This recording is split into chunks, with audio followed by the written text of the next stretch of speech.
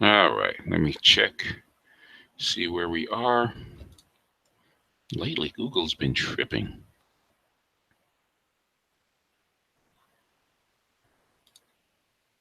My channel.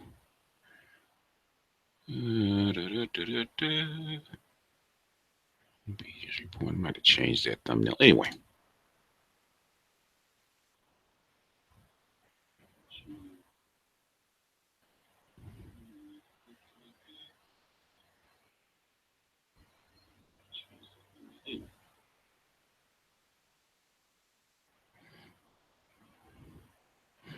All right, everything looks good. I can hear myself.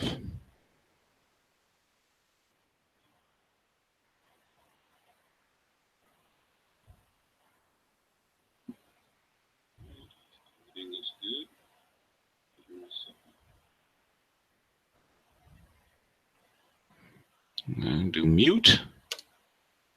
And here we go. Everybody in the room can hear me?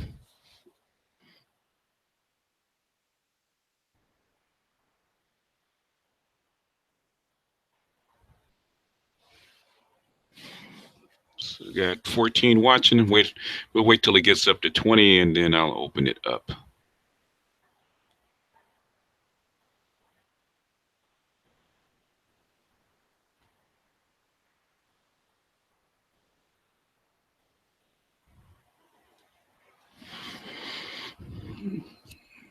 So you got 2 more to come in and start looking, and then we'll.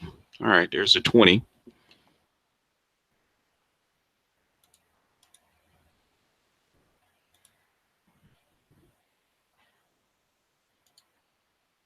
Hey, what's going on, Artisan?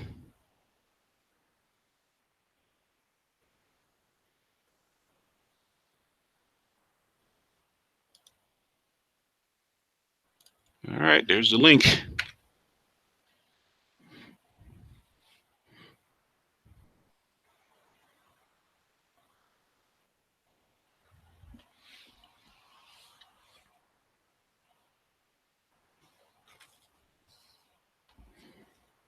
Yeah, people are coming in.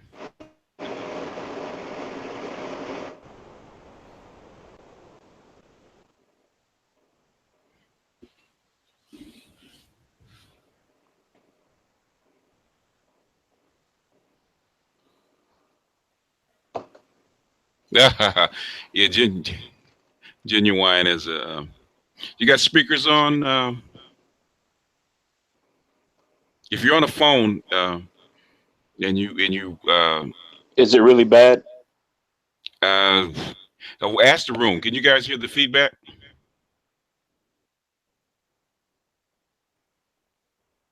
I think it just could be my background. No, I'm hearing. I'm I'm hearing myself. I'm sure I'm not in your background. Was you on oh, okay. speakerphone? No, I got. Hold on. Let me mute myself and I'll figure all that out. Okay, you don't have a headset? Yeah, it's a thing I do, but I think this headset has a mic on it, and I think the mic is bad on it. So let me figure all this out, or get it right, or switch it.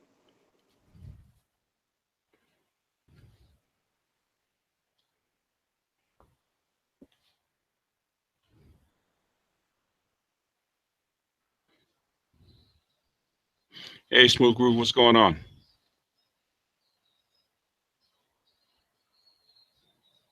What do you guys want to talk about? Yeah, genuine. Yeah, I like genuine, man. Genuine is, he's probably an ex pickup artist, so he's not an Idmore. So he's at that age where I think he's like in his mid 30s, somewhere around there, and so he's transitioning. If you're a pickup artist and you're transitioning in your 30s, you have two choices: either you're going to be a MGTOW, MGTOW forever, or you're going to be a TradCon.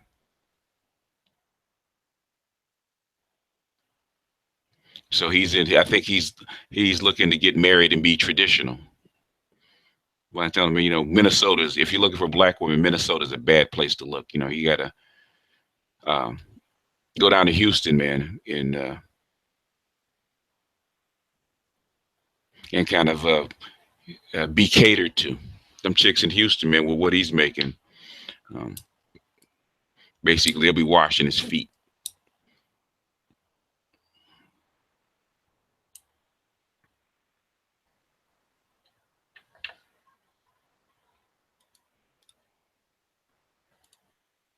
What you guys want to talk about? BGS, I don't know if it's still bad. It probably is. No, So I'll I just can't be. hear. I can't hear the feed. Well, it's not as bad. But go ahead, man. Um, I've been commenting a lot on a lot of the videos this week. Um, One of the first things is the 22-year-old fighting for her child. Mm-hmm. Um, I have the belief after watching things like that and seeing a lot of the kind of the same talking points or same stories over and over again that I think childbirth should be licensed or just should not be supported or enabled to the extent that it is. What are your thoughts on that? Bill, because child support is paid for and supported by the state because it's the state that needs the children. That's how come they're funding it. And a lady and a feminist in France said the same, basically the same thing. Um, if I can remember, I saw it, but I should have saved it because she said exactly the same thing. Women are doing what they've always done for millions of years, which is have babies, and that's what women do not want to admit. Okay, they want to make it a man's fault, but the thing is that women want to have babies, period, because that's what they're built for. So for a woman not to have a baby, she has to basically go on a diet, okay, because her body, her whole being is built to have a baby. No vitamin D diet. I mean, No, well, she's not going to get the proper minerals anymore, or something like that. I've seen women that hate sex still want to have a baby. Wow. Yeah. Can't fight that instinct. Not even urge. Instinct, I guess. It's an instinct, yeah. It's not even an instinct, it's a biological drive. There's two drives. There's two basic drives in any organism: is to eat and reproduce. I even noticed that about myself in my own habits and behaviors. And I've mentioned it before and said it a lot before, but there's a reason why I frequent, clubs and things like that. And I only Mm-hmm. do it every couple months and then stop doing it. Mm-hmm. And I had to realize that, hey, listen, Mike, you really want to have some type of sexual partner or connection with somebody. You You're going just to can't. if you're going to a club, yeah, that's what you're looking for. You're not going to a club to drink. Right. And I don't even drink alcohol. So Yeah. it's kind of like you're going there for that. But then people are amazed when they don't see me for months after I've just been there for like a month or two every week, religiously Mm-hmm. almost. Mm-hmm. Yeah, I'm saying So if you go into a club, um, going to a club and not trying to pick up a chick is like going to a swimming pool and not getting in the water. That makes sense. it doesn't, but that's funny. That's why I was never a clubber. Trying to compete for women that you really don't want. So basically, if I'm not going, if especially if I had a girlfriend, I didn't like going to. Women like to go to clubs because they like to get male attention. Okay, that's natural for them. That's why I hated going to through a club with a girlfriend. It made no sense. The only reason I'm in a club is to pick up a woman. If I'm not there to pick up a woman, then the club is boring to me.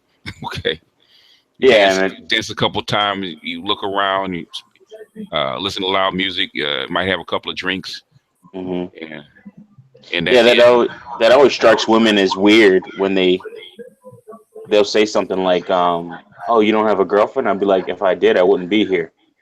And they it's like, well, a lot of guys, married guys, and it's like they're not really married, not in their mind. Okay, as you guys coming in and you guys are not on a headset, please mute your mic until you're ready to speak. Dinga, you are always you're always the person I have to tell that to all the time. If you're Dinga, you should have a headset by now because you're here every week. Anybody who's here every week, should have a headset, man. Go buy you a cheap $14 headset, man, with a mic. In fact, a gaming mic. You go on Amazon, you can buy a gaming mic for like $12, man, with a mic. You don't need anything great. You just need something to wear. How is it now? Nah, How is it now? It's good? it's better. Yeah. All right.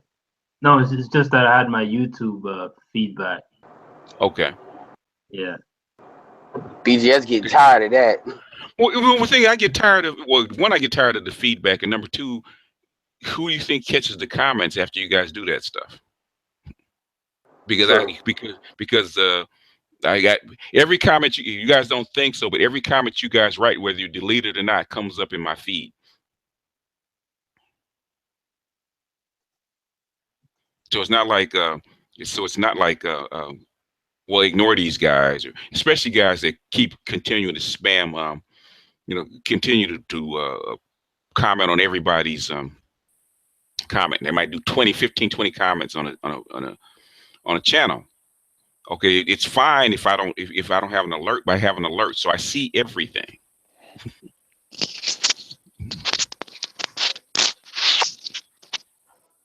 Yeah, I know you've been doing quite a few responses lately, man. I said I feel like you're getting tired of the BS again, man. Well, certain. Okay, all right. If you got something going on in the background, please mute your mic. Okay, or turn down. Okay, we're trying to have if you want to be in on the Hangout, please kind of calm the background noise or whatever, because you guys don't get the complaints. Because as soon as you guys do something that's irritating, I get at least four or five messages about who's the idiot with the background noise, or who's the idiot with the speaker on, that kind of stuff. Okay, so if you're gonna be on mic, you're gonna talk, trying to calm. I know wherever you guys are at, you can't do it completely. So if you're out and about and there's people around, you want to talk, you can't get rid of it completely. But if you're in the background with a TV, man, if you want to talk, cut the TV off, because you're listening to me and you're listening to us. So if you don't do it for me, at least do it for the people that listen. Because if you were listening, you would get irritated with somebody having a TV on in the background while you're trying to listen. So they're trying to watch the game and be on the Hangout at the same time. Well, turn down the sound. And it's not like you're on camera. Turn down the sound, because I know doesn't everybody get irritated when somebody comes on and there's echoes, right? Oh yeah. Yeah, definitely. I mean, if there's a lot of noise in the background, don't you guys get irritated when somebody comes on with background noise? Yes, sir. So give them the same courtesy that you want them to give to you. That's all I'm saying. Hey, BGS, okay. I know you just want a tight show. No, it's not even a tight show. Okay. Okay, you know what irritates me is, okay, especially with timestamps, right? Somebody will dislike something. I one sentence I said in an 8-hour Hangout, and they'll try to start a whole thread on an 8-hour Hangout. Like I can remember what I said. Okay, all of a sudden you comment on, oh, I hate what he just did. So I'm not gonna listen to the whole 8-hour Hangout to find out what you're talking about. It'll look that's back, crazy. And I look back, and it's like I say one thing in passing about something, and Skelly Gook, he's really bad at that, man. I say one thing in passing, and he will take it to the nth degree, man. He'll write 5 paragraphs on something. It's like, dude, what the Hangout's about? Writing a dissertation. A dissertation. That's a dude. Why don't you do that's emotions talking, man. Like these dudes be like Tasmanian devil when you put something in there. They're like I noticed that in that response when you did with City of Truth, or whoever you did, the last one you did, and I was listening to him, and I said, dude, man, this is like talking to my youngest brother is smarter than this, and I think my youngest brother's dumb. And it was just like I could tell if all you have to say is to parrot what other people are saying, and you can't form your own thoughts, because that's what I heard in a lot of what he was saying. I heard a little bit of Obsidian, a little like rhetoric, the different degrees of the black conservatives minus the ones with common sense, O'Shea and alpha male wisdom, because those are the ones I actually really like talking to when it comes to the politics, because they actually are practical about it. But the stuff that you were saying was common stuff. You were saying that like, oh, the government does not create jobs. I'm like, what do you think the military industrial complex is? Man, the government creates jobs every day. Where do you think all these black women work? Yeah, What do you think Obsidian's been saying? Why do you think he said about Republican? The post office alone has 600,000 jobs. Mm-hmm. And it ain't made no money in I don't know how long. Republicans stay talking about that. No, the post office makes $5 billion a year. They make $5 or $6 billion a year. That's like in revenue or profit. No, profit. Oh, okay. Yeah. I stand corrected because I know the Republicans always saying it sucks money out of the system. We need to replace them. No. Okay. I always got a new postal person around my neighborhood, man. Like every couple of months, they cycle through. Yep. Because they Well, doing I training. stand corrected. If the post office makes money for the government, there's two places that the government makes money, makes a lot of money. If that's with what is it? When you import stuff, what do they call it? What's the name of the government service? Duty free or something like that? No. When you tax. No. When you tax stuff and when coming into the country that's imported. Like customs. Tariffs. Huh? I mean, it's tariffs. What I'm saying, U.S. Customs. Customs. Customs makes money. Customs makes money, and the post office makes money. Post office contributes to social, to Medicare. Post office pays taxes because of employee taxes. Also, the post office contributes to the federal government's health insurance. Yep. Okay. I'm not anti-post office. I like the post office. I mean, as far as liking that goes, I mean, I'm sure Amazon, the post office makes a lot of money off Amazon as well. Oh yeah. Well, they make it off everybody. Everybody, UPS, everybody. Because I'm gonna tell you. And they also and they're also the ones that do the passport. So if you need to get a passport, you got to go to the post office where I'm from. Oh no! If you want to meet the black gynocracy, man, because you got to do a schedule. You got to schedule an appointment. You better have everything, because if you don't have everything, and if you are late, those black women, they will not see you. You are done. You will do another. And don't let that be the last time you need to get that passport. They don't want to hear no sob story. See, that remind me of that Martin episode when he's at the post office and then black women kept rejecting him, talking about you late. Yeah, it's exactly like that. And if you want to meet the black gynocracy, I realize why everybody hates the DMV. Mm-hmm. Oh yeah. Oh my God. Yo, you Yeah. can go there half an hour early and you'll still be waiting in line. There's like 100 people in line before they even open. Oh, when I go to the DMV, I know I'm going. I know I'm going twice. The first time I have to interject on this. Edward, I have to interject on this, and a lot of you brothers may not like this, but personally, I'm a young black man, 26, 6'10", got muscle on me. If you want to get shit done, make sure you're talking to an old white woman. As long as you're handsome, I'm just saying. You're gonna get some shit done. I got my passport to an old white woman. I'm just saying. I gave her my cell phone. They do like the flirt. I ain't gonna front. They do like the flirt. They be like, "Oh, you looking sharp today." Dude, what do you think America's passport is? It's fucked up, man. The white woman is America's passport. Yeah. Yeah, man, it's fucked up. I got more compliments from old white women way beyond my strike range than even black chicks. I'm standing in a line in Walmart. Granted, it's 3 o'clock in the morning. You're not meeting the best, but I'm just standing there trying to buy a bag of oranges or some shit. Yeah. And she's just, you know what? You're so handsome. Oh, you're so tall. You're so masculine. Oh yeah. Once you have strong children, it's like shit. Yeah, well, and the funny part about it is, one at a time. Sorry. Yeah. Funny part about it is they'll try to touch your butt. They'll be trying to touch you and all that. You be like, yo, all right, I accept the compliment, but that don't mean get my 5 degrees of separation. Well, what state is this in? Where, Oh, Texas you and know, like Arizona.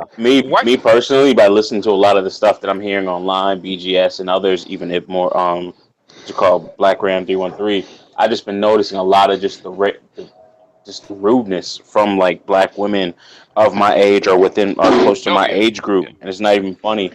Like even today, I was at Home Depot getting a key made for one of my customer sites, and this younger girl, she just steps right in front of me like I wasn't even Yep. standing there Yep. because she works at Home Depot and she's making a key at the other machine. She didn't even say, "Hey, sir, excuse me, can you step back from the machine?" And I'm like, it's like I saw her come up and I'm getting a key. It was you just start to notice it more and more. Yeah. Like I don't remember everything you guys say, Edward or the others, Mm-hmm. but you really kind of feel that your whole psyche's starting to change, like, and you just start noticing and observing more and more stuff. Like, Yeah. Yeah. Yeah. Because yeah, like because your mother, black mothers are so aggressive. Who's there moving furniture in the background? Is that you, Jamie? I'm driving. Huh? Okay. Somebody looked like they're moving something in the background. But like they're walking finish. upstairs. Oh yeah. Finish your thought, Michael. Is that Michael? Were you talking? I'm sorry, I muted myself. You were gonna say something. Then I was probably No, gonna say one more thing after that. But go no. I ahead. was telling because somebody had a lot of noise in the background. I was just telling them to mute themselves until they're ready to talk. But you finish your thought. Oh well, the last thing I was gonna say.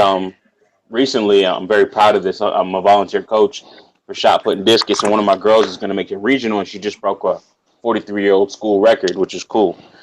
And just in working out, we have this one interpreter. She's a black lady, and then there's another like assistant coach that works with me. And I'm Mm-hmm. telling the girl, I was like, "Yo, listen, all right, I need you to put 45s on each side." And she starts complaining. I'm like, "Listen, I'm not really asking you to do this. I'm trying to telling you to do this. Like, I'm not asking you for this because you want to break another record, and I want you to win states, and I need you to get this college money so you don't pay for nothing." So the interpreter goes off, and she's like, "Well, Coach Mike, I don't know why you'd having her do this. That's a lot of weight, blah, blah, blah, blah, blah." And I just looked at her with a blank stare. Mm-hmm. Like, in my head, I'm like, "Yo, listen, like, you can't do this. But I've seen this girl work. I know she can do this." Sure as shit, she picks up the weight and does all 4 sets Mm-hmm. You with want to know what I find? 135 pounds doing shrugs and she's a 15-year-old girl. Yeah. Two 135 pounds. That's freaking crazy. Yeah, that is amazing. Two things I want to point out. One thing is the black men are black women's biggest cheerleaders when a black chick's got her head, a black woman has her head on straight. And black women will attest to this. Black women are generally Agreed. the ones that are the biggest, like, haters and stuff like that when it comes to other black women. This is something they don't admit amongst themselves. That's number one. And number two, I was sitting there getting my hair cut and I was listening to 30 for 30, the Kyla Perry documentary. And I On said one and something. done. Yeah, and I said something, and I was kind of running my mouth, and I got to stop that sometimes. Yeah, I think people kind of got quiet, but it wasn't that I was wrong, but they didn't think about it, and I just said it. I said that is fucking disgusting. And when dude, yeah, he's actually cut my hair. He was like, well, "What do you mean?" And I said, when I ever hear a black man say that a white man is like his father, and then I see a chick just looking like, a black woman, her mom's like, yeah, yeah, yeah. I'm like, because Tyler Colin Perry got the mouthpiece when it comes to recruiting these kids, and I'm not faulting him. He's doing what he's got to do. But what I'm saying is just the dynamic that leads up to that. I'm like, especially in my head, I was thinking about Serena, the pregnancy in my head, but I didn't say that. But I was like, that's Uh, disgusting when I hear a black man say that a white man is like his father. It really is. Like when you If really think about it, that's some really disgusting crap. And what's the most It is. disgusting about it? It's how absolutely oblivious that the black mother is to that dynamic, that the black man, the athlete is to that dynamic. And when you think of how bad we get played on the NCAA, how much they are quick oh to yeah, take our trophies away from us. They don't yeah. tell us about going overseas to play for FIBA or play overseas to get or some playing money for China. this. It's Yeah. all about what you're doing for these white men. You know what? You know what? I would. Normally that would bother me when it's when when a black kid says that white man is like his father. But I would rather hear that than the other side where you get a dude that's headed to prison, that's robbed some people or out there shooting somebody up. At this point, any positive influence, any from anywhere, Right. okay, You're I'm right. willing to take. You're right. Because look at Iverson. But If it wasn't for John Thompson, we would ever even know who Allen Iverson is. He's the one that Yeah, took a chance on him when everybody else was like, "Whoa, this kid scares me." So sometimes you need those coaches to step in there and do what they got to do and actually show some love to the kid.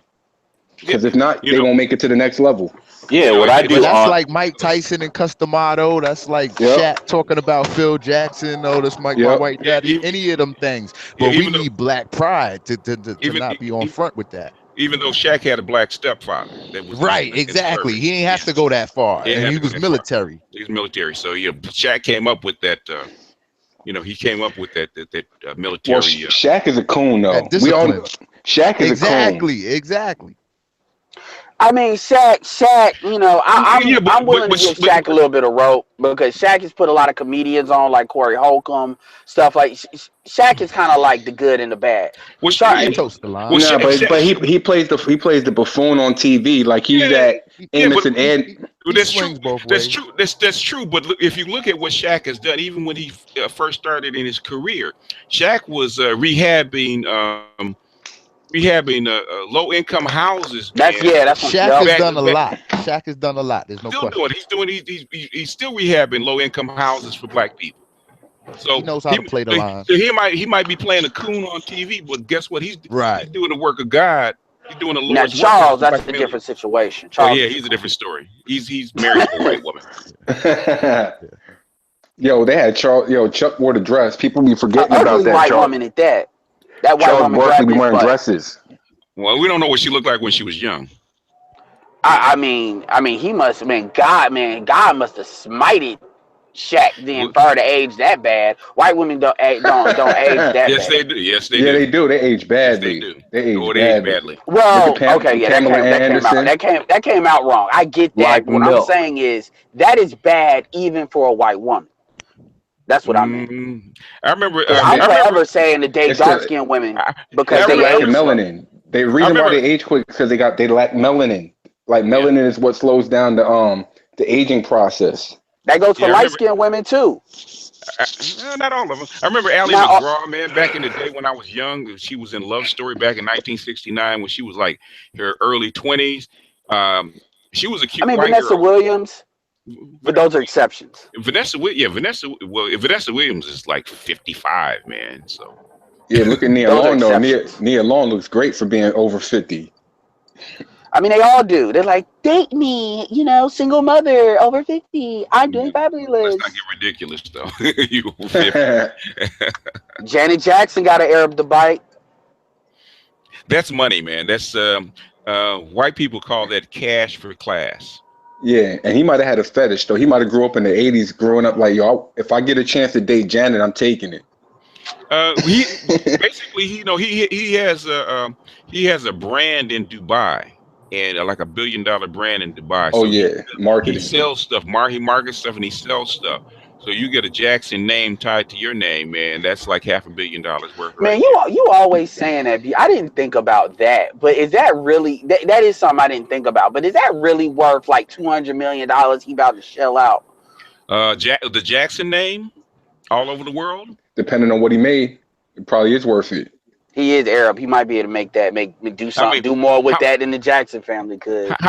okay? Okay? You're the marketer, right? Yes. Okay. How much would it cost you to get Janet Jackson to push your products? I mean, I could probably get it less than $200 million, but I get what you're saying, though. I get what you're saying, but I feel like if that's what was going on, I feel like I get that angle, but I feel like that's not what's going on. Because the thing is, it's kind of like, cause he's in like clothes, Armani, and all that sort of thing. And if they were Hmm. really looking that way, I mean, I don't know. But that's a good angle. I'm not saying you're not wrong. Don't You're they not say? wrong. Don't they say rich people get married for business and poor people get married for love? Yeah. What's good, So everybody? why Serena married that white dude What's going or on, Angry had a Man? kid by a white Because dude she then? because she needs What's a up, white Anchorman? because she can reach she's 35 and she wants to have a baby. And nobody know. It might not even She be the got to be white legit. dudes. Yo, It might be somebody else's. Oh, we don't want to go Come, there. come on now. It better be the white dudes, man. If I can Serena's got interject, colorist eyes. yo, Hey, let me She's fellas, challenge going colorist. on, something going on, real angry quick. man. Go ahead, there jump we in. go.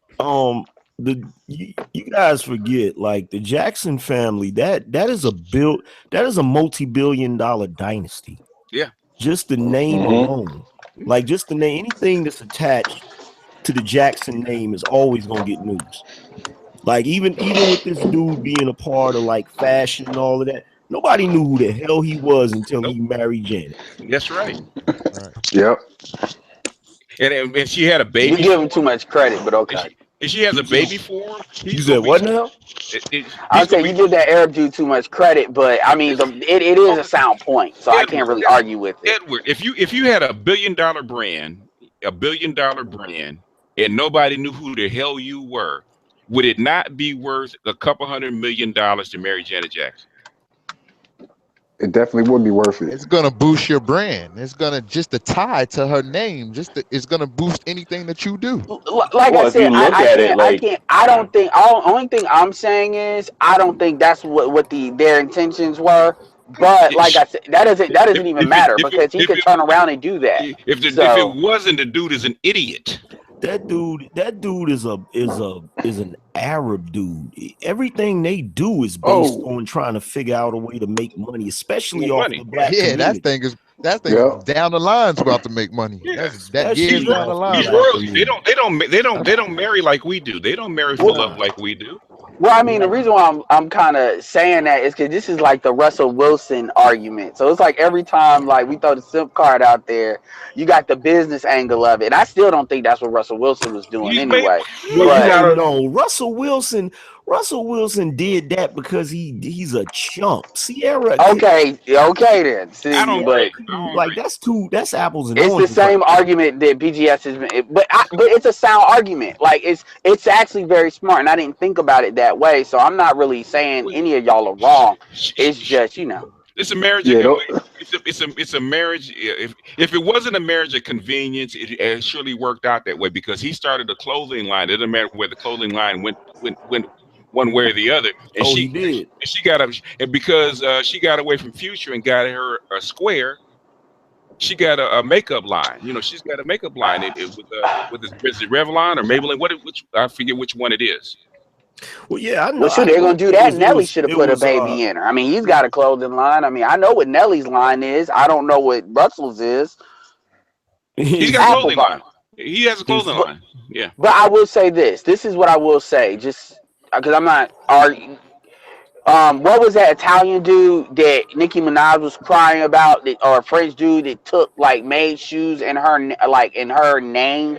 but he did it in such a way that he didn't have to pay her nothing. That's because she So wasn't smart enough to trademark her name, and he looked it up and seen that and was like, I'm gonna go steal her name. She ain't trademark it. yeah, She can but trademark it. so what I'm saying is I do understand. That's why I said that's I didn't think about that, but I see where you're coming from, BGS. It's possible, and I can see them being at that money. Yeah. Why do you think Kanye West married Kim Kardashian? Yeah, that wasn't no love because you could see it clear.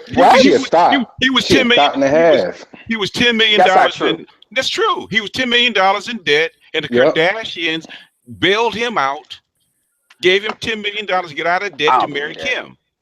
Why do you think he was? like He was on TV crying about it, talking about I'm in debt. I'm in debt. yeah, Yeah. like you gotta understand one thing about people that have that type of money. It's not just based on their intelligence. They have advisors and people around them telling them, well, you should do this or you should do that. You know what I'm saying? Well, I make the same argument with Kanye that I would make with the Jacksons. Obviously, Kanye is not on the brand level as the Jacksons, but Kanye owns his own masters and stuff. And I get marrying Kim Kanye, remember, Kanye wanted Kim back when Kim was like on that Reggie Bush stuff coming up, and she rejected him. And then as Kim started getting older, she decided to, you know, basically land on Kanye because of all the dudes she dealt with. Kanye had the biggest position. Edward. The more I teach you, bro, I'm sorry. The more I teach you. Can I You're ask a giving question? Kanye too much credit. No, I'm not. It's not about. And I'm from Chicago. Okay, No, Kim needed to get married. Kim needed to have a baby, and Kim had to be tied to a black man's name because that's how she makes money.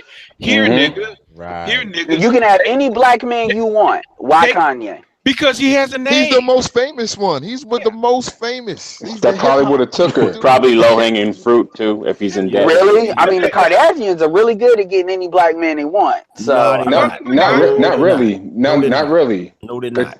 They're thoughts, man. okay, as far as the athletes are concerned, they don't get marquee black men. No. They don't even get the so superstars. Chloe, you don't consider James Harden a marquee black man? Hell no. Did he put a Well, ring I'm on? talking about. Did he put a ring on? No. I'm talking about monetary. Okay, come on, Michael Edward, you're a marketing genius, man. You That don't ain't get Magic Johnson. No, okay, let me say this. I'm about to fall back a little bit, but the one thing I do want to say, the one thing I got to say before I'm done, Say what? is Angry Man. What The voices, you almost had me choke the other day because those voices that you're doing, that stuff is, man, it's radio quality at this point. It's radio quality, man.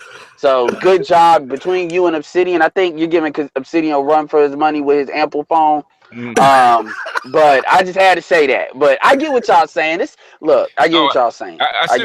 I still crack up when he that term we use baller hopscotch, but he talk about thoughts. Oh yeah. I fell out of my chair when he said baller hopscotch. But I'm talking about monetarily. I mean, Chloe got Lamar. Oh, we're talking about just money. Lamar owed him $50 million. James Harden might win an MVP this year. Keep in mind, Chloe's the ugliest one. Might win an MVP this year. Got a $300 million contract. I believe it's for Reebok. Ain't got hurt, so he's not going nowhere anytime soon as far as his money. His contract, obviously, he makes money on the NBA side. And then he wants to do Tristan Thompson to leave his, which. Edward, I thought but they're not. Hold on a second. I want to talk to Edward just for a minute. Edward, you're a marketing guru, man. Okay, if you have a guy that's an athlete and he's got the men and the athletics locked up, right? What can a Kardashian and Kardashian name bring him? It brings him what? Another market, right? Yep. No, I completely understand that. In fact, I've said that one of the things about Kanye and Kim is Kim gets Kanye around the race bullshit as far as opening up doors in that high-end fashion stuff because these white folks will work with Kim, but they don't work with him. Now, granted, it's amazing how he's still crying about that. So that's why I question Kanye's. Now, I believe that, the, what's her name? Jenner, the matriarch of it. I believe she's smart enough to put that stuff together. I do believe. Yeah, she did. So I get She's it. managing all of it. But what I'm saying is Kanye. Her husband was. But what I'm saying is Kanye. If that was because this is one thing I've always said about Kanye. Who her husband was? Do you remember who her husband was? Yeah, the dude that got one of the dudes to help get OJ off. Okay, you're not from Los Angeles, okay? I'm from Los Angeles. He was the attorney to the stars. He knows all those people. Why you think Black China got kicked to the side when she tried to basically screw over her son? So that bitch, you will never see a dime again if you don't shut the fuck up and fall back. You ain't heard from her since. Speaking of that, yo, you notice the swirlers ain't talk about that situation? Because if that's not the perfect example of what we've been talking about when it comes to that fuckery of using a single mother cash, I didn't even think about that because Black China's really not on that radar. But still, man, she's straight. If like I said, that's why I told them chicks, man. If you want to take my channel down, take my channel down. But if you take my channel down, I will get into the books. I will get into the stats in my next channel. My next channel, like like Angry Man said, I had to crack up, man. Minister Jab said, coming down off the hill, smiting you with stone tablets. Yeah. I'll bring all the stone tablets down for you. BGS, I feel like you know when the world's gonna end because you made a threat that you said if like we keep on talking about the political stuff on the channel that you was gonna get mad and start telling us all this information to have us basically want to jump off a roof. I feel like you know when the world's gonna end, man, and you like Well, you're close right now, but we don't. But the thing is, if all it takes, the world's on a hair trigger right now. Hell yeah. oh god. Yeah, it's on a I hair got a trigger. book that says 2045. Yeah, I mean the French election is Sunday, yeah, the BGS. first round. Yes, sir. Yeah, go ahead, I'm not, Valdez. I'm not gonna say it on this channel, but I'm not gonna go into the particulars, but you might know what I'm talking about. I feel like it already did end. Oh yeah. If that makes sense. Yeah, well, if you believe in holograms and then we exist in them, it possibly did.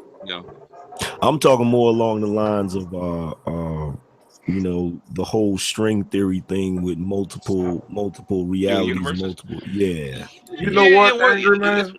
What up? You know what, Angry Man? I actually thought about that myself because you know how what's that guy that was on Oprah's channel, the guy that wrote A New Earth?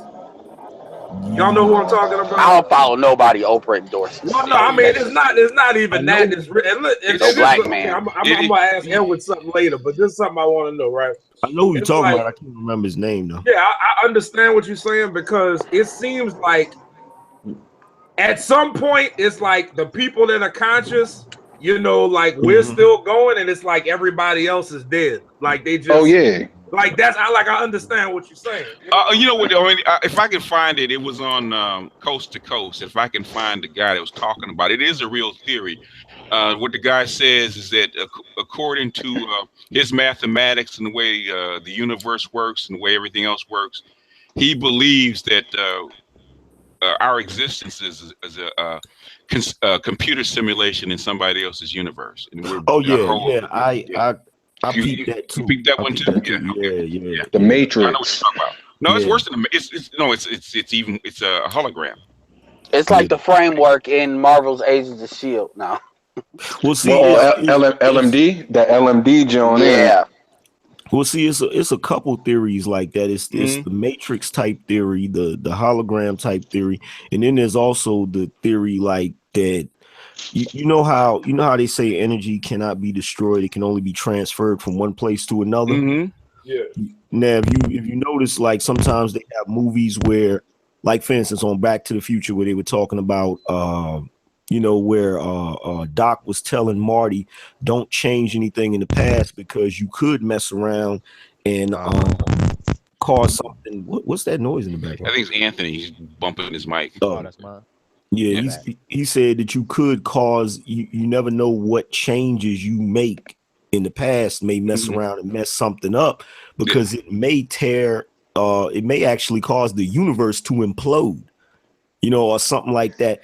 And so there's this theory that if something like that were to happen, that we wouldn't actually, like, our energies wouldn't die, they would just be shifted to another universe, like a parallel universe that's like the closest one to this one, because like string theory and all of that talks about the multiple universes that's parallel to one universe, like they just keep going out infinitely. You know what I'm saying? Yeah, it's a mathematical construction because you have basically you have four quarks and you have multiple different states, and if you combine them all, just like switches, which ones are on, which ones are off, then you would the vibrations would exist in different or parallel universes. They haven't figured out how many there are, and that's the problem.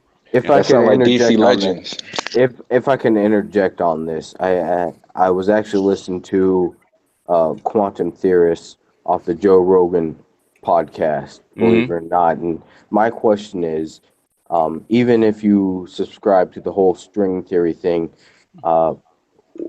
what are the odds that this universe that we live in is not the forefront of the highest potential as far as the human species is concerned.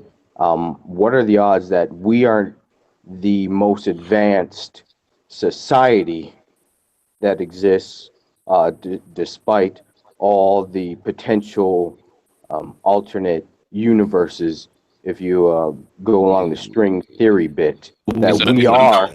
Let me Unknown. answer that. Let me Unknown. answer. You can't I even. mean, would that be just a subscription to the superiority complex that we all have, like that Exactly. we are the best, and everything else Exactly. is Well, derivative? that is a thing. That is a thing. But Because nothing can be taken off the table, and I would think that's a rather sad state of affairs, despite all the problems that we Oh, have it's just in our another way to own look at it. world. We may be the first and foremost. man, let me address that, man. This is just my opinion and my theory. These are my thoughts alone. But I can tell you right now, the way when I watch scientists, especially white scientists and quantum theorists and all of these guys, to me they look like they look like blind men like stumbling through the dark. Yeah. That's just my opinion. Like I think they're gonna mess around and do more damage trying to, figure out this or figure out that, you know what I'm saying, than good. And the thing about it is, if we are the most advanced society, this entire universe is in trouble, bro. Hell yeah. Well, Hell yeah. basically, I always think like, we can't sorry. do. The universe is way too big for us to do any damage to it. If that was the case, we'd have blown ourselves up a long time ago. Oh You yeah. got to remember how big the universe is. It's huge. We can't even see the ends of it. Mm-hmm. I also think of ourselves, or our current like position or current state is just childlike. It's we're in our infancy still. It's very childlike. And Well, I mean, we might not even be the first intelligences on the Earth, much less the universe. Well, here's the thing. This is where the fear, my personal fear, comes in. I'm not saying that we're the best equipped. What I'm afraid of is that we are the first. And if this is what we've managed to accomplish, I hope that even if there was some kind of devastating effect that wiped us all out due to our own ignorance, that the next generation will pick up and learn from our mistakes. But it doesn't necessarily negate the fact that we may be the first. We may be the ones to go in there and Nah, test the waters, as it It, were, and we nah, will. We are So we're the destined to fail. forerunners. We're we're not forerunners. We're Well, destined to fail, and we're- hopefully we'll leave enough behind we're not the for. first. yeah, I We're completely not, disagree with that we're not the because first. yeah, Well, I we're mean, definitely not the one, first. I one at a mean, time. if One you at a take a time. look, Go yeah, ahead. because if you take a look at the China, the word Chongwen, which means the center of the universe, those guys used to think that they were the center of the universe as well. So you see how but wrong they are. So I But don't think. so did the Yeah, Catholic Church. well, not to sound like an idealist or something like that, but is it really a failure? Because you always hear the same thing, like, "Hey, listen, your failures are just successes that you learn, or just things you learn from to be successful." But some of Well, these things aren't really like. I mean, you have these failures, but they could just say, "Hey, listen, that doesn't work. Move on to the next thing." well, So I don't take all failures as complete and utter like bad things. here's the thing. I Here's guess. the thing about that. Like, there's a book that I read back in I think like 2001 or something like that. It's called "Nothing in This Book Is True, but It's Exactly How It Is." And Mhm. there's an interesting theory in that book that states that humankind is basically, our existence is basically a vibration. It's like on similar to like a musical scale. Mm-hmm. And basically we have to go through certain processes in order to evolve. Mm-hmm. So, you know what I'm saying? I sincerely, but basically on that scale, the way they speak, there are all kinds of other, you know what I'm saying, beings on other different levels. So I know for a fact there's no possible way that we would be the first. We have too many ancient civilizations that were far more advanced than what we are right now in many ways. You know what I'm saying? There's like a lot of proof of that, you know? Definitely. We only know what we know. Yeah, that's it. That's all we know. We're always referring to an older culture or older something. Well, I mean, I'm working off a platform of ignorance. These are just questions that I'm proposing. But you say advanced, but advanced how? Because Well, even with ancient, Would you say advanced in comparison? Let me finish this question first. Okay. you say advanced, and for example, I take up the Mayan civilization. Yes, they did more astrological work with their limited resources at the time. That's purely astounding. But at the end of the day, they didn't have cars, right? And so it's a matter of what you're comparing to. It's a matter of what the minimum of that particular civilization could achieve at that time. Because you could argue, well, yeah, the Mayans, for example, could chart out the stars and galaxies, but then I'd ask, okay, well, who are the people doing this? Was it the majority of the people doing this? You truly, you did have educated people, but when it comes to our current day and age, everything can be accessed to, any question could be thrown into the Google search. Can I jump in on your that? answer. Wait a minute, let him finish first. Okay, wait, at a Get a time. car. They Finish. got spaceships. Jamie first, and then you can go, bro. That means it's a good question. Go ahead, Jamie.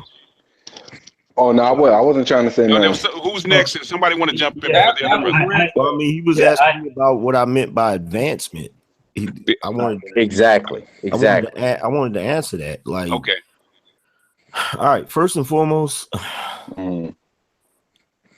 having cars doesn't mean you're advanced. No. It just means that you figured out a different way for a mode of transportation. Like we have, the only thing we know about ancient civilizations is what we can dig up from the ground in whatever other written text we can find. We don't know what they were capable of, but we have remnants of what they were capable of. Like, for instance, have you ever been in your house and be thinking about somebody and then all of a sudden they knock on the door? Like, there's other ways that our society was far more advanced back in the day. Like, you have the doggone tribe that can actually tell you where certain stars are at, and they have none of the instruments that we had. See, the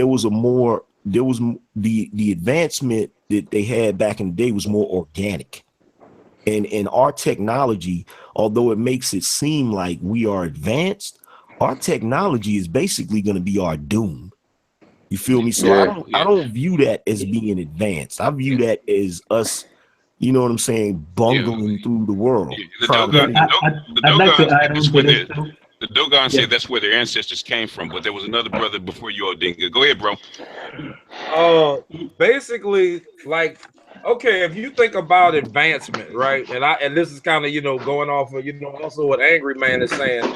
It's like, okay, we got guns, we got cars, but at the end of the day, if you think about it, all of that stuff is more destructive. And you also got to think about the role that planned obsolescence plays into it too. Because I just went and bought a new phone the other day. I got an LG V20, and I was just joking around, and I asked the chick, I'm like, yeah, so how long will it be before this phone's obsolete? And this is a young chick. She said 23 months. She basically told me straight up, because if you think about it, if you go back to an iPhone 4, right? People are like, oh man, this camera, I've never seen anything like it. Then the iPhone 5, and every time something new comes out, is it really better? No, they just moving stuff around to make you think that we're going to this bright new future where all this new stuff, and yeah, they got new technology, but it's not like, and plus, like, okay, bringing up the idea of Google, it's like, yeah, you could Google anything nowadays, but people don't respect knowledge nowadays. Back in the day when people had to read books, knowledge was respected.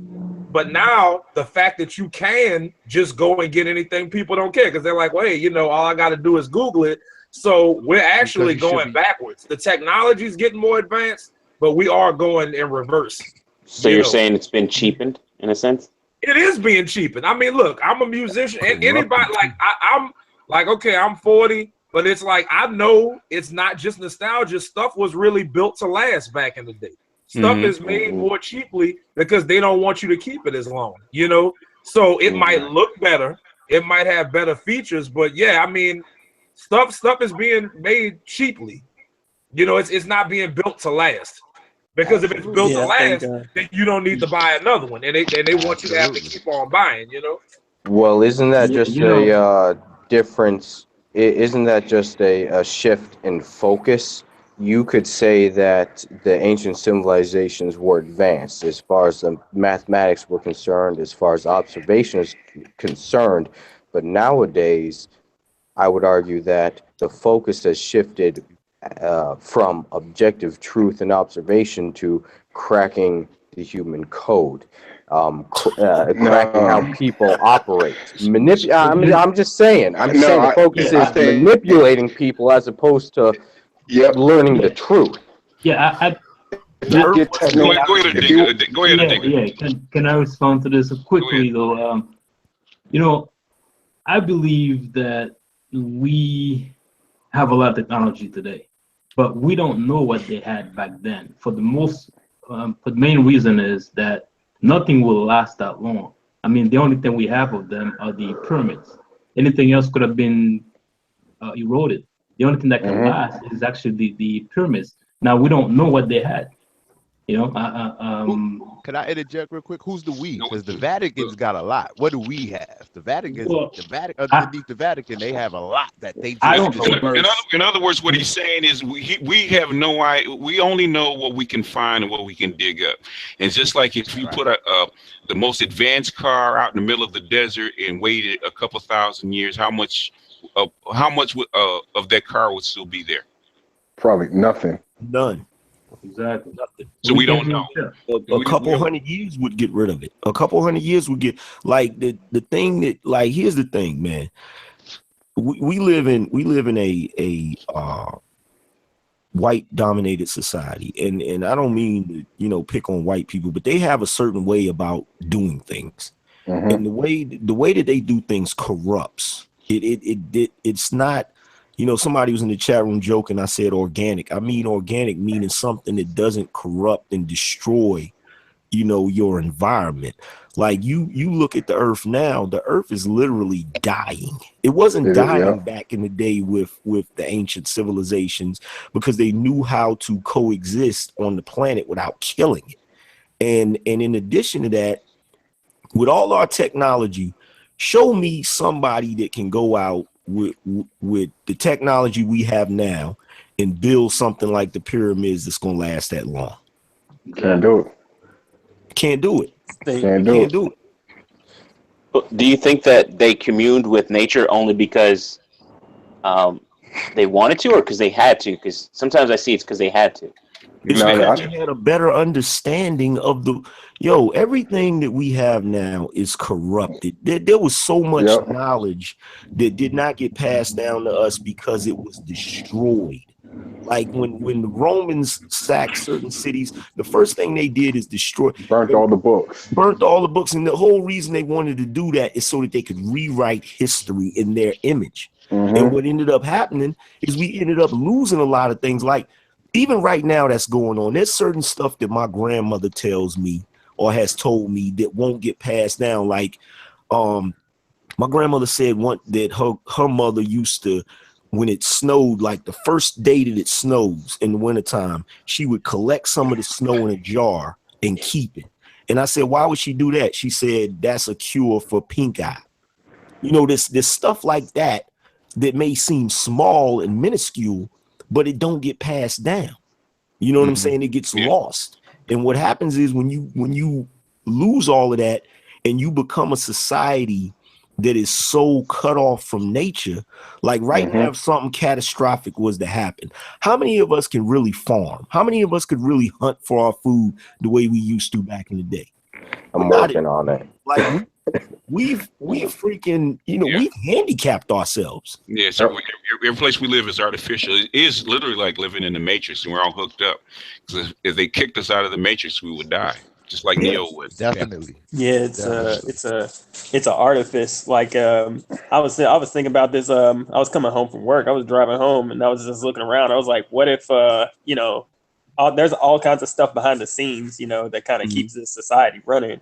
But what if one day, somebody just stopped, doing whatever it takes to keep the water going? It's like, and then the pressure backs up, and then something explodes. Like everybody's dead. Like like there's no water source around this city. No. Everybody here is gone. Yeah. Butt naked in the woods, dying. Yeah. Well, here's the thing. I kind of, I'm starting to lean where Michael's coming from. As far as as far as advancement is concerned, based on the interactions between man and nature, I'm curious if any of you could explain to me where the shift, because I'm still thinking there was a shift, occurred where man started being more interested in how they can manipulate each other. The Industrial Revolution. That's where its shift started. Oh, I can go back further than that. Yeah, I was gonna say, like what Angry Man said, as soon as white people got control of the power, because that's when they started putting greed and control over actual progress, because they don't want to lose that power. So they value power over actually being in tune with nature. Because like when we was back in the motherland, we used to do the rain dances and all that stuff. We was in tune with nature. Whatever you took. That's true. That's true. But the thing is, before the Industrial Revolution, 98% of people were on the land and had to grow their own food. Otherwise, they would starve. The Industrial Revolution changed all that. If you look at the charts, it's not that long ago.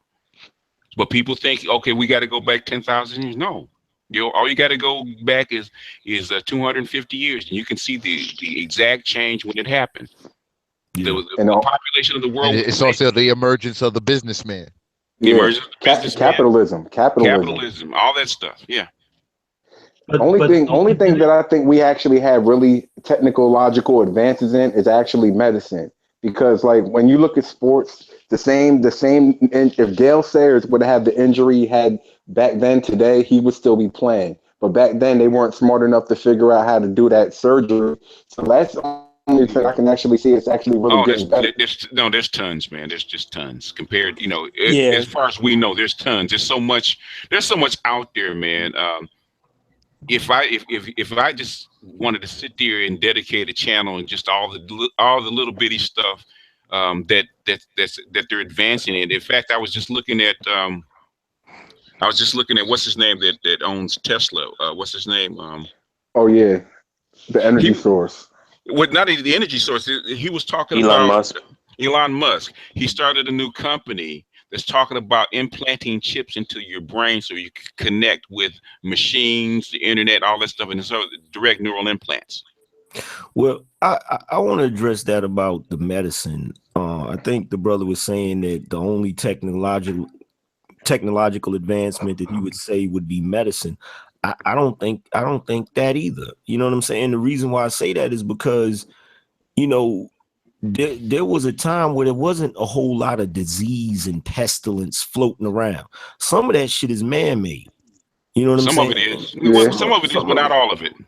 Most of it wasn't. Some of it, you know what I'm saying? Also, but the reason for medicine only really heals like traumatic injuries. Like no, that's not true. I mean, the biggest thing that keeps people alive is two things. Basically, extending your life is basically sanitation, which is the hugest part.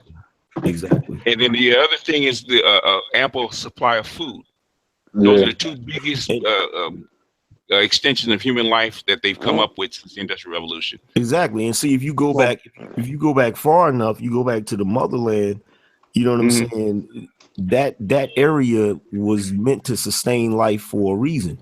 And so once you had people migrating and going to other places to live, like in the colder climates and things of that nature, and you add into that the fact that we degenerated from, you know what I'm saying? Like I said, we're not as advanced as we used to because people started breaking rules and doing shit that they didn't have no business doing, like not keeping themselves up as far as their hygiene and, engaging in sex with animals and shit. I ain't gonna go into all that, but yeah, you know what I'm saying? There's a lot of stuff that occurred that caused a lot of the strife on us that we have right now.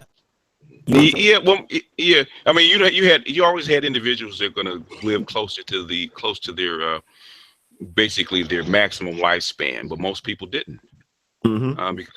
Because well, one, because of food. The second thing is because you couldn't control your environment, so you had to live in the natural environment with insects, with disease, with that spread disease and all kinds of stuff. The water that you drank, all the water that you drank was not always pure. Okay, No.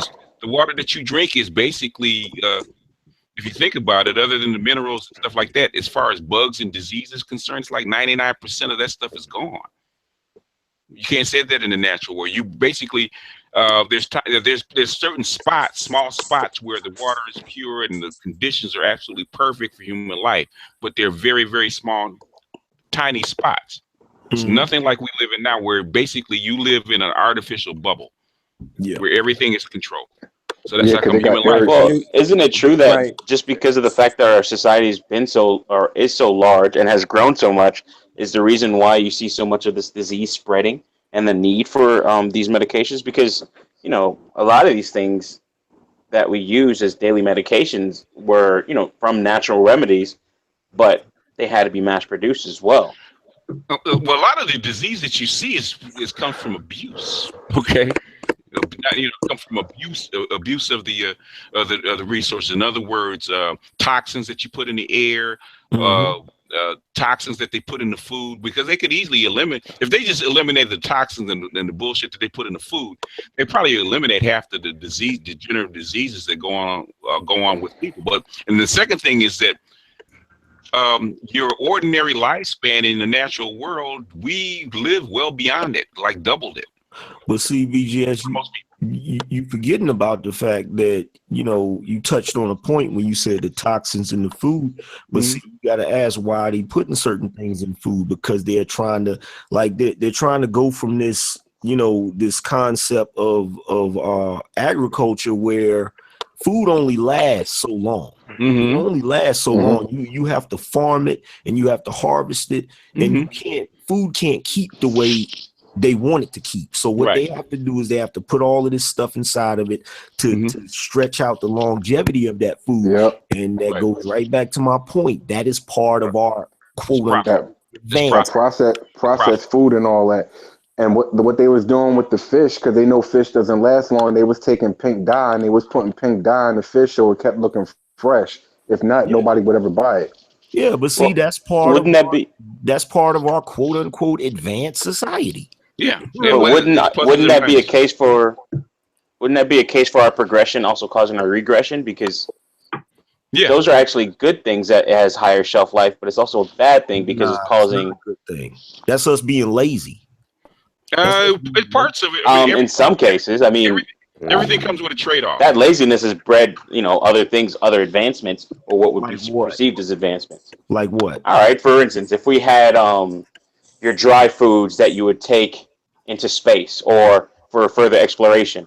Now, can we go into the African Congo? We can go deeper into the continent now because we have food that doesn't expire as fast.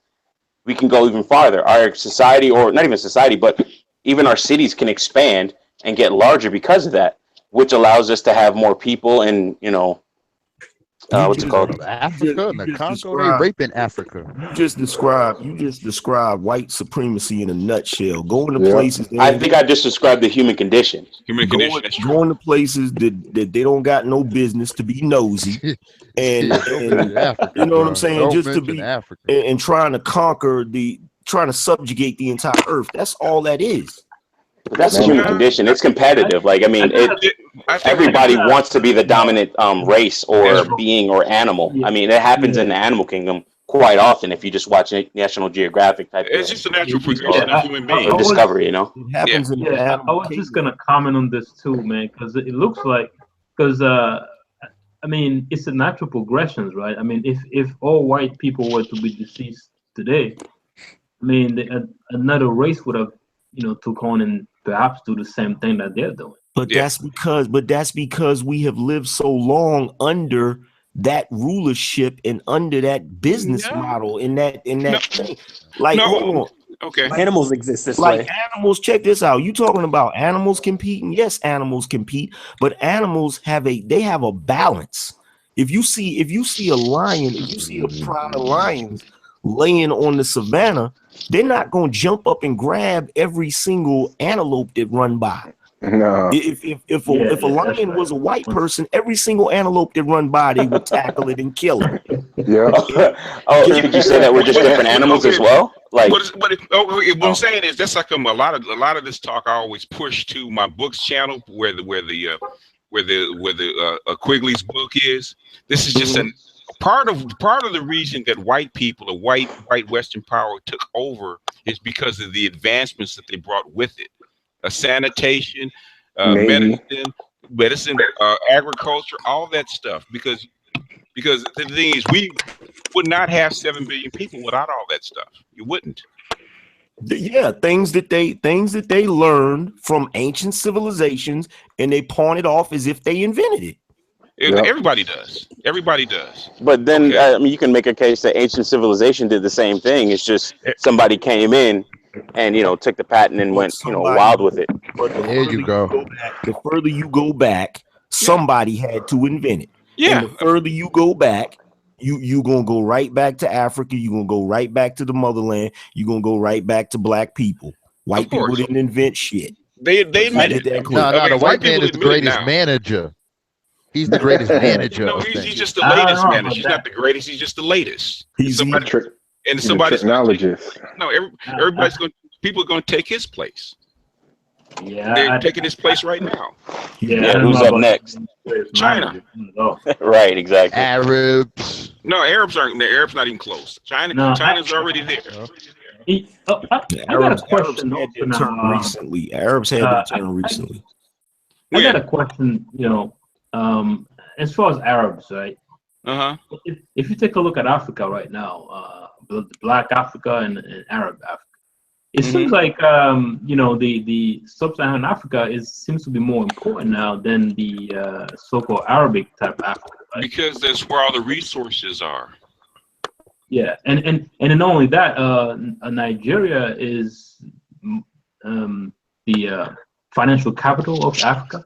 I mean, it's not an Arab country. They're not the financial. Last I heard, they weren't the financial capital. Well, they're the only reason they might be, or even close to being that, is because they took out Libya. Libya used to be the financial capital of Africa. That's where all the money was.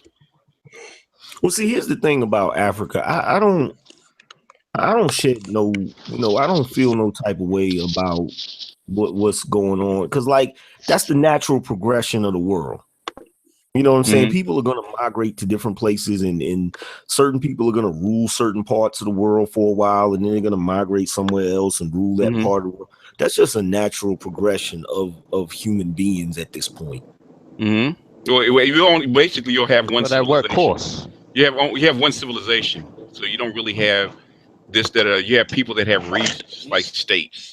You have really one civilization. You don't have multiple civilizations anymore. You have one. BGS question, like with this line of conversation, do you? And I'm starting to feel this, but do we just give white people too much credit? Because it really does sound like we give them too much credit for just being human, like just being not even just being the managers, but like just being human. Period. Because you've been indoctrinated to believe that white people are gods, and they're not. Well, see, right, and it's like I'm just finding it more and more apparent that they're not. And hold on. I just have an issue. No. Well, we're gonna let Michael finish, and then we're gonna go. No, I'm done. Okay, I'm done. I'm sorry. Go ahead, Valdez. Well, see, here's the thing about that, and I get what y'all saying. We say, "Oh, well, we giving white people too much credit." The problem is, for too long, we've been underestimating their asses. That's the main reason why they've been able to do what they've done for so damn long. Because we've been underestimating their ability to do certain things. Like when it comes to subjugating the earth, when it comes to barbarism, when it comes to all of these things, they excel at it. And African people, who I believe, that's my belief, is the original people, the gods of the earth, we excel at benevolence. You feel me? In our natural state, which is why. I don't know. I mean, Yeah, I feel like you're you giving. gotta I feel make like a you're point. giving Let me us ask too you a much credit. Go question. ahead.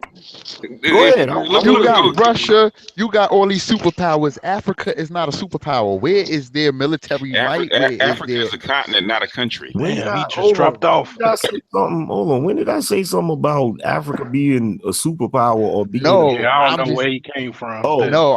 I'm saying I'm not saying that you were saying anything about that. I'm oh. saying they're not a player in the game of this Not yet. whole. Not yet. It seems to be the only thing to be conquered. They're too Well, separated. see, here's another thing. Like people will look at what Africans do in recent times and say, "Oh well, there's no way that Africans could be." But now you're looking at somebody that has been. I'm talking about previously being touched by freaking colonialism. Mm-hmm. That's what I'm talking about. Well, that's in Africa was where they discovered the first Bible, the Kingdom of Ethiopia. No, okay. The Moors. If you look at the history of the Moors, it was the Moors that came into southern Europe and conquered them. True. They laid waste to a whole lot of cities. You know, Yeah, rolled over Spain for years. Portugal, parts of Italy. Yeah, so France. yeah. So isn't the advent of when you got military might and the gun and how you can wipe out a whole one at a time. Who's first? Yeah, but the Moors did not destroy Europe, though. Exactly. No. Help them out. Exactly.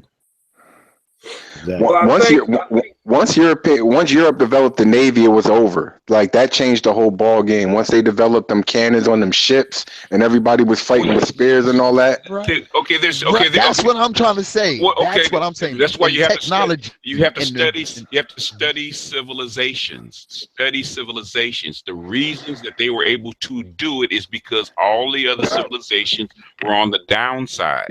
They were already in decline. And they were the only ones on the upswing. That is the reason. And they learned from navigation and shipbuilding from African people. Africans, the Chinese, the people in the Middle East. In fact, shipbuilding had been around in Europe since Rome. Rome learned how to. What are you saying, dog eat dog? But see, if you are on the bottom, which that's one part of history that's always great because everybody has like their own theory of when white people emerged. But when they came to Africa, they were literally on the bottom. So if you're on the bottom and you're the underdog, of course you're gonna take what you can take from every society that's gonna help you. The difference between them and us is they have this thing in them where they won't stop. You understand what I'm saying? That's what I mean when I say benevolence. Like when I talk about benevolence don't mean you're a punk. It just means you have a balanced mind. It means that, you know what I'm saying? Once you conquer a society, you're not just going to keep going until you try to utterly destroy them. Like they were the first ones, as far as I know, as far as my studies, they were the first ones to really, that's what they invented, genocide. White people. If I'm wrong, correct me. The Hans did it in China. The Hans, but see, I look at the Hans like. Let me not go into that. Okay, if I could interject on this. They're not Europeans, but what I'm saying is this part of this is not the first. They were not the first people that have been wiped out by another group of people, and maybe on the scale because their technology could do it better. The thing is what scale. I'm saying. Well, because the other folks didn't have the technology to do it. Who says they wouldn't have? Before whites was even in rulership, blacks was fighting each other, decimating each other, taking over kingdoms, lands. I mean, no human is without evil. What era are you talking about? I'm talking about Egypt, pre-dynasty, before every human being on earth is not without evil or without bloodshed.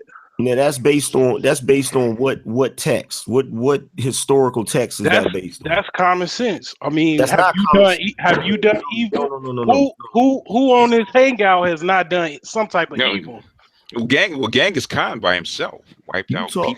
First of all, see that's where the okie doke come in at. Okay, what's the okie doke? What's the okie doke? The okie doke is when white folks convince you that everybody on the planet is capable of the type of evil they're capable of. That's not a reality. Look, actually, it is. I mean, you see it in people all the time. No, it isn't. I mean, I can go out and I can take my gun and shoot somebody in the head. It's a reality. And then I can actually go and make a baby. Like, if I can create and destroy. It's a reality of a diseased, sick mind. That is the reality. I agree from spending time with him. I agree with Valdez. No, what I'm saying, where do you think monocultures like Japan and the Koreans and Chinese came from? They had to wipe out other cultures to be monoculture. Well, look, can I jump in the mix for a second? That sounds like survival. I think, look, this is the thing, because I think y'all are, not everybody, but I think y'all are kind of missing what Angry Man is saying, and this is kind of where it goes, right? Okay. If you talk about the idea, we say, okay, well, this is what white people did, right? Mm-hmm. Okay, they did it. They went around the world and did it. They also stole resources and basically gave back less to everybody else. But when he talks about the okie doke, you got to understand, even those other cultures, white supremacy has basically taught you that they are the ones, they are the only innovators, they are superior, everybody else is just primitive, everybody else was an animal, and nobody had any type of mind. You know, we were just primitive animals before they came. Have you ever read Chinese literature? No, not really. But the point that I'm making is, why do you think the Chinese believe that they're the center of the globe, and every place else is Greater China? I'm not saying that the Chinese didn't believe that, but what I'm saying is, in our modern era, as far as one group teaching basically every other group on the planet that they are superior and that other group is inferior. Because I'm telling you, look, I'm gonna tell you like this. I teach high school, okay? I teach high school history. And one thing that I have had to tell a lot of my black students is this. I'll tell them stuff, and it's like they got ones that will listen because they feel like, okay, it's coming from a black man. But they got a lot of people, and I live in the South. They got a lot of people, a black person could be kicking the most knowledge. They don't believe it because it's coming out of a black mouth. But if a white man says it, they gonna take that shit and believe it like the gospel of Jesus Christ. Why do you think that is? Absolutely. You're teaching. Why do you think that is? It's white supremacy, man. That's exactly what it is. Hold on a second. You guys listen to my channel. You listen to what I say. You listen to the Hangout. I keep saying the same thing over and over and over again. What do you think the Prussian school system is for? Indoctrination. It's for control. It's for brainwashing and indoctrination. Like Russia. Like any place. Well, a white man gonna do that all over the globe. In order for you not to attack him, he gotta. Humans are gonna do that. Humans are gonna do that. Period. And they always have. First of all, look. Let me. The white man only want to come with the plan for it. Okay. First, Jamie, let Jamie finish, and then you about this. Yeah, what I was gonna ask is when they come to China, like wasn't Genghis Khan a Mongol, right? Yeah. Now isn't that technically what all like North Korea, South Korea, Japan, and China aren't they basically all Mongols? But they're fighting over but they brand themselves different things. Yeah, because they've evolved. Yeah. Yeah. But anyway, go ahead, Valdez. Okay, I'm gonna make this as clear as possible. I'm not talking about Chinese people. I'm not talking about no other race. I'm talking about the original man before any mutations, before any other races were created. What I'm trying to say is that man did not have the mind state of any of us today. That's what I'm saying. What I'm saying is based on the way The world has been subjugated because there's no corner of the earth that has not been touched by white supremacy. We all are walking around with a different mind frame. And to say, oh, well, that's just human nature. First of all, what is a human? Human is a person of color, a melanated person. All right. Number one, you're describing the actions and thoughts and ideas of a certain creature that really can't even be considered human. Well, your point makes sense because there's only one. There's only one human. Now there isn't. No, there's only one human. There's only on one race is what I'm sorry, what I'm saying. There's only one race, and thing is, you're talking about people that are mutations of the original stock. Exactly, and that mutation isn't just a physical thing.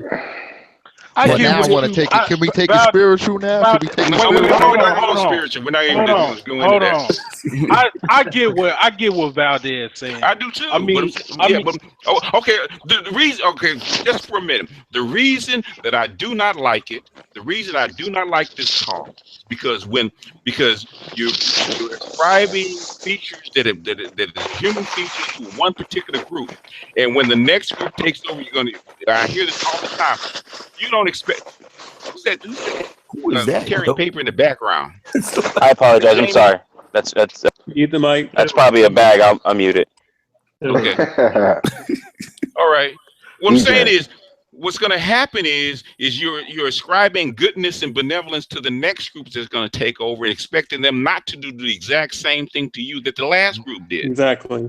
Well, no, I'm not. Let me finish. Okay. Let me finish, because I hear this all the time.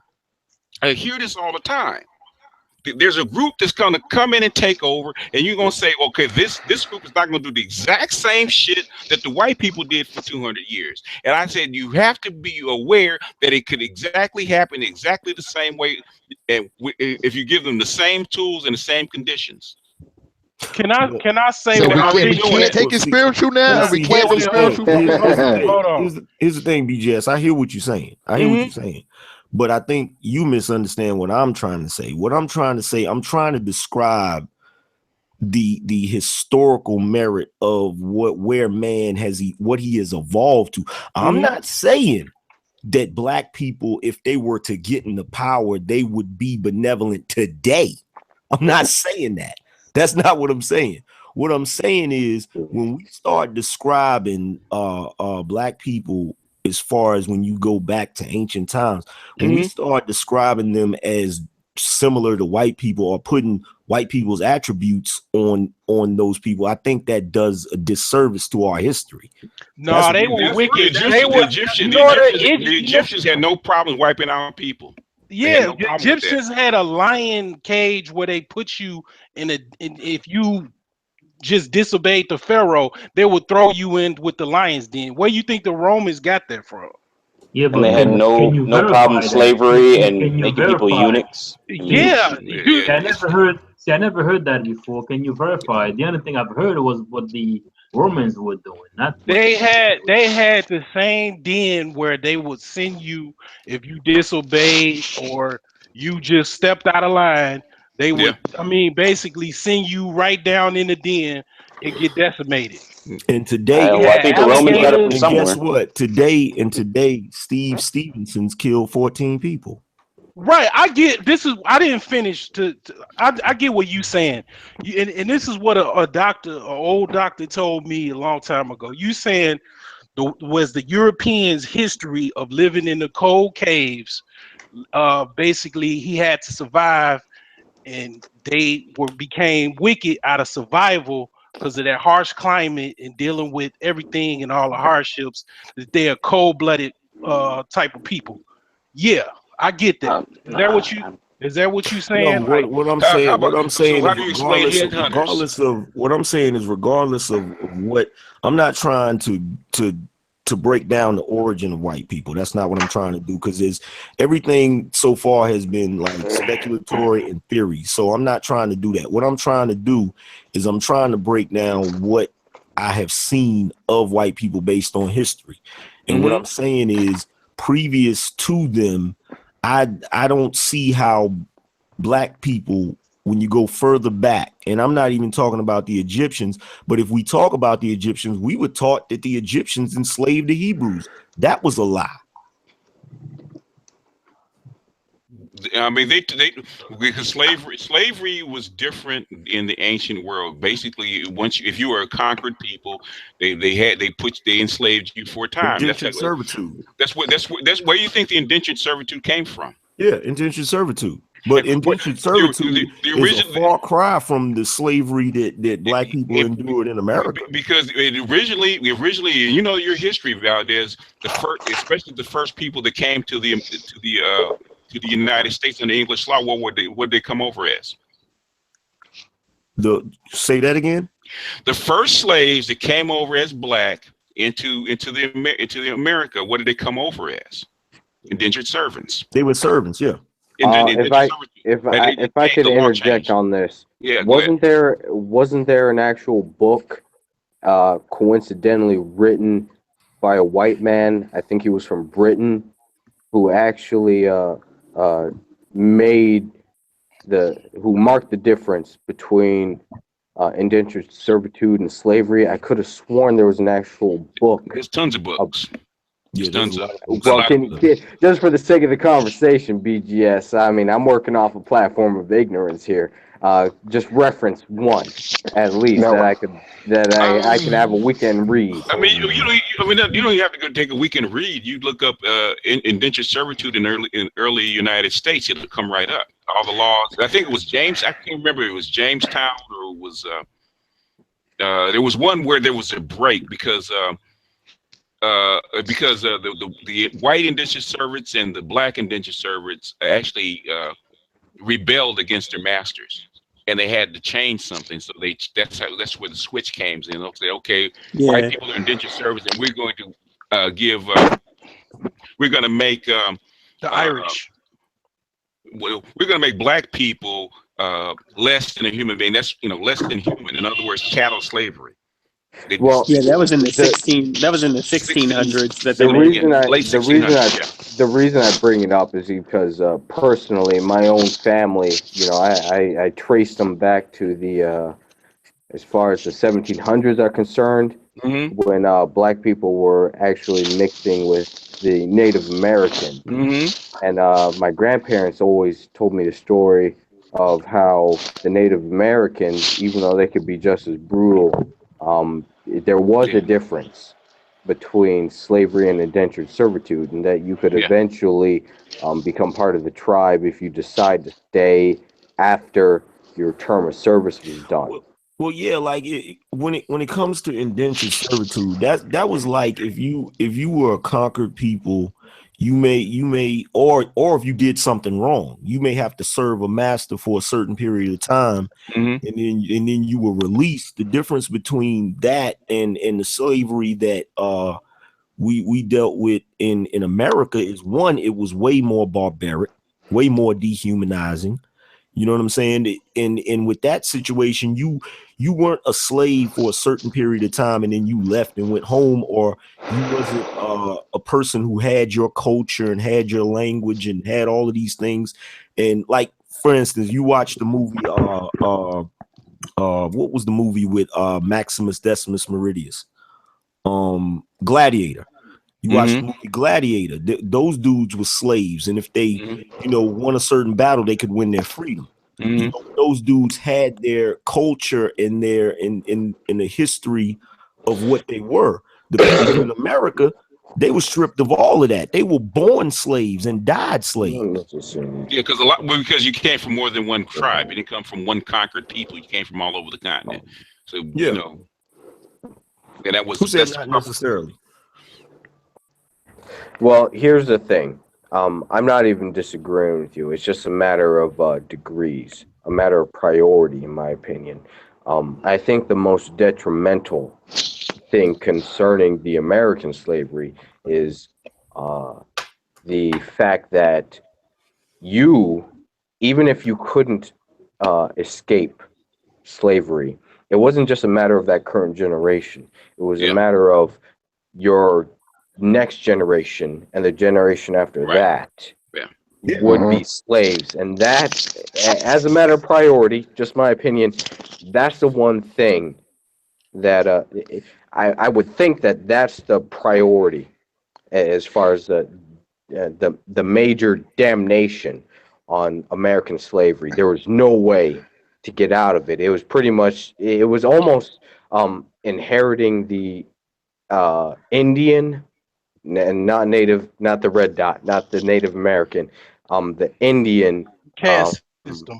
caste system, Yeah. and that was Well, the introduction of the caste system in America. The caste system actually came from. They said that the actual caste system actually came from the Moors, and it was adopted by the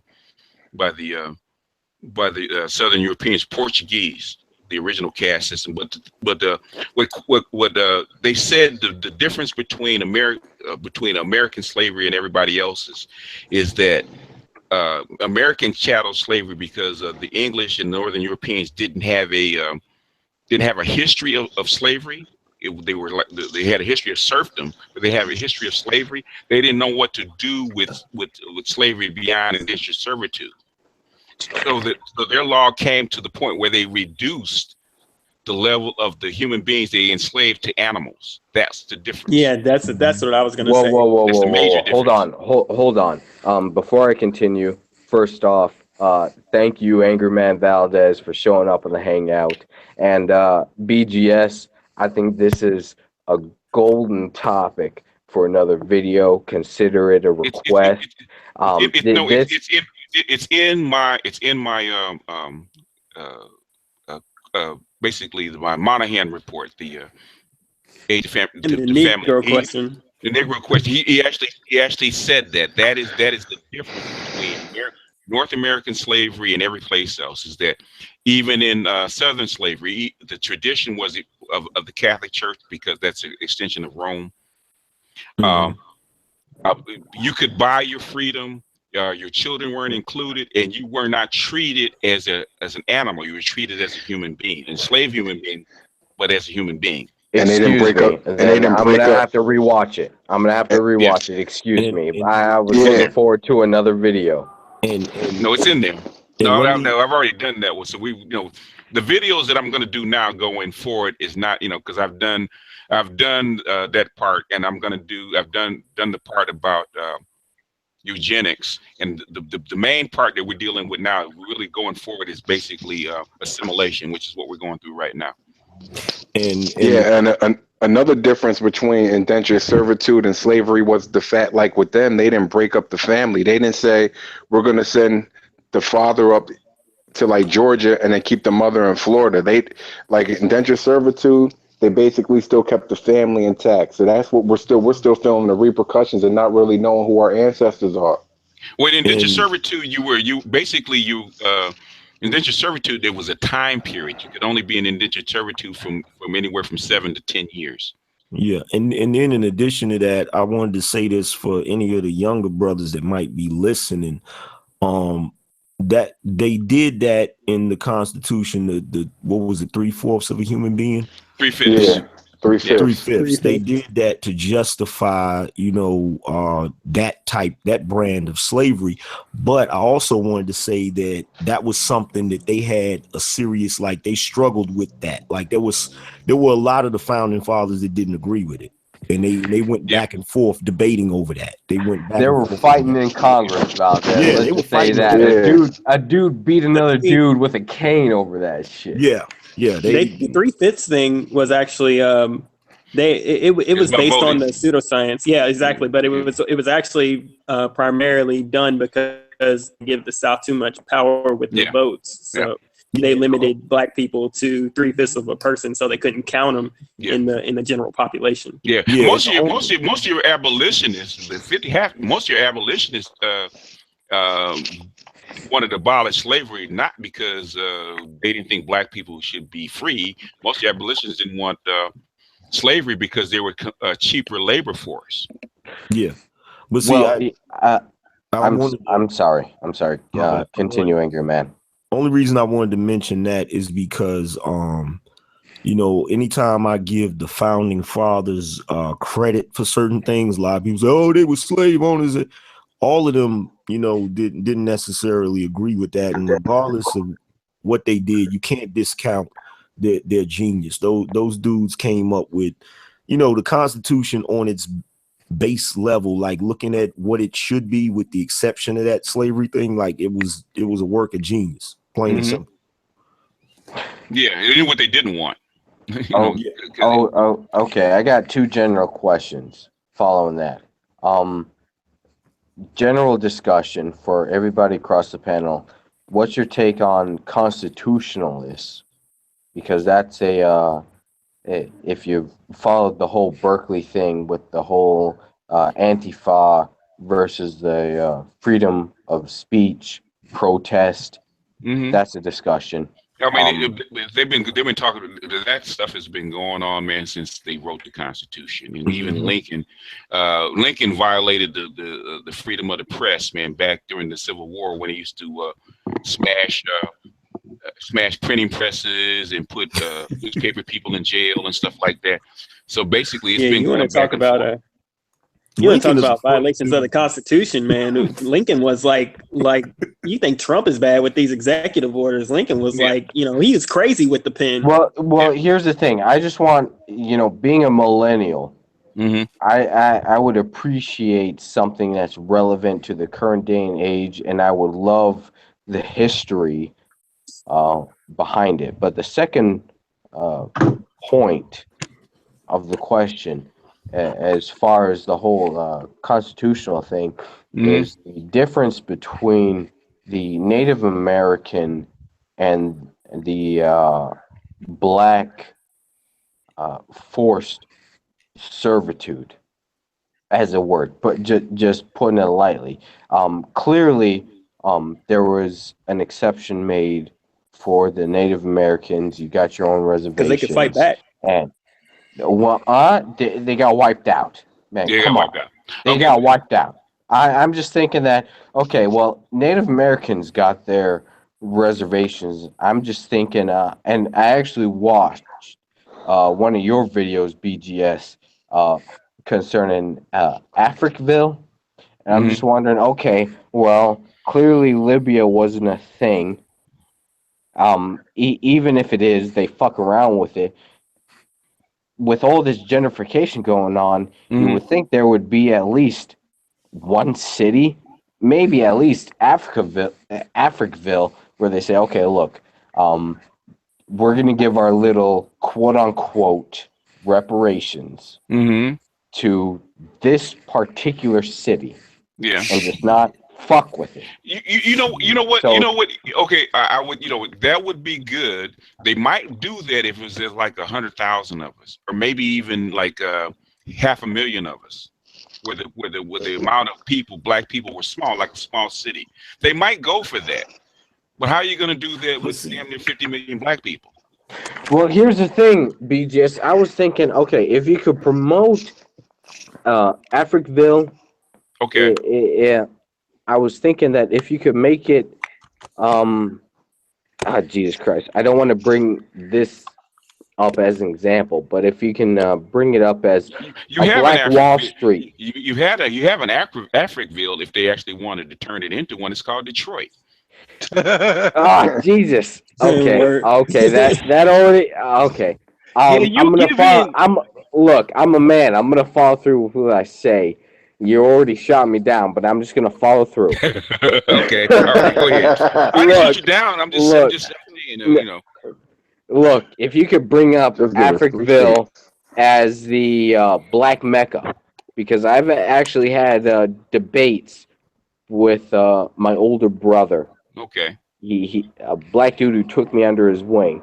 Okay. He's been debating. I've been debating with him that Atlanta's the new the Black Mecca. I've been debating with him that no, it's got to be Harlem, but the gentrification's coming in.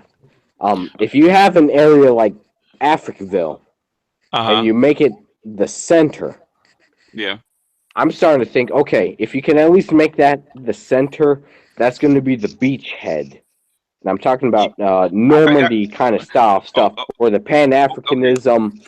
Yeah. You can, if you get enough people, you can work off of that. You know what? I mean, I put the posted video of Africville as a point, because Africville was not that big of a little town. It's just a little bitty town out on the coast of Nova Scotia, out of the way of everybody. They weren't bothering anybody. Nobody was, they were in their own little corner. They lived by themselves, and they were fine, right? And you say, as long as we're not bothering white people will leave us alone, right? We have a little bit tiny town. Yeah, right. Because everybody says if we start a little town, white people will leave us alone, and we become self-sufficient, right? They don't know how to do that. Hold on, brothers. I'm not saying that we're just gonna sit there and hope that the white people leave us alone. We gotta have teeth. Right? I actually it doesn't surprised. matter. It doesn't matter. It don't matter. Never, go ahead, Valdez. I'm gonna let you speak, and then go ahead, Valdez, and I'm gonna reply to that. Here's the thing. domain.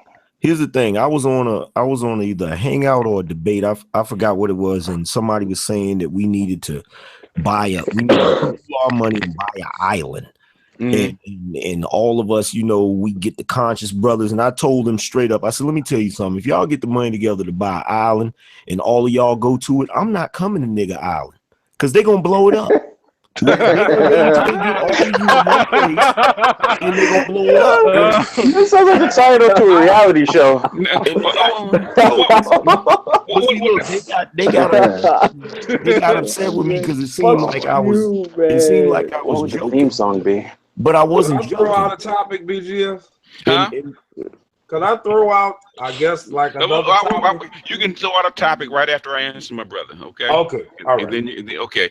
The reason I put up Africville video is because I wanted to emphasize that the assimilation is not just a happening, it's a policy. And the different gentrification that you see going on in major cities has to do with the assimilation policy, because it's assimilation. Like I was trying to tell City of Truth.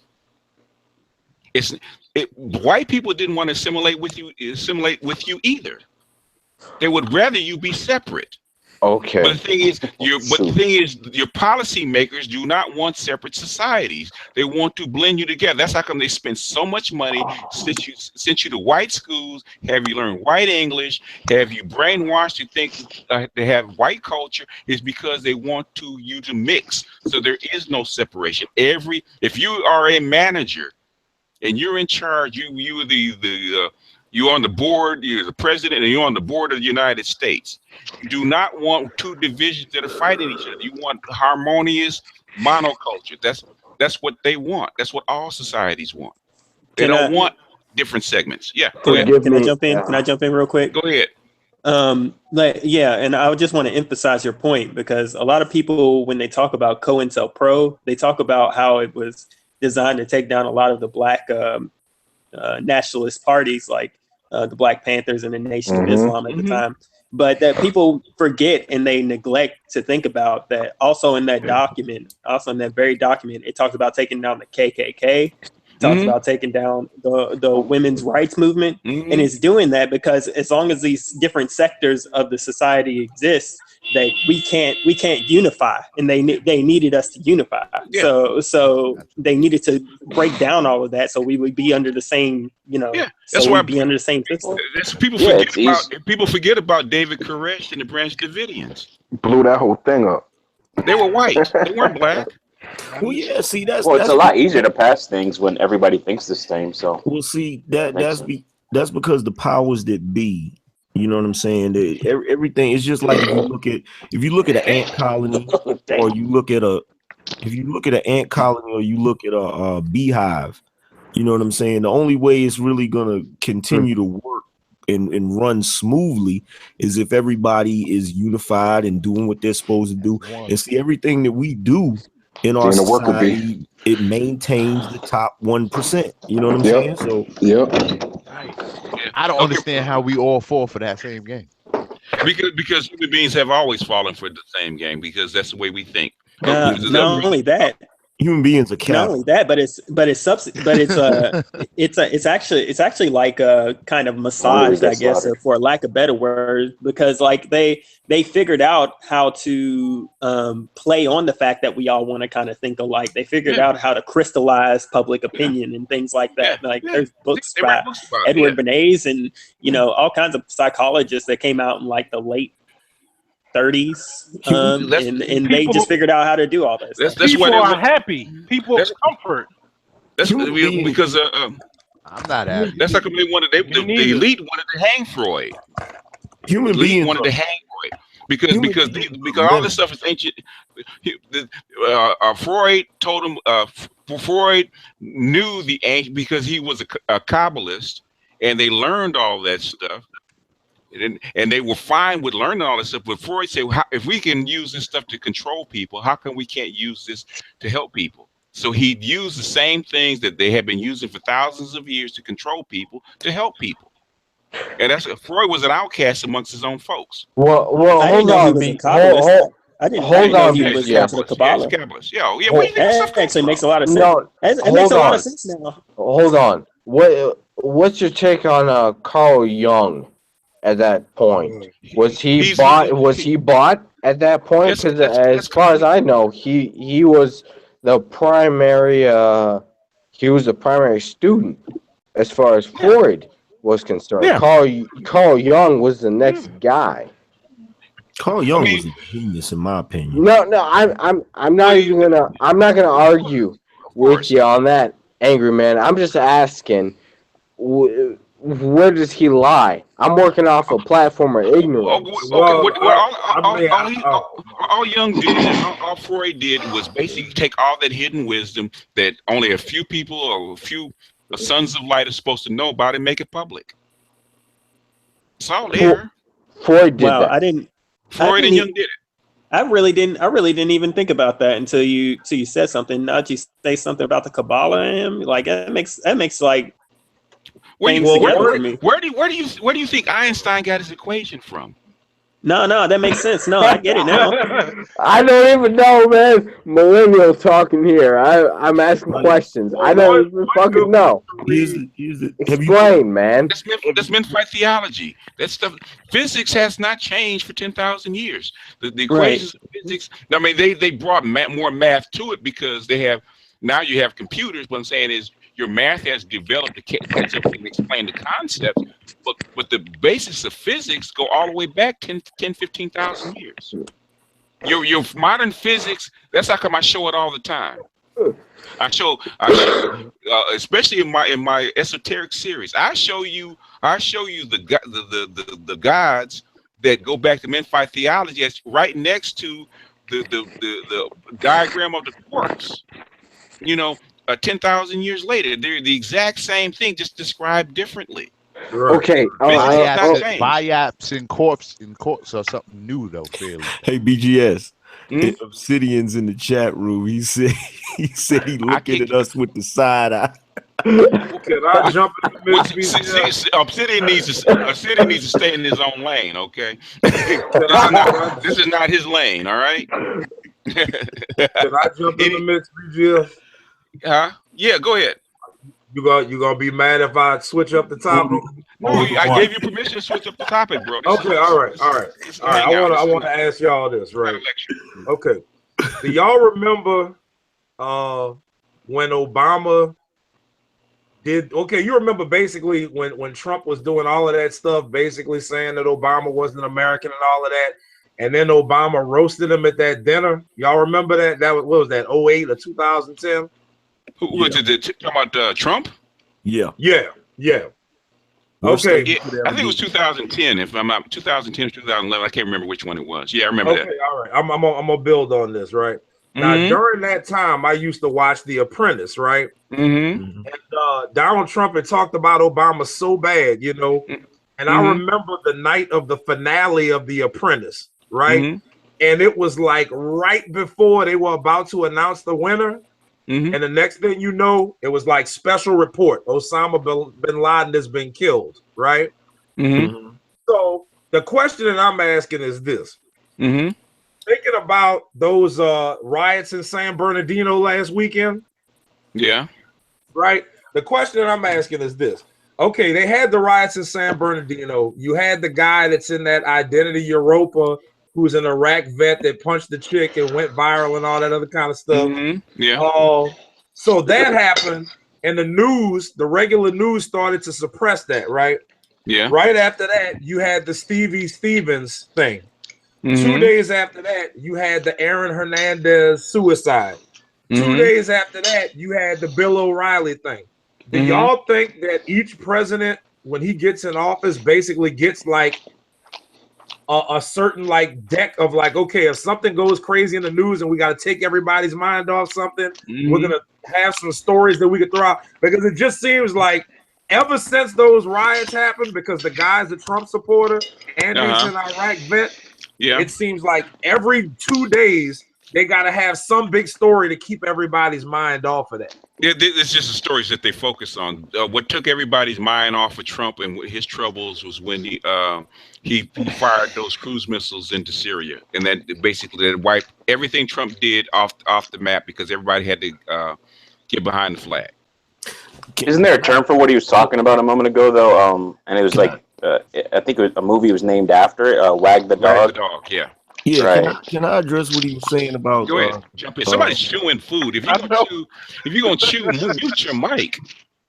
Yeah, man. God, like the thing. Some heathens. I know I'm gonna hear this, man. Hold on, Valdez. I know I'm gonna hear this, man. Next day, somebody's gonna put in a comment, who the fuck was chewing food during the hangout? Okay. Or messing with a plastic bag. You got motherfuckers in here like eating a bag of chips. Merch squad for you, boss. Go ahead, Valdez. Go ahead, talk. But look, can somebody, if you're not talking, can somebody drop off so we can get Obsidian in real quick? Yeah, let's get him up. But I'm trying to get him in. To anybody that's mad that Trump is president, I'm gonna tell you something right now. I'm a firm believer. Y'all heard me say numerous times. I'm a student of the 48 laws of power, and one of the laws is always say less than necessary, and one of the laws is don't offend the wrong person. Yeah. Hey, Valdez, hold on a second. What up? When Bannon went after Kushner, right? Remember, he violated one of those 48 laws of power, which is what? Don't outshine the master. Yeah, I thought isn't that like law number one? As soon as he did it, when he did that, I thought of Valdez. I said Valdez preached it before it even happened. But go ahead, Valdez, finish up. Yeah, but if anybody's wondering, when they had that press dinner and Obama was standing up there roasting Donald Trump, I guarantee you that was the moment he decided to run for president. I guarantee it. No, he tried before. No, he tried in the 80s. He tried before? Yeah, he tried to run for president in the 80s. Yeah. Well, I tell you one thing, that put a fire under his ass, because I was sitting there looking at his expression. I said, he was red. Yeah, he was red. Yeah. He was red. Hey, Valdez, talk about your 48 Laws of Power series that you're doing, because a lot of brothers are not hip to the book, and you break it down very well. And you should put it in a playlist, man, so brothers can refer back to it. Yeah, I got it. But before you begin, I'm gonna drop out to get Obsidian. Okay. To get Obsidian in, I just want to say this: if I can't get in, thank you for sharing your wisdom, BGS. Valdez, Angry Man, keep doing the 48 Laws of Power, man. I keep shooting $5 your way. Appreciate you keep that shit going. I would love to see more How to Be a Man videos, but I'm officially out.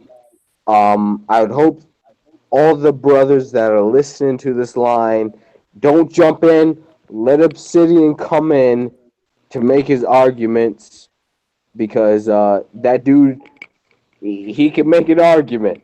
Yeah. He's good. Oh yeah. All right. Yeah, so, I try to put people. I try to put my fellow YouTubers in and give them a slot and give them a voice. All right. So I'm out. All right, bro. I'm out. If somebody else drops off, you can get back in like in another 30 minutes. I'm gonna try to rotate people in since a lot of people are listening. When Valdez comes in, he brings the whole crew. Hey Valdez, oh sorry. No, go ahead. Question, like your 48 Laws of Power video. I've watched one already, like where it goes over all of them, but like I haven't heard any, or I haven't really seen yours. Like, can you give us like a little bit of that, like a description? Because I mean, I can't watch it now because I'm listening to this, so I'm kind of anxious to know about it though. It's on both. It's on two of my channels. I have one on the my main channel, which is the Angry Man channel, and then I also have it on my Angry Man Live channel. But I have it as a series over there. So every time I make a new one, I just add it to the series so people can refer back to it. But basically, all I'm doing is taking, like, I first purchased that book when I was about 19 years old. Wow. And I've always been reading it, and because it's not the type of book you can just ingest in one reading. Like you literally have to sit back and you have to read some of the laws, and you have to let them, you have to let it like sink in and see it too. You gotta let it marinate. You gotta let it sink in, and then on top of that, it's good to let it sink in, and then allow, because something in your life is going to happen that's going to associate with those situations, and basically what I've been doing now that I have like a better understanding, which took me damn near 20 years to get a better understanding of all the laws. I basically just been trying to, break them down and associate them in a simpler way, and basically what I do is I'll use examples from like the Game of Thrones or The Wire, to try to give people a better understanding so they can, so the younger brothers can understand it without having to go through the process that I had to go through, Yeah, like, I mean, I've been listening to this Testing Successful. No, I know people do that, man, and they want somebody to answer it. I wasn't trying to be rude. But I know with the one that I watched, and I just deleted it from my phone the other day because I have YouTube Red. And I was listening to it over and over again. And as you said, like, you have to listen to that multiple times. You have to go through it. And this video, they actually went into historical, what's it called, historical accounts or things that happened in history, I should say, that really kind of solidified everything that was in the 48 Laws of Power. And I was just like, wow, like, it really made a lot of sense. So I want to see your take, because I'm sure your take is going to be more modern too, as well. As just like, well, the whole through the entire book, each law has like an observance and a transgression. So it has like an example of somebody in history that used that law successfully, or somebody in history that didn't use it and it was their downfall and caused them literally their death. Like they use different examples from they have Cleopatra in there, they have Rastafari in there, they have they have a lot of different people, and they have Napoleon in there, Christopher Columbus. There's all sorts of examples. So yeah, what I've been trying to do is I've been trying to use more modern examples so people could understand it. But the book, like, it starts out with quotes from Machiavelli, and it's like some people don't like the book because they try to say it's the devil's book, but in my personal opinion, if you don't acknowledge the laws in that book, like, it's kind of difficult to navigate and don't be surprised when something hits you in the face. Yeah, the type of world we live in America, you definitely need to know them laws. Hey, Valdez, what's going on, bro? What's going on, bro? Have you ever watched House of Cards? Oh yeah. That's a real good depiction of what you're talking about. Oh yeah, definitely. Frank Underwood executes a lot of plans and stuff like that he does. I'm a big fan of the show. So hey, if I had a Doug Stamper, I could take over the world. He's ruthless. Yeah, he's a loyal soldier, that's for sure. He's very loyal. That's something y'all. Man, Frank Underwood's ruthless. What he did to that news reporter just threw her in front of the train.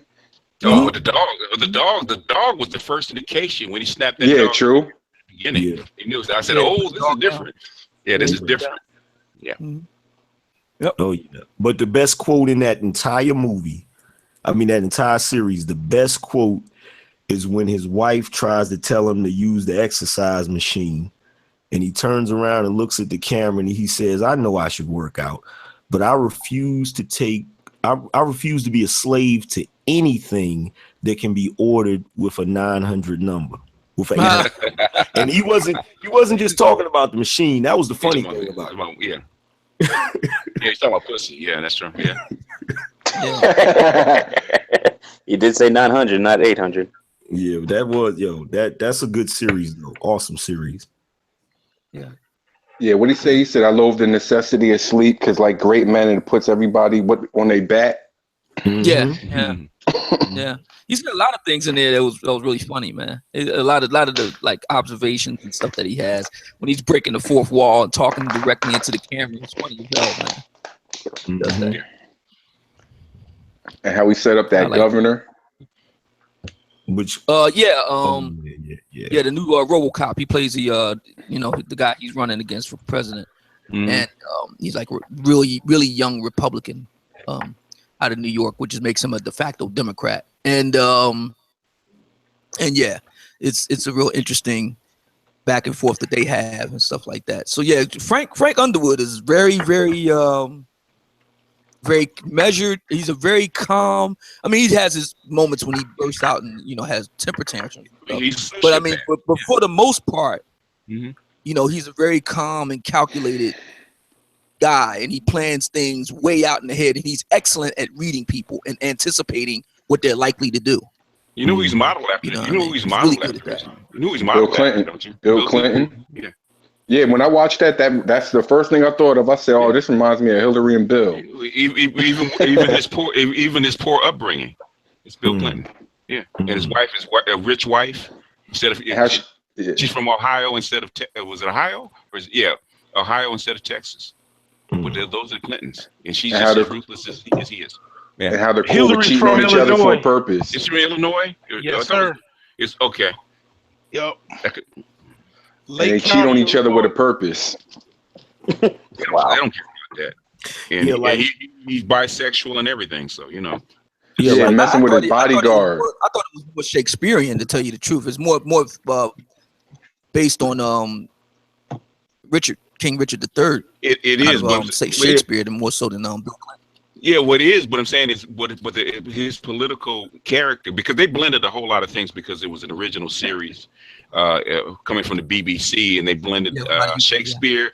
But if you look at the characters are the Clintons. Yeah, I like any series that I come across, and it's rare that you come across a really good one that deals with the politics of power. But anytime I come across a series like that, The Wire definitely dealt with it on numerous levels. The House of Cards. Then you have another one that I like too that deals with black men. As far as like having a household with generations of black men in it is House of Lies. Have y'all ever watched that? What's it called? House of Lies. I never watched House of Lies. Yeah, it's got Don Cheadle. I know you're talking about Don. Yeah, he's like an entertainment guy or something. No, I think he's an agent or something like that. Agent, right? Yeah. Something like that. But the thing about him is like he's like a real straight shooter type. He tells it just like it is or whatever. Yeah, I've seen bits and pieces of it. I haven't really sat down and watched it all the way through. But what did you think? I think he breaks the fourth wall on that as well. Yeah. Talking to the camera. I think that this is a really good period for black men to do whatever it is they want to do. There's a really good book called Army of Davids by Glenn Reynolds, and he founded PJ Media and Instapundit, and his wife is Dr. Helen Smith, who wrote the book Men on Strike, and he's a law professor out of, I want to say, University of Tennessee. You said Army of Davids? Yeah, Army of Davids, yeah. And it talks about how the progress of technology is such now that it's enabled the little guy to be able to have his say on the world stage, whereas before it was just the big networks and Hollywood and that sort of thing. You can do web series, you can do anything you want to do now. I mean, Yeah. the technology is available. You're only limited by your desire to grind and your desire to work and to have the vision. But if you have the desire and you got a good idea, it don't take a lot for you to make your own studio at home, or whatever, and go for it. Yeah, the book that I haven't read that I need to read. It's old, especially when the new media and the internet, the World Wide Web was just getting started. It's called The Long Tail, and basically what it was saying is that as the internet is opening up new markets, right, dealing with masses and masses of people, even the tiniest bit of interest can find its market. In other words, in old media, you had to be really big and really popular to find an audience, right? Because you didn't have the reach. But now, because of the internet, you can be any obscure detail, any obscure subject can find its audience. So that's a book called The Long Tail. Yeah. Now, well, do you guys see that as a problem though, with the multitude of voices that are out there? No. We need more voices. We need as many voices as we can, really, if you think about it. Well, people have blind. In other words, people don't think the same. A lot of which is pissing governments and old style media off, because people are finding alternatives to everything. So in other words, whatever you're interested in, and millennials are very good at that, finding niches and finding people that think like them, people of like minds coming together. Look at where we are. I mean, I have 5,000 subs, and people don't even know me. They know me in real life. I'm saying people don't really know me on YouTube. My voice is not that big, but I have 5,000 subs because I found people that are interested in what I'm saying. Same thing with Valdez. Same thing with Obsidian. You can find your niche and find your audiences, which is something that the women don't understand. I was just about to say, I'm glad you brought that up, Black Gnostic, because I was just thinking about this earlier today. So, we got 2 points. We got this thing going back, of course. Some refer to it as the second Black YouTube gender war, whatever you want to call it. 2 things. The first thing is, I just want to know if anybody else has thought about this. So the idea, the argument, the meta argument out there in Black America is that Black women have it going on. They're so educated, they're so accomplished, and this and that. And that so many Black men just don't have it together. They're they're floundering around and ain't got themselves together. In our jail, download this. That. Okay, so now that's propaganda. So I'm looking at this whole thing playing itself out right here on YouTube. So we have Sophia Nelson, Ms. Thang. All right, if you got a phone ring and mute yourself, please. So and so who swirls. We have Darth Hideous, aka Devil. We have Simone 56, aka I just muted, right? Dinga. Yeah, right? I just muted it, right? So you can still hear it. I just muted you. So go ahead. So we have these 4 sisters, right? And if you sit down and think about it, all 4 of these sisters are not really great exemplars of just having it going on and being successful. I mean, let's take Karazin, for instance. So Karazin has been around forever. Now, I knew about Karazin before YouTube. I knew about her back in 2010 with her website Beyond Black and White. So since then, it's been 7 years since, and all kinds of major mainstream media promotion and all kind of stuff. Where she is today is on her GoFundMe page on a $30,000 budget that she launched back in December. She hasn't even reached $5,000 yet. Trying to take down Black men. She's just a basic chick. Let him sit and finish. Let him sit and finish. That's number 1. Number 2, she makes this 4-hour-long video. Asian men are interested in Black women. Now, according to her, it took her a lot of work and editing and all that. And I don't doubt that that's true. Video is very difficult to work. One reason why I don't do videos because it is intensive. It's very intensive to work with video in a way that dealing with radio is not. So it's much more cost effective to deal with radio than it is to deal with video. So all this time and money in making this product, it doesn't sell. itself. You go to her channel right now, Mhm. all of the action is what she's talking about in one way or another that black men ain't shit. Yeah, that's One way or another. That's where all the that's action is. Yeah. Okay. Swerve, Now you swerve. go to somebody like Deborah Cooper, right? Mhm. Deborah Cooper's been around since according to her, since 1993 when cuneiform tablets was just coming on the scene. And you know, she's got these books, she's got these websites, she's back on YouTube the second time. She had a very short-lived resurgence on Blog Talk Radio after she took a break from that. That didn't work out. So I mean, she's doing all these things. I was looking at her channel yesterday because I was thinking, I said, okay, so you would think she had roughly a month since this whole thing between me went down. So you would think she would take advantage of that and really, you know, build some gains with it. I'll go and check her channel. It's only got 5,500 subs. I mean, my channel, which I really just kicked into high gear last month, it's already crossed 2,000 subs in a month. And and then I did a follow-up video to one of the things she talked about. She did it on April 21. April 20th to it, April 21. She's got twice as many subs as I do on my current channel, and my video got almost as many views and way more comments than hers did. You know, you look at somebody like Lil Miss Chrissy who launches Divine Dark Skin, right?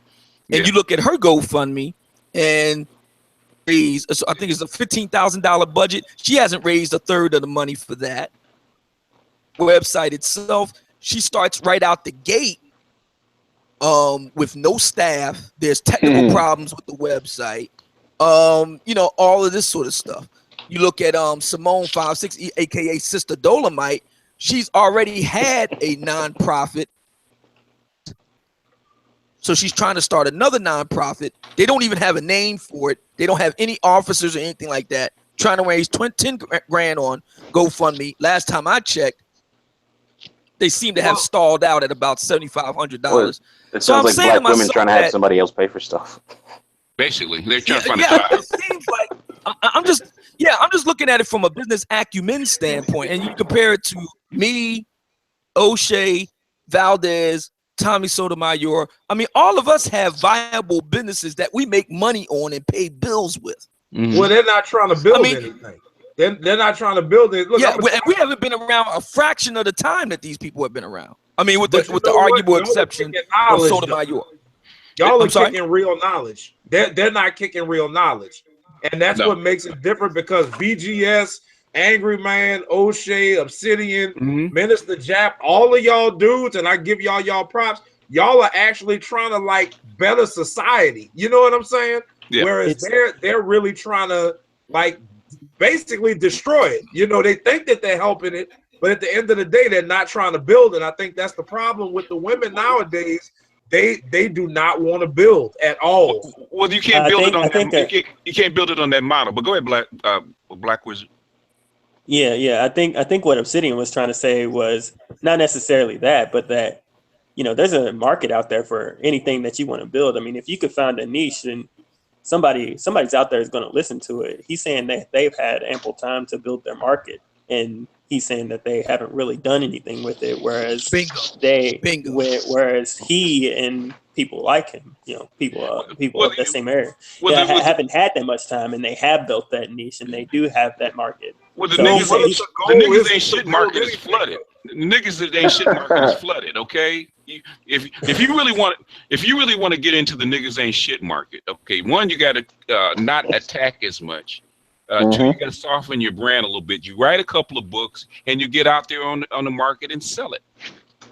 But you also got to look. You also got to look good though. Like that, most of them women that he named don't look good.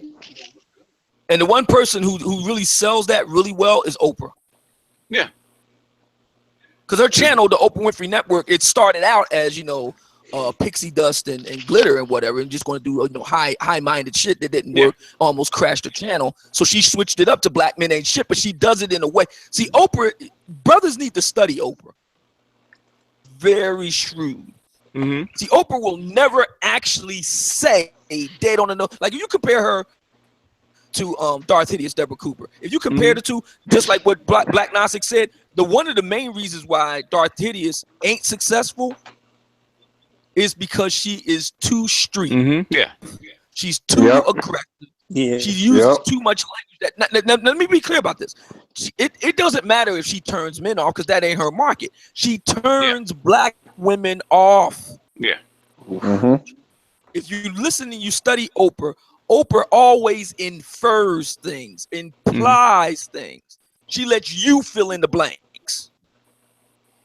He says it. There was only one time when she did something like that and it almost cost her, and that was when she had that big tiff with the cattle ranchers in Texas. Well, see, and she went through that whole thing. Well, but other than that, if you notice, Oprah is very careful with exactly what she says and how she presents things. So she only has people, and if you look at Van Zandt, her Ace Boone Coon, she's another one. Yeah. Frames things in a way that women can pick up on. Go ahead, Valdez. We'll see. But a lot of guys, for us, it'll be extraneous. But for a lot of women, they like the inferred and the implied. Okay, let Valdez respond. Well, see, here's the thing with this. The reason, just like you were saying, you can nowadays you can find any niche market, over the internet, and sell whatever it is you're selling. But here's where the problem comes in. Number one, first and foremost, they're not good content creators, point blank, period. No. Like they're not good at this. They suck at YouTube. You feel what I'm saying? They're repetitive. They're not talented, and YouTube is extremely competitive.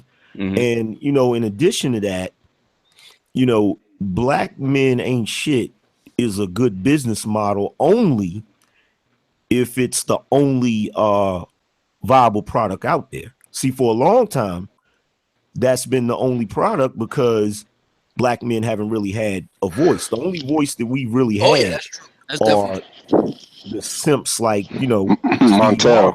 It's just like with IBM. IBM was the name in computers until Steve Jobs came out with his version. You know what I'm saying? So once he came out with his version, guess what? Nobody really cares that much about IBM.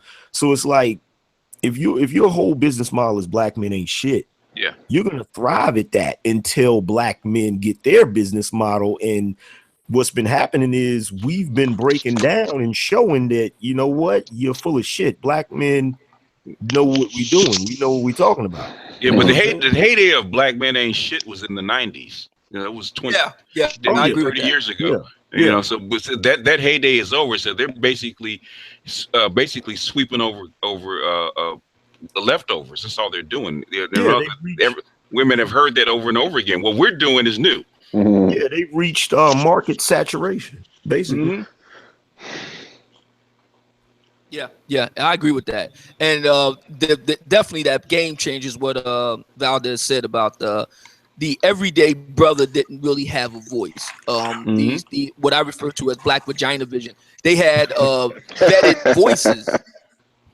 They had vetted voices being able to go up there. So we all know who they are. Hill Harper to start, Steve Harvey, etc. at all. These are the vetted voices to be featured in the Black Vagina Vision venues, but until very recently, a brother able to have his voice heard that did not require the gatekeepers.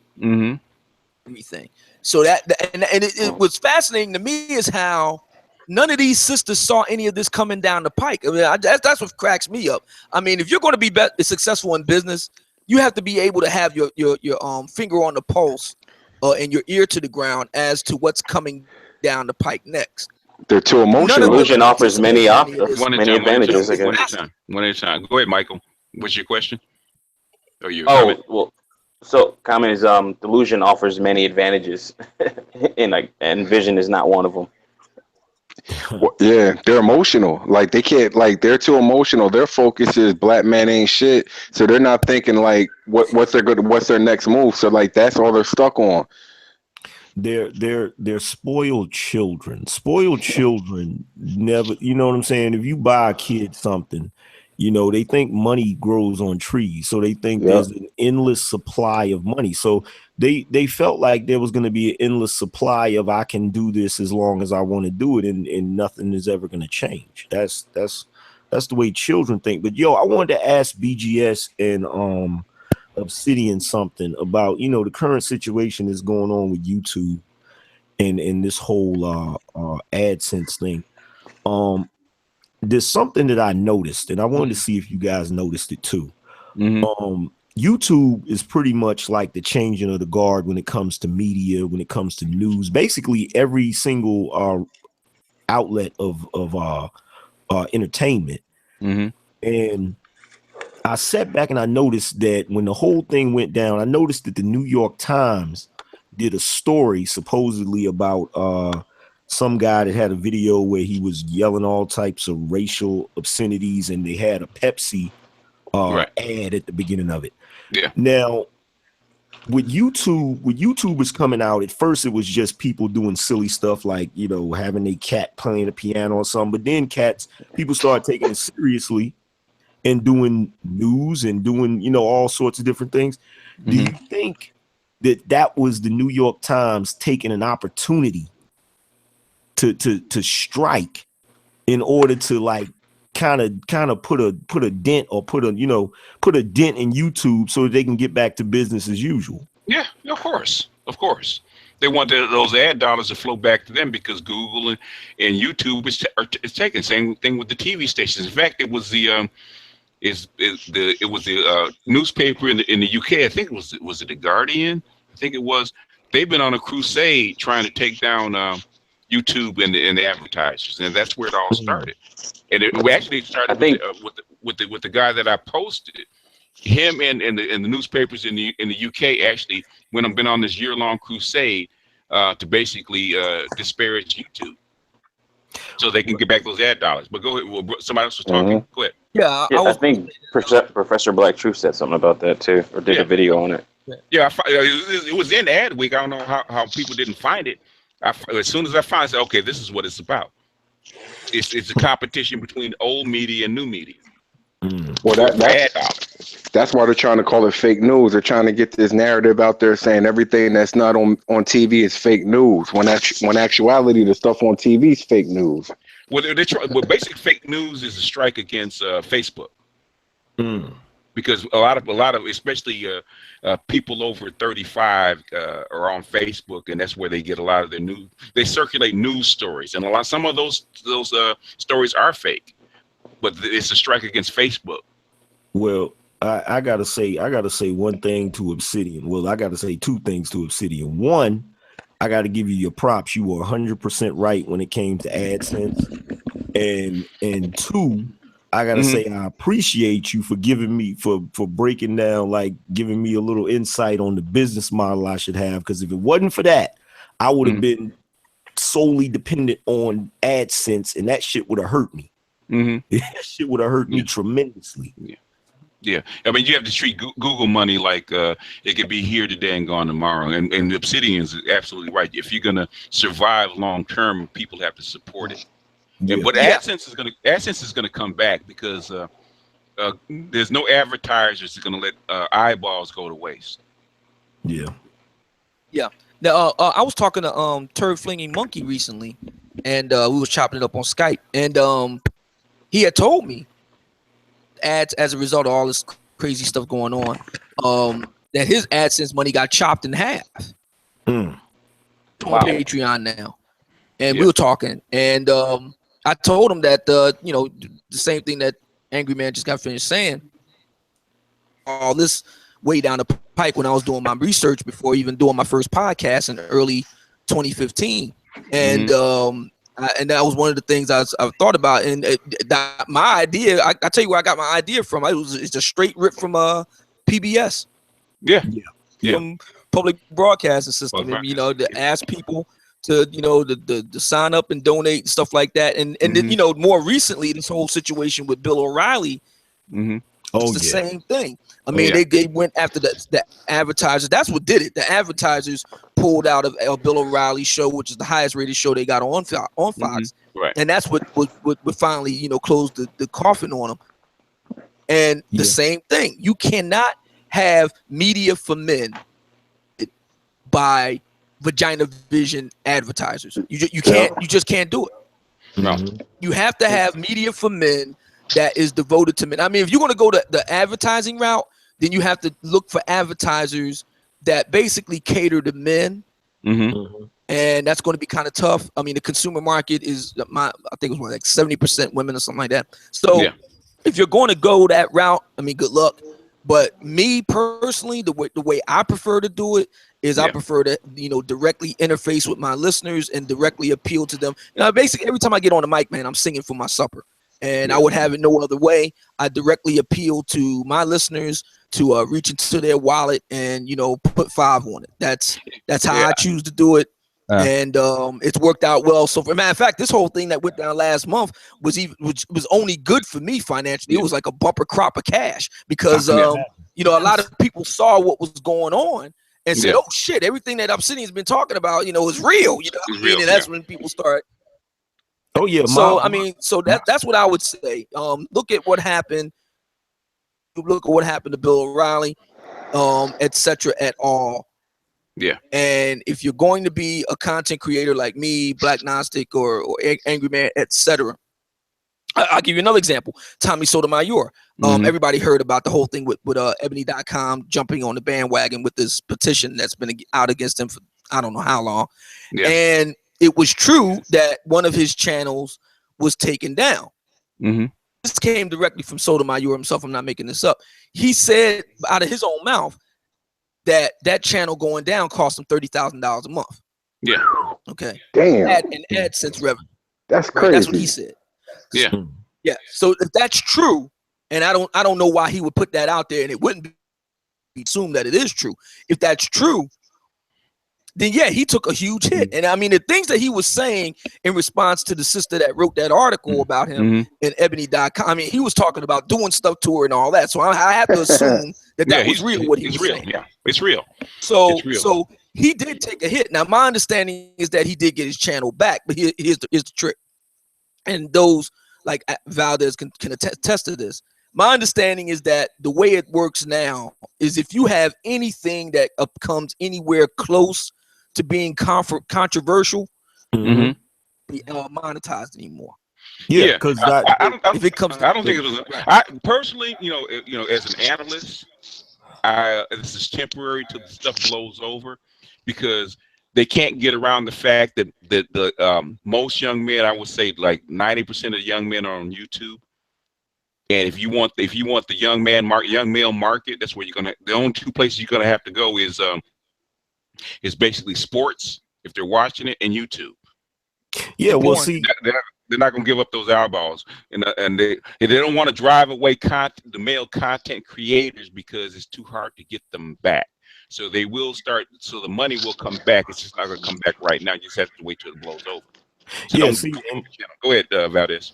Yeah, and see that's the thing. I was sitting back, analyzing it and thinking about it, and I was sitting there thinking, I'm like, they're not going to be able to continue doing this for too long.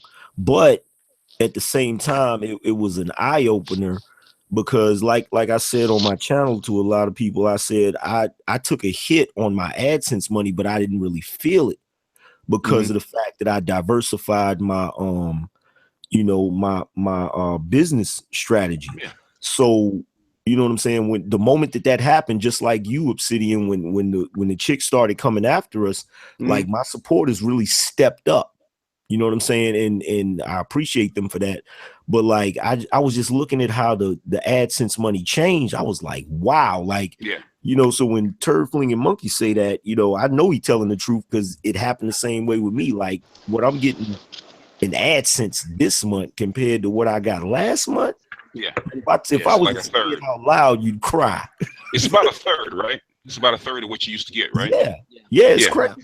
You know what I'm saying? Yeah. Like, it's like, wow. Yeah. And you know what? But if you think about it, Valdez, I figured there was a reason, because there was a big bump in AdSense dollars, and said it didn't make any sense. But what they were doing is they were billing as many ads as they could, because they knew this shit was coming. So they were letting, and remember for like a 4-month period, man, the AdSense is just going off the hook. Remember? Oh yeah, I had a whole month. Where my RPM was like $10. Like Yeah. Every day it was $10. And for those of you that don't know what that means, it means for like every 1,000 views you get $10. Yeah. Right. Yeah. Another way, that's because they were pushing out a lot of high level ads, man, through everybody, because they were trying to make as much money as they could before this thing actually came, because they knew it was coming. So I said, there's no reason. I said, all of a sudden you get this big bump in ads that didn't make any sense. They knew it was coming. So basically, they have enough money to tide this over, because it's going to dry up, and because the TV and newspaper can't handle this stuff. They can't handle the market. Nah, they can't. They can't. So it's going to go ahead. Yeah, I'm just shocked that Tommy was making $30,000 a month. Like, because there's different There's levels. a lot of mad guys out there.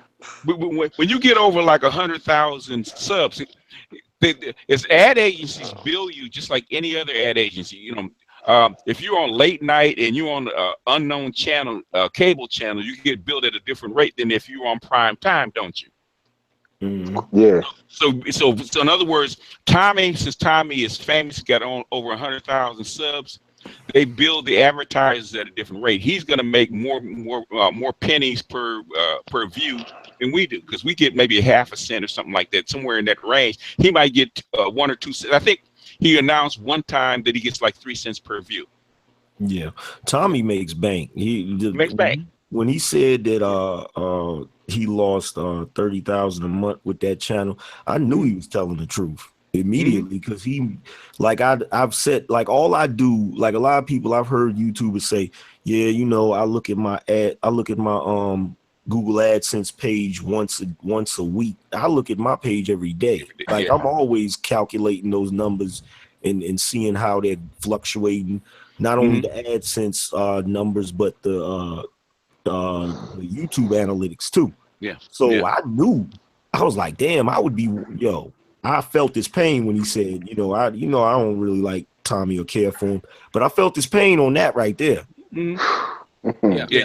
Somebody asked me, if I may, Captain James T. Kirk says, I want Obsidian to discuss the new Star Trek series Discovery. For those who are trekkers like yours truly, there's a new Star Trek series getting ready. It's supposed to drop next month, called Star Trek Discovery, right? I didn't know. And what's it going to be on? CBS, or what's going to be on? CBS, yeah. Oh, what channel is going to be on? It's supposed to come out next month. Okay. Okay. Well, what is it? CBS? Is it cable? Where's it going to be? CBS. Okay. Yeah. And the premise is that it's a ship called Discovery, Federation starship called Discovery, and it's set between Star Trek Enterprise, original Star Trek series. So it's set in between that time frame. Okay. And the lead character is a sister that I want to say she's from The Walking Dead. Not the one that carries the sword, but another sister. And she's supposed to be like, I think I know you. I don't, but she's younger. She's a younger sister, and she's supposed to be like the lead character in the show, and she's not a captain. She's like she plays like a commander or something like that. So it's supposed to be seen from her point of view. And a young Sarek is Spock's father. A young Sarek is supposed to be in the show, and I was like, that as a Starfleet officer, I was like, wait, hold on a second. Sarek never was in Starfleet. He was always, with the Vulcan government ambassador. So I was like, I don't know how that's supposed to work out. And then they have an openly gay guy and all the rest. Oh God! My Every is it show. like an alternate timeline then? In that case, my understanding is that because I have been, quietly reading up on it behind the scenes, it's pretty much a fiasco. Okay. The ship design, when they released it at Comic-Con, I think it was like last year or something, when they give you, and you can look all this up on YouTube, when they did the screenshots for the Discovery ship being launched or whatever, people hated that design. Then there was a whole lot of conflicts and whatnot with between the execs and the producers of the show. One of them dropped out. One of the main producers of the show, or whatever, writers or whatever, dropped out due to creative conflicts. They got a lot of problems, man. Personally, my personal opinion, being a lifelong trekker, I would have loved to have seen, here's my idea for a Star Trek show. I'm glad Captain James T. Kirk asked me about this, get a chance for me to geek out a little bit. So my idea for a Star Trek show, I would have picked up right where, and my show would have been called, Star Trek Prometheus. It would have been on, the most advanced starship. Would have been basically a take on in Voyager. There's a ship called Prometheus. If anybody's seen it, yeah, I remember that. Yeah, and it would be a maybe 10 years later or something like that, and it would be about the quadrant. There would be since the Delta Quadrant was hardly ever mapped out and really explored, so vast, you encounter other beings. My take on Star Trek would be a much more adult take. It would have a darker tone, more of a militaristic tone. There would be much more violence in it and stuff like that. It would borrow and incorporate elements from Alien and Predator and stuff like that. It would take those elements and infuse them into Star Trek and take some of the more utopian and hokey and kumbaya elements out of it. And it will raise questions about what does it really mean to interact humanity, for the most part, interacting with alien species and stuff like that, and things when things don't go well and stuff like that. It would definitely have elements of Deep Space Nine in it to that extent and stuff like that. The way I would envision Star Trek is this ain't your granddaddy Star Trek. Well, it's a Star Trek for the 21st century. Updated with all the CGI and everything else that goes along with it. Yeah. Go ahead, Valdez. Am I the only one that's not addressing the elephant in the room? I gotta address it. What's that? Nothing is sacred. No, they're going after every last one of our favorite movies, series, genre. Like I'm about to go full geek for a second, y'all. Go ahead. So my favorite Star Trek, of course, is Star Trek Deep Space Nine. Captain Benjamin Sisko. Your mic is working out. My bad. Yeah, Captain Benjamin Sisko. That's the man to me. You feel what I'm saying? And for them to be coming out with this, and they're trying to have the female, be the lead character. They're doing the same thing with Star Wars. They're doing the same thing in Marvel. Yeah. You know why, don't you? Why is that?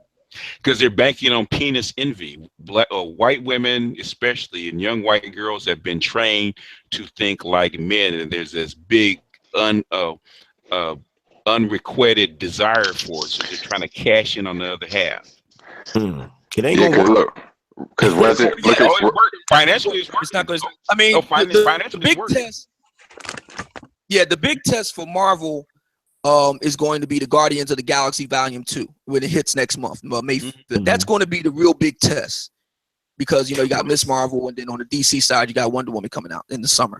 The big test for Marvel phase that it's in, phase 3, is Guardians of the Galaxy. If Guardians of the Galaxy does well, go out.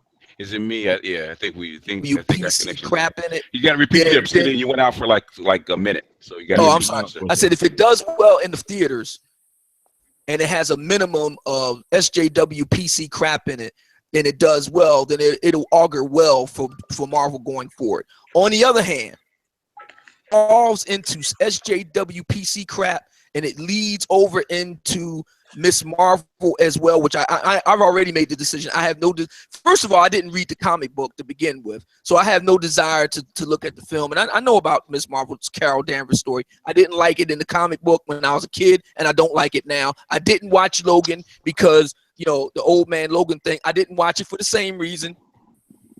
Yeah, Mary Sue issue. I said, I'm not even gonna see that movie. To tell you the truth, the only thing I'm really waiting for right now is The Punisher. I'm waiting for Netflix The Punisher, which is supposed to come out this fall. I'm waiting for that. I want men. I want entertainment for guys. I don't want to see little Mary Sues and Pixies like Iron Fist. They had a Colleen Wing fighting these huge dudes, you know, MMA style. I was like, no, I'm done. Yeah, they've been doing it. And matter of fact, and Iron Fist was badly rated too, by the way. Yeah, it was. It was. People didn't like it. Iron Fist wasn't good. Remember Breaking Bad? Remember Breaking Bad back in the day when it was on? Yeah. And remember how it focused on the two men? Huh? Nobody liked Iron Fist. Nobody liked it. It was badly rated. Yeah, but remember Breaking Bad back in the day. Remember the first couple of seasons, it focused on the males, and all of a sudden, it started focusing more on the women. Yeah, even though they weren't that interesting. It's because the first two seasons, white people loved it, right? They loved Breaking Bad, but the women kept.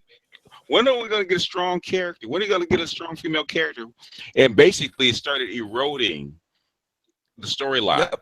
But the thing is, they made tons of money. Even the first Star Wars, even though most men hated it because it was feminist, you know, they made all the money they spent, they gave to George Lucas back on that one movie.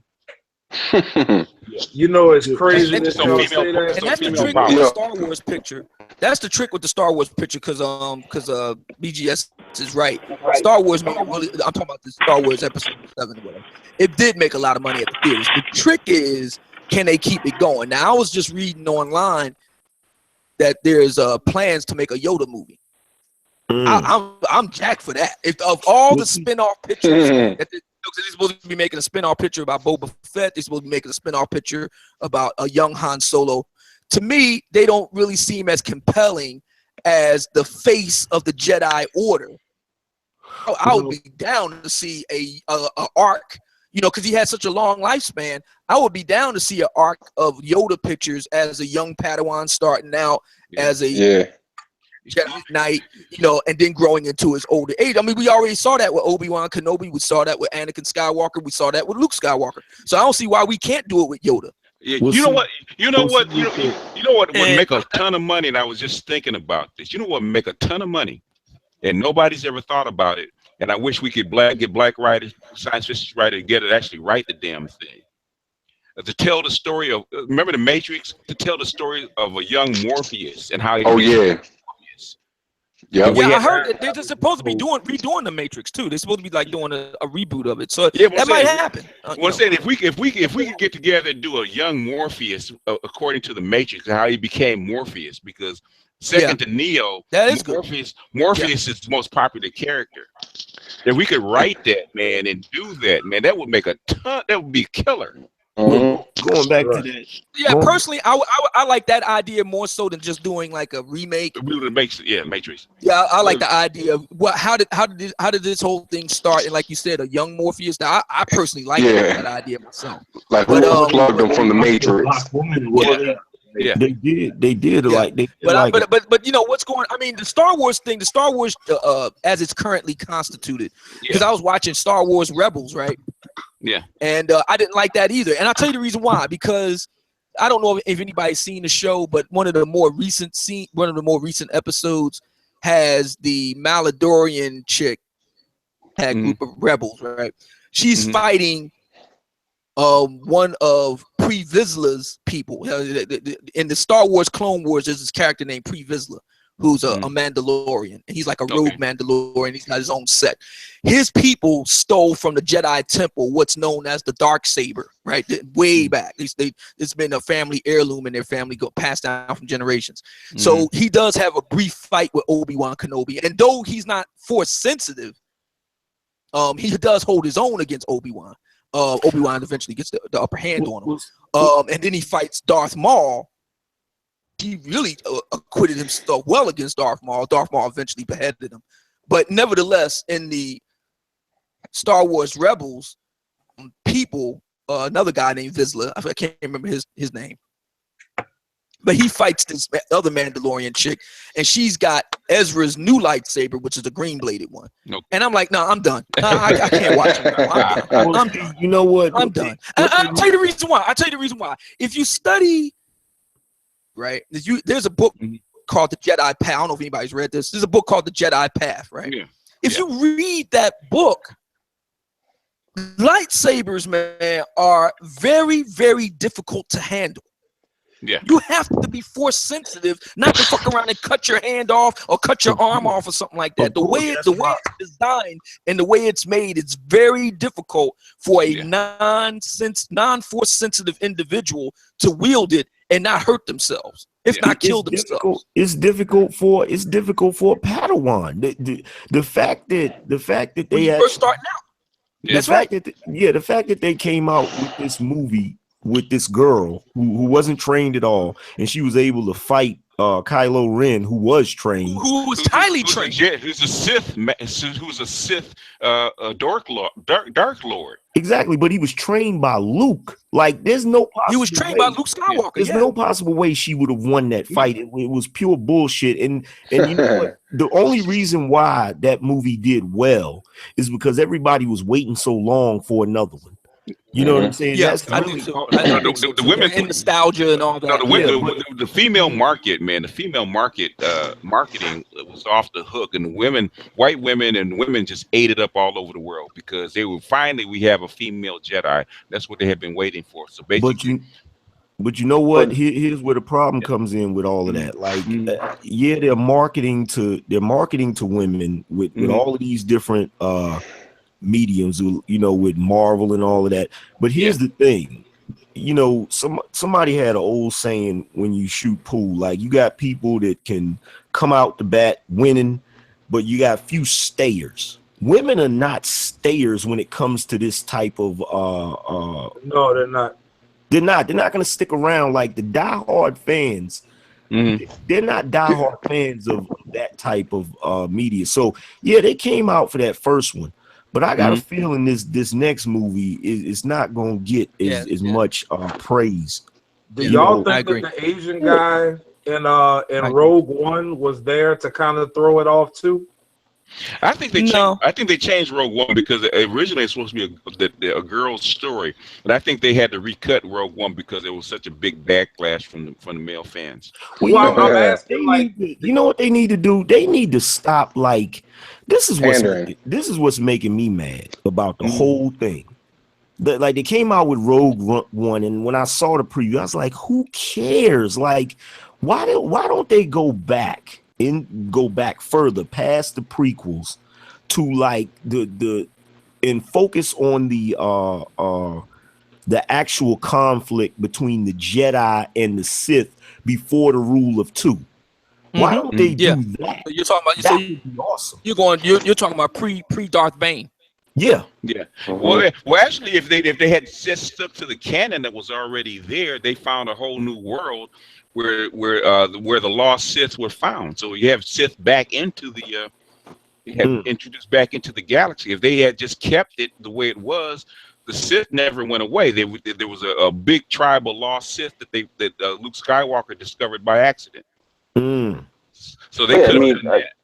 Because that's what I didn't like it at all. I couldn't. I had no. I mean, see, the whole trick with, like, we just got finished talking about Star Trek, and Star Wars is the same thing. And to be fair, J.J. Abrams has got his hand in both, but he really doesn't respect Star Trek the way he does Star Wars. And the thing about with both, and this is true with Marvel as well, continuity is the key. Yeah. So you can't say that Jedis have. We just got finished talking about Yoda. Yeah. Yoda do with his last student, his last Padawan learner was Luke Skywalker. And what did he constantly stress to Luke Skywalker? You have to complete your training. Right.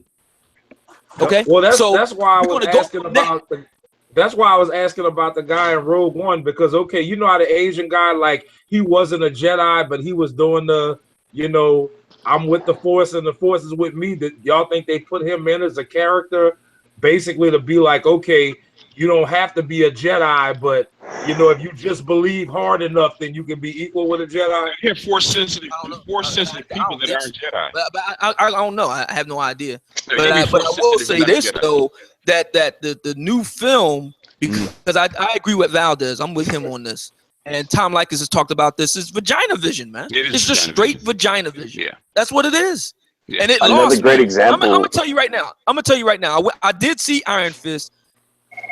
without and I actually like Colleen Wing because she comes from the comic books. Colleen Wing and Misty Knight from Luke Cage fame, they actually have their own private investigation company, and I would be in favor of them doing a show of that featuring the two of them together. But the way that they did it with Iron Fist, it completely I was like, I'm done. I don't want to see it. And I had to pay for Netflix. That's like $13-14 a month. I'm telling you all right now. Of the Galaxy is booty.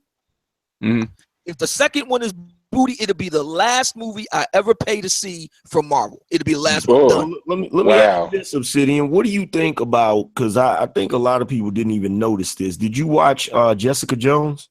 Oh, that was yeah, I thought Jessica Jones was okay. I mean, it definitely had its vagina vision moments. The whole idea. It was good, but what do you think about how they took harassment thing and all that? But I mean, but it had its moments.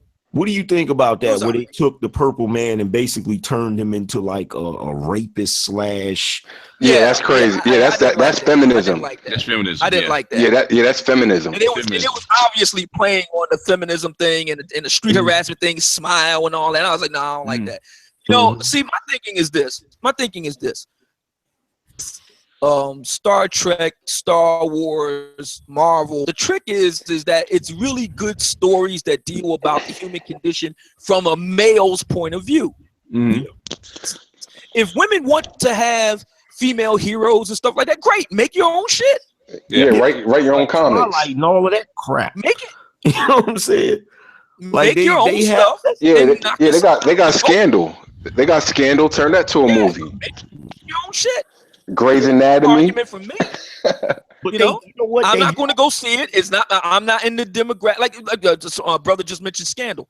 I don't have a problem with Scandal. You want to know why? Because I'm not in the demographic. Shonda Rhimes ain't checking for me, and I'm cool with that. I'm okay with that. So if sisters want to gather around the TV, have Scandal watching parties, or whatever, sisters, knock yourself out. Go for it. Do you? But see, that's the thing. That's the difference between men and women. Men, we'll take our own stuff. Women always want to be in our space. So they like, oh, that's for men. We want to take it over. Penis envy. Penis envy. They can't stand the fact that we have things that we enjoy, and they just want to why doesn't they got Lifetime TV. Like, I don't watch that. Like, I could care less about it. You know what I'm saying? But like, leave my stuff alone. Like, look at football. They got these niggas running cleats and shit. Well, that's another thing. I don't even watch NFL games precisely for that reason. Yeah, because the fan base the NFL fan base is 40% female now. They have to kill them. Wow. Yeah, I don't want to watch it. They can go for it and knock themselves out. I don't tell anybody else what to do. I'm a boycott of one. I don't do it. I didn't see Rogue One. I didn't see the point in seeing Rogue One. I may or may not go and check out a Han Solo movie. What I'm really holding out for is a Yoda series. Which is another thing that I mentioned in a video. Did y'all notice that in the new Star Wars movie? Not only did they introduce a new female archetype that, based on what the movie was, she has to be like the greatest Jedi prodigy on the planet to be able to do what she just did. In addition to that, they killed the most masculine male archetype in the entire Star Wars universe. Yeah, he's getting old though. He couldn't do anymore. He's 70 years old. He can't do those pictures anymore. I mean, I didn't like it. Speaking of Han Solo, the other thing I didn't like about Rey is how are you going to fly the Millennium Falcon? Better ship that Lando Calrissian couldn't even fly. Exactly. Exactly. Better than the original guy. Yep. Yeah. I was like, no, I'm done. I'm so glad that I didn't spend money to see that. Oh yeah, it's funny. Buddy's house, a huge, it's like 60-inch screen or whatever. He invited me over to check it out because he had it on bootleg, really clear. I think he had like a demo test copy. Somehow he finagled to get it. So it's just like watch. Consider yourself lucky because I took my ass to the movie theater and I watched that shit and I damn near walked out on him. And I'm so glad I didn't go to the movies to see. I would have been mad as a motherfucker if I went to go see the movie. Matter of fact, I was at the movie theater. Last year, and I went to see Strange in 3D, right? Oh, So Doctor Strange, that was yeah, I like that. and I loved it. I like Doctor Strange. So I'm in the Benedict Cumberbatch. I take my hat off to the brother. He nailed Doctor Strange. He nailed that shit. So I'm in there. We were all waiting to go in there and everything. And so these chicks are checking out the trailers for the upcoming Star Wars picture. Right. And they could see my displeasure on my face when I was looking at it. And they was like, so what you don't like the new Star Wars movie? I said, no, I don't. She said, oh, why? Because the women in there? I said, absolutely. Yeah. That's where the market is. That's where the market is. Obsidian, when I was in there watching it in the theater, like I guarantee you that seat has permanent handprints in the damn armrest. Because I was so mad. I was like, what the hell is this bullshit? Like, come on. Like, I'm just sitting there looking at it. And then after that, because I thought the black dude, I thought he was going to be a Jedi. Yeah, I did too.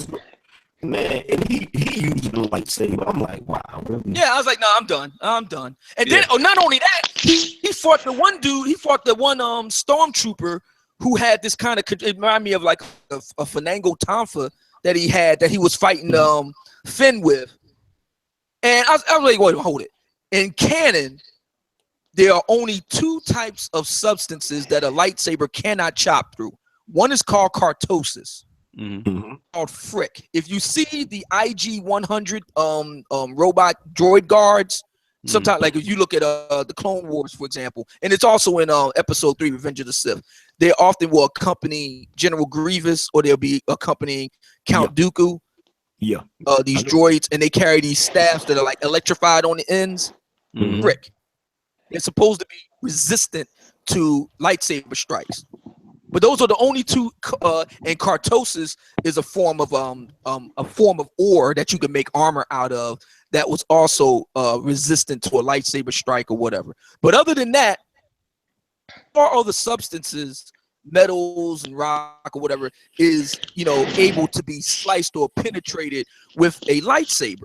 So when this guy Finn is fighting this stormtrooper, I was like, okay, so either he's got something made out of cartosis or he's got something made out of frick. I highly doubt he's got that. So how is he able to fight this dude, toe to toe with a lightsaber? Finn should have chopped his ass down in one hit. Yeah. No respect for the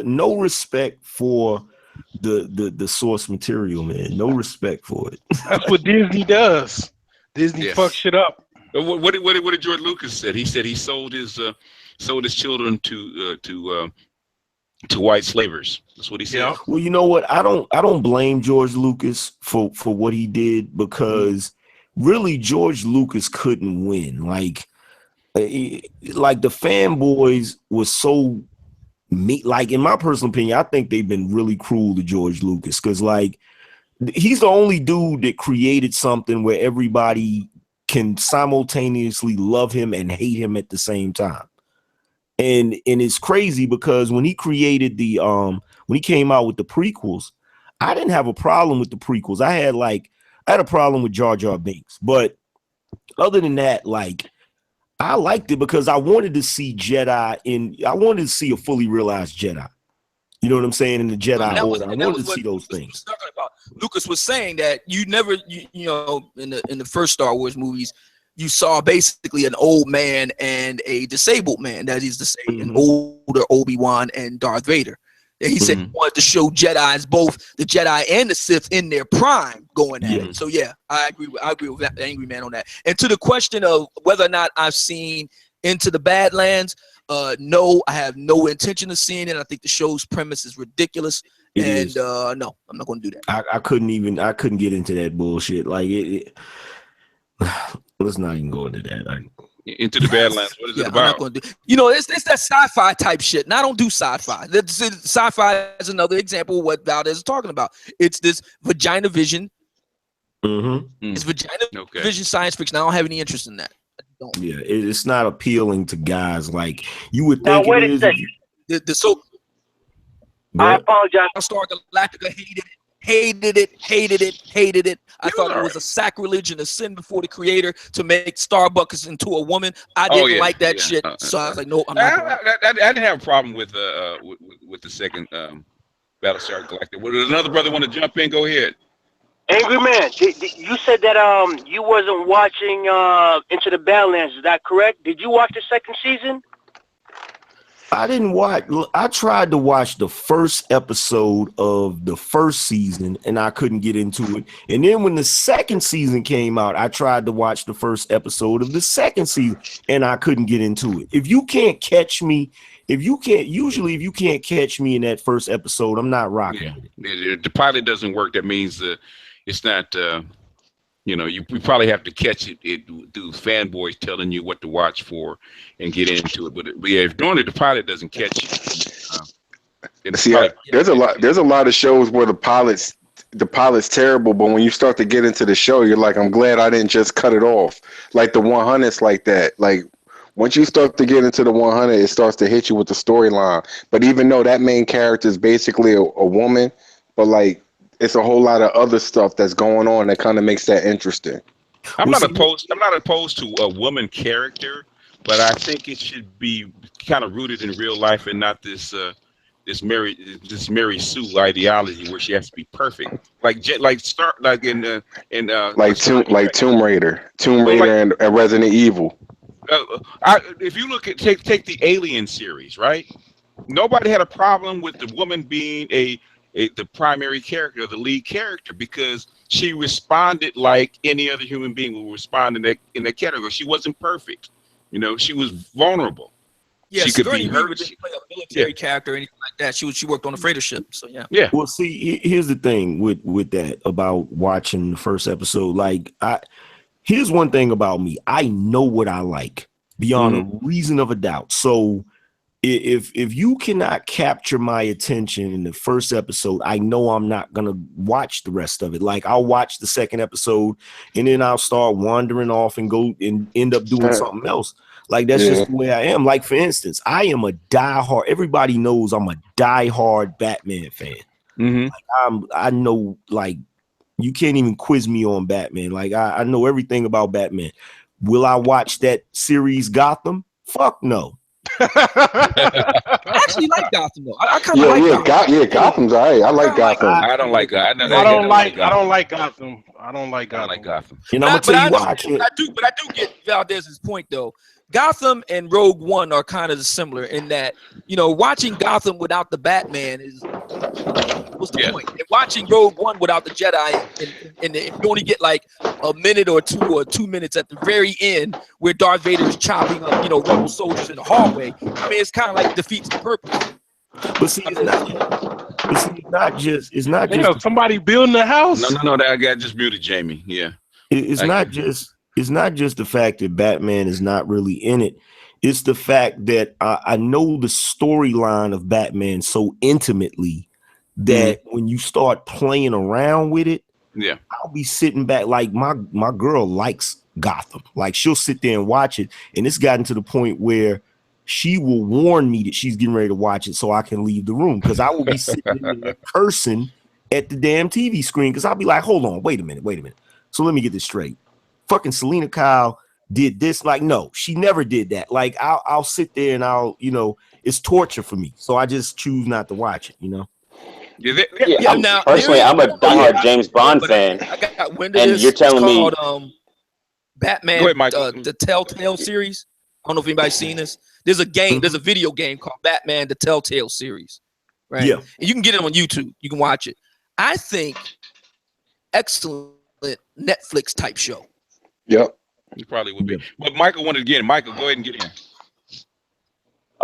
Well, I mean, something that we were talking about earlier, but like what kills me is you wait 4 years or 2 to 4 years for the sequel to a movie like James Bond Skyfall, and he's getting, you see James Bond, a masculine character that's known for like getting with women and doing all types of stuff, being felt up by the gay supervillain. Yeah, it's kind of like that's a bit much. Like, me and my brother, we were talking for maybe an hour outside of the parking lot, and I went off. I was like, how the fuck is James Bond getting his leg caressed by this gay fucking dude, and he's supposed to be the supervillain? Like, you have to be fucking kidding me. That's the gay agenda. Gay, it's like bisexual. Right. Yeah. And it's like, but it's also like vagina, like what do you call it? Vagina vision? Like, every show that comes out now has a gay person in it. It's sick. Like look at Empire. Like yeah, I don't like that. And the women like that shit. And it's just like that's. I'm not against gay people per se, but not in my face. There's something to be said for this idea that every show has to have, you know, the gay guy or whatever. I mean, it's like, no, man, I'm not interested. I'm against masculine characters being feminized or turned gay or being felt up by like gay. Like it's just like James, Valdez was just saying, like he would never do that. That would never happen. If Sean Connery was in here, he would have like fucked that dude's mom or some shit. Like, nah, that would never have happened. Like. You know, if you're gonna be, I can't. I don't mind a gay character because one of the most famous characters in TV is a gay character. But the thing is, nobody minded he was gay. That was Omar Little. Right. He was gay, but he wasn't in your face with it. But he was a strong masculine. He was a masculine gay guy. Masculine character. Yeah, right. But see, with Omar, like, you know what I'm saying, with that whole situation. Omar wasn't like, it wasn't always in your face. Like, it wasn't in your face. I got a question for Angry Man. Did you like Suicide Squad? Hell yeah. Hell no. Hell yeah. Hell yeah. The only thing I liked about Suicide Squad was the Batman Bruce Wayne scenes in the beginning and at the end. That was awesome. That was awesome. But I'm gonna tell you why I liked it. Okay. I didn't like it as far as the overall storyline. I didn't like the overall storyline, and I didn't like the villain. The way they did the Enchantress. I didn't like the way they did that. But the reason why I liked it is because they nailed Amanda Waller. They nailed Harley Quinn. They sure did. Will Smith did an awesome job. Yeah, he did a pretty good Deadshot. Yeah, he stole the movie. But and I liked Jared Leto's Joker. I liked it. I just didn't like that they didn't give him enough screen time to really show you what he was capable of. That's the only issues I had with it. Now, hopefully he gets to play the Joker next Batman movie they do. Yeah, because he looked crazy. He looked crazy like how the Joker really looks. Yeah, but see, you know what? I'm gonna tell you why a lot of people didn't like his Joker. They didn't like his Joker because a lot of people are looking for this perfect incarnation of the Joker from the comic book. And I've told everybody, like, the only way you can get the perfect Joker is you would literally have to combine Jack Nicholson, Heath Ledger, and Jared Leto. Because then you would get the true Joker, because you would have like Jack Nicholson nailed the Joker when it came to being theatrical. Yep. You know what I'm saying? Yeah, I like Leto's take on the Joker. You know, the Joker by definition is an over the top individual. Yeah. So, you know, I liked his take on it. His take is different from Heath Ledger's take, just like Christian Bale's take on Bruce Wayne is going to be different than from Ben Affleck's take on Bruce Wayne. They're different takes on it. So I enjoy both of them. Yeah, speaking of that, what y'all think about the Batman versus Superman? I didn't think it was a bad picture. I thought it was pretty decent. Think it was as bad as a lot of critics and a lot of other moviegoers made it out to be. The one problem that I had with the movie, and that was Wonder Woman. Yeah, I'm like, why she didn't have to be in there? She did not have to. Why is she here? Well, that was for her. That was the bridge the gap for her to have her own movie. Well, see, that's them trying to catch up with Marvel, and they like, and they went too fast. They're going too fast, and then on top of that, like she's a number one. Here's the thing that's really pissing me off about Wonder Woman. They are trying to put Wonder Woman as Superman's equal, like she's his counterpart, and she's not. That she's never been that. That's not. They've even changed her backstory. A lot of people don't know this, but Wonder Woman is the product. She's supposed to be the product of her mother. Her mother, I think, is Hippolyta and Hades, but they changed it. Now in the comic book, she's the product of her mother and Zeus. So they're trying their best. So basically, they're saying she's on par with Hercules. I'm done. Exactly. Done. Exactly. Done.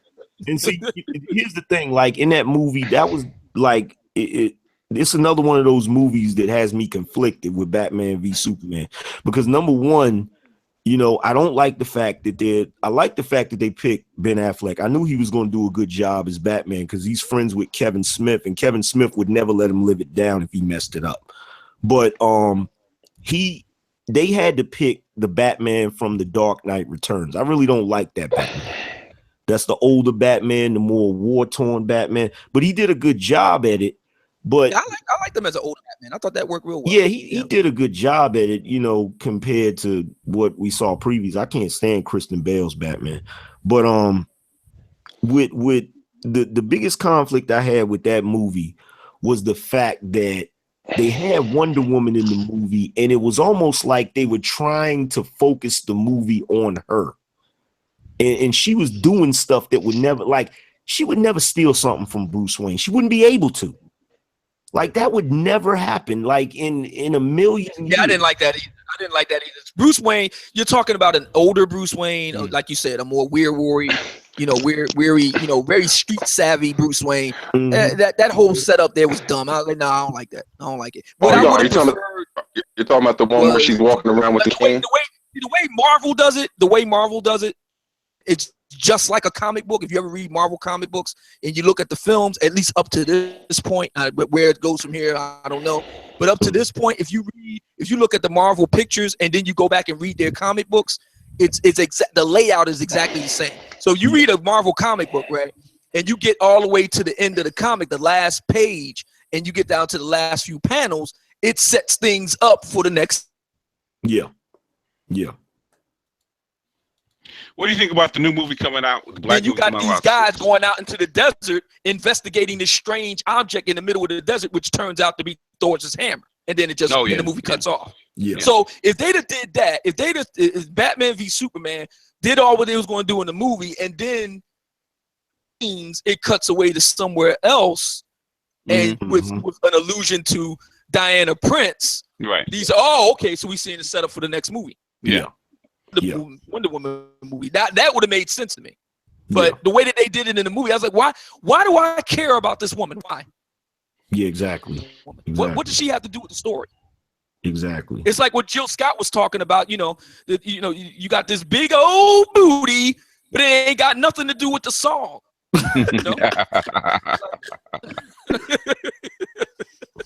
Yeah, they're rushing to try to catch up with Marvel because they see what Marvel's doing and they want to cash in on that, but they don't realize, like, the reason why when the Avengers came out it did so well is because you've had like 10 years invested. They took the time to develop it. You had 10 years invested in these characters. You know what I'm saying? And now they're just rushing it, and I pray to God it's not, but I got a feeling it's going to be a disaster. Yeah, the Justice League, I don't have a good feeling about it, to tell you the truth. Man. But we'll see. What's going to end up happening, my personal opinion, is that this year, because you got, all these Mary Sue type films coming out. So you got Miss Marvel, you got Wonder Woman, you got the next Star Wars picture, and so what's going to end up happening is, in my humble opinion, this is going to be a make or break year for SJW type entertainment. If these films do really well at the box office, and I'm praying that they don't, but if they do really well at the box office, then it'll be a huge feather in the cap for the SJW PC crowd. On the other hand, SJW PC crowd, if they do kind of worse, they do badly, then it'll pretty much put a nail in the coffin in it. Yeah. Well, it's already going badly for Marvel Comics. The movies may be doing well, but the comics have taken. The comics are done. Yeah, they're done. Comics are done. Yeah, they're done. Yeah, comics are done. They're gonna have to reboot all of this stuff and get rid of that female Thor, get rid of that female Iron Man. Guess who owns half of Marvel? Yeah. Who's that? Disney. Oh yeah, I forgot about that. Damn it. Are they going out of style because it's print media, or is it just because the fan base isn't there because they've rebooted it 20,000 times? It's because it's a male fan base. Yeah, they've alienated the fans. Yeah, I see. It's a male. In other words, the women don't read the the comics. It's the males that read the comics, and if you want a female-oriented comic, the males aren't going to stand for it. They're not going to buy it. Not only that, but the women don't really support Hollywood. Hollywood makes its money in the spring and summer months. Beginning in March, going all the way into early September. That's when they make their money, the big summer blockbusters. And they are all guy pictures, all right? Yeah. It's men who are spending the money to support Hollywood. All these, art house pictures and all that sort of thing that women like to go see. They don't make big money. I mean, you got some notable exceptions like the Sex and the City movie made good money. But they're notable exceptions. In the main, it's that are going to see the movies. Like this one guy saying Wolverine is a female now. Yeah, I know. That's the reason why I'm done with X-Men pictures. That pretty much killed it for me. I'm done. that Logan picture. Yeah, I'm done. Look, you talking to somebody to everybody that's in the chat room listening. You guys are talking to somebody that buys 20 titles per month at least. To this day, I still buy comics, and I'm just sitting back looking at how looking at how the landscape is changing, and I'm like, okay, I'm not feeling this. Something I got to start messing with Image and other different comic companies, because Marvel, I don't know what they're doing. Because they're making money off it because it's dying. They're trying to make as much money as they can while they can, because Marvel's basically saturated the market because they basically exhausted just about all their characters. Is hold on a second, because the X-Men reboot, it's not a reboot really. What it is that they're going back to their younger years, and the key characters, like in the first run of X-Men pictures from 2000 to maybe a couple years ago, the main character, of course, was Logan. Argue that the main character in the new round of X-Men pictures is Quicksilver. Yeah. I mean, Disney made those scenes when he's doing like all this stuff when he's running and you see him slowing it down, like they did the one with I think his name is Croce. He's free from Philly, Time in the Bottle or Message in the Bottle in the first X-Men picture that they did. It was in the kitchen and everything. He's running on the walls and doing all kind of crazy stuff. That stole a whole movie. And it's the same thing with Apocalypse, when he's saving everybody out of the mansion before it completely, blows up. And he's doing it to, Annie Lennox and the Rhythmics, Sweet Dreams. He's running, and so it's a very 80s feel. And I was like, oh yeah, Petro Maximoff, he makes the picture. Yeah. Peter Maximoff, he makes the movie Quicksilver. I argue that Quicksilver is going to be the star of the new X-Men, so to speak. He'll be the star of it now. Question for Angry Man, though. Go ahead. Question for Angry Man. What are your thoughts on Top Cow comics and Witchblade and Darkness series? Have you really? I used to be a fan of them years ago, but what are your thoughts on them and their? What was the one you said before Witchblade? Witchblade and Darkness. Darkness. I never really got into those. I usually stuck with mostly Marvel and DC. The furthest I would venture away from Marvel and DC would be Image Comics. Like I used to get a lot of Spawn and a couple other ones. Like I would in some manga. I would get manga as well, but I never really dealt with Witchblade. I always saw it, but I never really got into it. Yeah, I just can't. I can't work with it. I didn't like the Deadpool picture for largely the same reason that you had this chick fighting Colossus, she basically was whipping Colossus. I was like, no, I'm done. Yeah. Hey, that's my problem with those movies too. Sexuality. Don't forget about the fact it was one scene. It was National Women's Day, and she was like I'm sitting there like, okay, what does National Women's Day have to do with her doing that? It didn't make sense. I was like, I'm done. Like what? Done. And I was never really a big Deadpool fan to begin with. I mean, I didn't have anything against it, but I mean, when I saw that, I was like, I'm done. I know they're making a remake. They're making a sequel now, Deadpool and Cable. Yeah. Jack for it, to tell you the truth. Actually, it was a decent movie, except for that. If they could have kind of calmed that stuff down, it wasn't that bad of a movie. Disney's fan base or their consumer base is primarily women. They're trying to please women. Yeah, if you look at, because I have to sit through my grandson. My grandson loves the Disney Channel, right? So I have to sit through this stuff, and it's Disney princess after Disney princess. After Right. Disney. It's like, good grief! Is this vagina vision for kids or what? Oh yeah, Yeah. absolutely. They got one for every race now. Blade. And I love Blade. I thought that Wesley Snipes is like one of the pioneers of bringing Marvel to the big screen way before it became fashionable. I give him nothing but respect for that.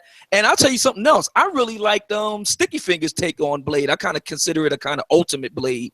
I liked his. It only was on TV for one season, but I loved it. I liked Sticky Fingers' take on Blade. I think that was pretty good. And I would love to see Blade come back. Character the Daywalker. Well, he a brother. So I would love to see him come back. Who owns the rights to Blade? Does Marvel Studios own the rights to it? I think Wesley didn't Wesley buy the rights to Blade. I'm not sure. You know what? Don't get me the line. He did. I'm not sure, but I would love to see Blade come back. I don't want to see Wesley Snipes play him because he's too old. But I would love to see a relatively unknown actor. I wouldn't be against Sticky Fingers reprising the role if he could, but I would if that either that or a relatively unknown brother playing him. And to tell you the truth, and see, this is the thing I would like about Blade. I wouldn't change the sword and all that because that's the you dropped out. Exotic type of thing. So and more. Not necessarily street fighting per se, but more, Kali, more KFM, more Krav Maga, you know what I mean? More knuckle busting type of moves. And instead of, really exotic, hidden crouching tiger, hidden dragon type shit. More, more Tom Cruise, Jack Reacher type shit. More, that type of stuff. Yeah, hand to hand. Jason Bourne. Yeah, hand to hand combat. Yeah, Jason Bourne, Kali. That's what I'm talking about with Jack Reacher and Jason Bourne. Jason Bourne's Kali. That's FMA, Filipino martial arts. Yeah. And Jack Reacher. That's Casey fighting method, KFM. Would you guys like to see, like, say, a movie adaptation of Splinter Cell? Who's that, Michael? What'd you say? Would you guys like to see a movie adaptation of Splinter Cell? Splinter Cell. It's a video game. Yeah, actually, it was based off a series of novels, I believe. Oh, really? Yeah. You talking about Tom Clancy? Tom Clancy. I'm sorry. Yeah. Tom Clancy's Splinter Cell series. That was it. It'd probably be good on Netflix because that's where that kind of it's more like what is it, 24. Yeah. Right. Yeah. Oh, okay. They don't have like a main character, right? They do. It's actually one guy that's persistent throughout all the video games. But as far as the books, I'm not too sure. It's more like a Jack. But Reacher I assume type it's the same. Yeah, it's more like a Jack Reacher type thing. It will make because when I heard Jack Reacher, it sounds the same. Yeah. This one guy saying Michael Jai White needs to be Blade. Nah, he's first of all he's too old, and number one, and number two, I don't envision Blade as this big hulking guy. No. I envision Blade as more of a like let me see. Wesley Snipes is 5'10", and I don't know the height of Sticky Fingers, but I envisioned Blade personally. I envisioned Blade to be maybe slightly bigger than average. I would like to see. I mean, you think about a martial artist. You think about a lot of martial artists. A lot of martial artists aren't like Jai White, man. Well, who's a good martial artist, but he's crazy. Is what's his name that was on the original season of Scandal? Oh, I know what you're talking about. He got kicked off because he beat his wife or something. Oh, he kept getting beating up people in his fights because he's a black belt and he has a bad temper. Oh, I didn't know that. Yeah, he's a black belt. That's how come he's beating all these people. You talking about Columbus Short? Columbus Short, yeah, because he said he learned martial arts because he wanted to be a Power Ranger, right? So as a kid, he wanted to be a Power Ranger, so he had to learn martial arts, and that's where he studied. Michael B. Columbus Jordan can't.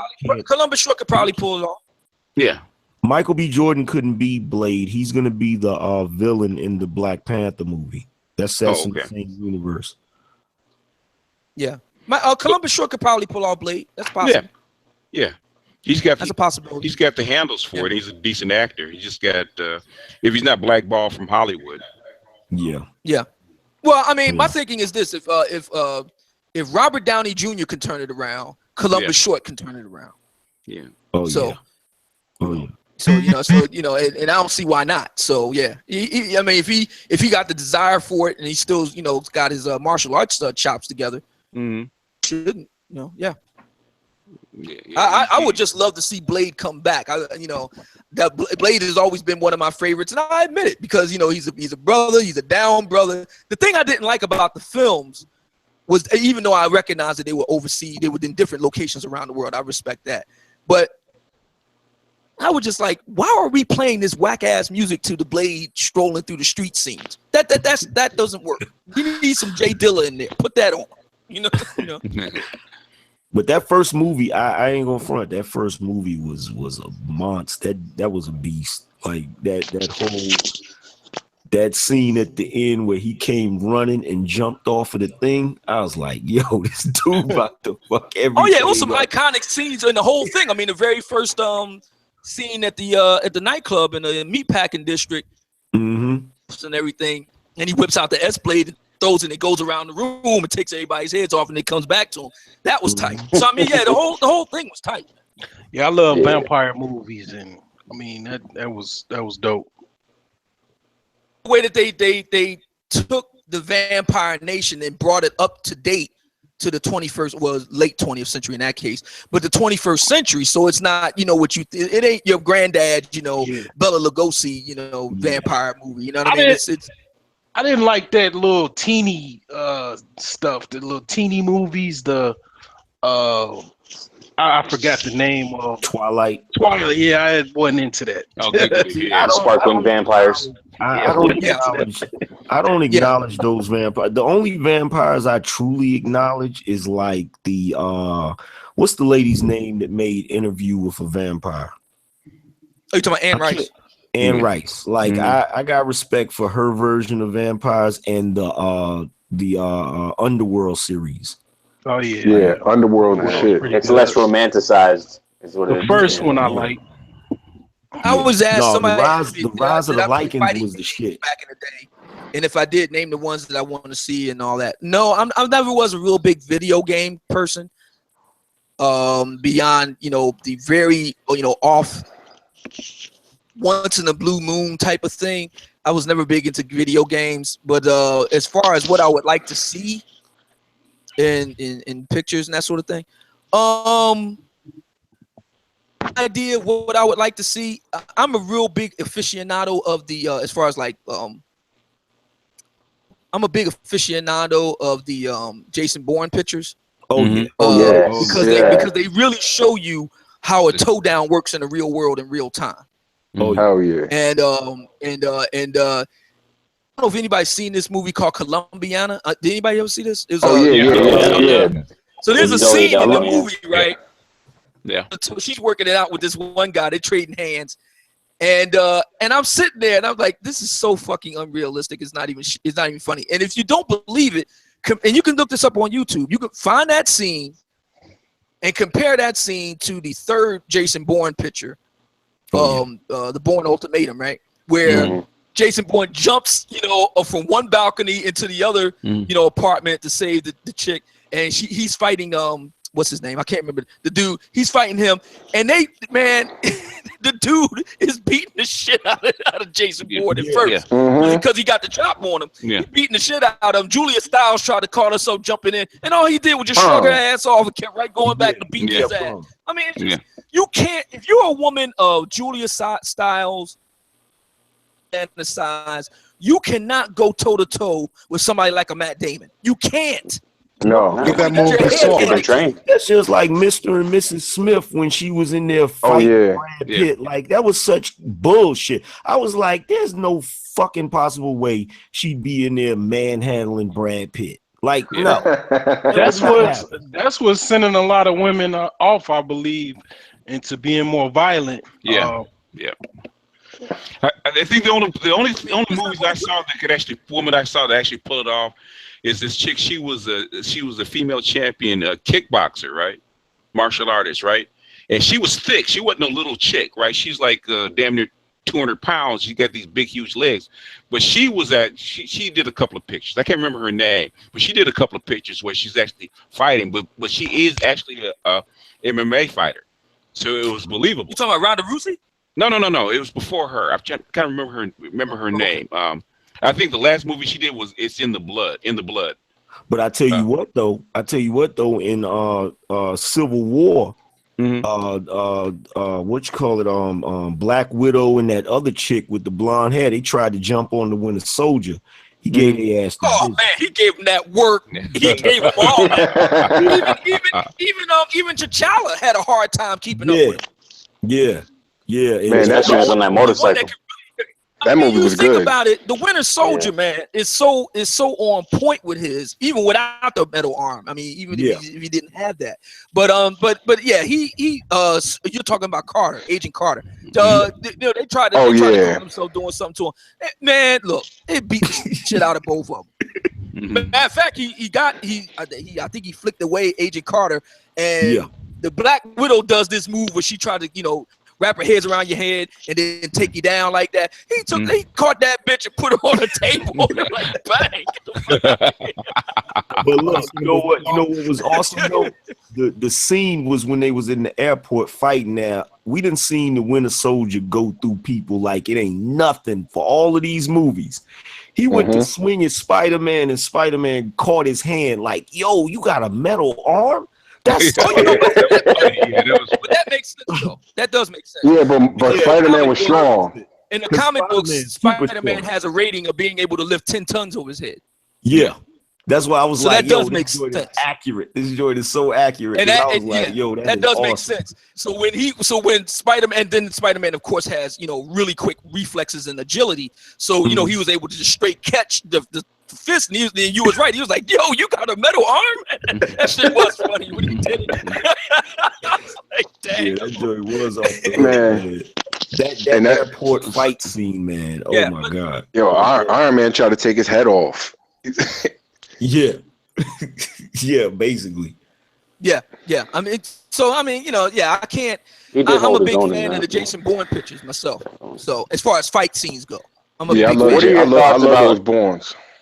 What do you thought about the Jason Bourne series? I think it was the second to last movie where it was the guy that played that was actually in the Avengers. That played as Jason Bourne. Renner. You talking about Bourne Supremacy? No, it was the other Bourne. It was another Bourne. Bourne Jeremy Renner was in it though. Jeremy Renner was the main guy. Yeah, they shouldn't have did it. Like if you wasn't gonna put Matt Damon in it, don't do it. Nah, you know what? I like it. I like that one. Because it explains something. Because they were trying to explain something that it was a program and everything like that. No, there were super soldiers. Basically, he was saying that it was a virus program that made them super soldiers, super quick reflexes. Yeah. Thank you, Eddie. The name of the movie is called The Bourne Legacy. Right. Thank you. Yeah. The only time I actually started liking that movie is the last, like at the very last Bourne is that's when I started to really appreciate it, because as BGS was just saying, it showed that they were super soldiers and then he was a part of a program. But I didn't really appreciate it until the next Bourne movie came out when Matt Damon reappeared. Treadstone. And I'll tell you something else about Civil War I didn't like. I didn't like how they off Crossbones so quickly. I didn't like that. That didn't make any sense. Because if you read the comic books, Captain America has even though Crossbones is not hopped up the way Captain America is, but yet and still, Crossbones is so thorough a fighter and so finely trained as just a normal human being that Captain America has a very tough time keeping up with him, man. Yeah. So I was like, nah, I didn't like that. I didn't like that at all. But I did like the fact that with the Black Widow car still trying to confront him, he just threw her ass down, fired a whole bitch, you know what I mean? Yeah, because I'm saying like that. That's one thing I can't stand. Like, and I understand they want to try to make it as realistic as possible, but when you have a dude that's considered a super villain, the reason he's a super villain because you can't get rid of him that easy. Right, exactly. So I didn't like how they did. I think that what they should have did was him and Cap, have a confrontation, and the part where he puts the bomb on Cap's shield and he throws it up in the air to avoid it going off around the citizens. That's when Crossbone should have made his quick and speedy exit. That would have made sense. Yeah. What about Doctor Strange? Did y'all like Doctor Strange? Oh, yeah. I loved it. Yeah, that was dope. Yeah, that was a good one. Loved it. I thought Benedict Cumberbatch nailed Strange. Nailed it. And I mean, just straight nailed it. So and very much looking forward to another one. The dude what's the guy's name that played damn, I can't think of the name of the character. The black guy that was in it. Baron Modo? Yeah. He's a lot of people don't know he's the martial arts expert too. Yeah. And he doesn't he's get martial like, arts, yeah. and he's like a super underrated actor. Like everything I've seen him play in, he's an excellent actor, man. You don't get props as he's good though. He's world class. He's a world class actor, no doubt about it. And you do see him do some martial arts in the picture, not a whole lot, but he does do a good bit of it. I'm suspecting that since he's like a major villain to Strange, that he'll be doing it in future, movies and stuff. But yeah, he's definitely a martial artist. I love the movie Doctor Strange. It's very faithful to the comic book. Mm-hmm. Yeah. I thought they did a very good job. A lot of people had a problem with changing the ancient one from an old Asian dude to a Celtic white woman. I didn't really have a problem with that. That was okay. Nah, it didn't mess anything up. Yeah. As long as you keep the character faithful, most people will forgive you about the some of the details. That was cool. Somebody was talking about Tony Jaa too. Tony Jaa is the fucking man. Your ass, he's the fucking man with that Muay Thai. No joke. Yeah. No joke. Yeah. I mean, I watched one movie. He was fighting Dolph Lundgren, and they went toe to toe, man. And big ass Dolph Lundgren couldn't do nothing with him. So you talking about Ong-Bak, right? Yeah, the dude that did Ong-Bak, yeah. Mm-hmm. Yeah, Another dude that I like a lot too. There's this dude, I don't know his real name, but he's an Indonesian brother from Indonesia. He did The Raid. He plays Rama. Oh man, his Salat skills ain't no joke. Yeah, I saw that movie, The Raid. That's when they're in that building, right? Huh? That's when they fighting in that big building, right? Yeah, the Raid. Yeah, in the big apartment building. Yeah, I saw that. Yeah, that shit was mad cool. I liked him, Rama. I hope he get more acting parts and stuff like that. But now this is the other thing I liked about Civil War. People had to think about. So toward the end, everybody sees how the Winter Soldier and Captain America going 2-on-1 on Iron Man. Yep. What he said about people is that you have to think about. Is it when he says he's the genius, he's not bullshit. He is a genius. All right. Yep. He graduated summa cum laude from MIT at like 16 years old. He's a prodigy. He is a genius. He's a very arrogant one, but he reminds me of Tony Stark. Is like Muhammad Ali. He talk a lot of shit, but he can back it up though. Yeah. You know what I mean? And the thing about Tony Stark is he's so badass that he can program his armor to analyze in the moment somebody's fighting style and to come up with countermeasures to it. Yeah. Yeah. That's how he was able to hold off both Captain America and the Winter Soldier at the same time. Oh, he has the AI, which is German. Exactly. AI. He can get real in-time intel. Yeah. Like they show you in the movie when Captain America's punching him and the computer's doing all the calculations for it, and it says countermeasures are ready, and he says, "Let's kick his ass," and that's exactly what he did. Yeah. How many times have you seen Captain America actually bleed? Tony Stark made him bleed. Yeah. Yeah, but I tell you what. Like how many times have you seen Captain America bleed in any movie? Like Tony Stark made him bleed. Well, exactly. He's not indestructible. The only person nobody can fuck with is the Hulk. And Tony Stark got with him too. Or Juggernaut. But hold on. He came up with countermeasures for that too. He made the Hulk Buster. That big. Yeah. Called it Veronica. Yeah. Hold up. Let me hold up. Back up for a second. That's something they did in the movie. Now in the comic book, he can't. That Hulk Buster, it don't work because what happens is like they gotta. That's the movie I wish they would come out with. It's World War Hulk. I wish they would come out with that. I think they are going to do. I think the Thor Ragnarok and the Guardians of the Galaxy. Somehow they're going to tie the two together. That leads into World War Hulk. So yeah, they are going to do it. I definitely know for a fact they're doing it. Stan Lee said that in the Marvel universe, the Hulk is the most powerful character of all. Yeah. Of course, he can't die. He said he can't die. He said he shot himself in the head and woke up and spit out the bullet. Yeah. See, the Hulk. The only reason the Hulk must have worked in the movie is because when they were fighting, like he was dazed a little bit and he calmed down. That's the only reason he was able to knock him out. Because like if it would have just been a full-on fight and there would have been no people around and he'd have just been pissed off, he would have at some point he would have ended up tearing that thing to pieces and getting to Tony Stark inside that inside the arm. Age check real quick. Who was old enough to watch this series as a kid? Me too. I love too. Oh yeah, that's what it is. As a matter of fact, if you saw the Incredible Hulk movie, they actually used some music. Yeah, they did from the series with Ed Norton, the one they had with Ed Norton. Yeah, and when he transformed into the Hulk, they got that from the series too. They took the chair from the series, the machine that transformed him into the Hulk and all that. They took a lot of stuff from the series. Ed Norton, like Valdez says, Ed Norton was responsible for that. Yeah, he was the one that did that. But see, like I want to see that though. That's what I want to see more than anything. Like the Hulk, they've never Hulk is one of them characters. Every time they make a movie, they keep starting over. They keep rebooting it. Like they never get to the point where you see the Hulk not being like this mindless beast just running around yelling smash and all that. Like at some point in the comic, the Hulk gets really civilized as far as like when he's the Hulk, like he has control. Is that when he gets older?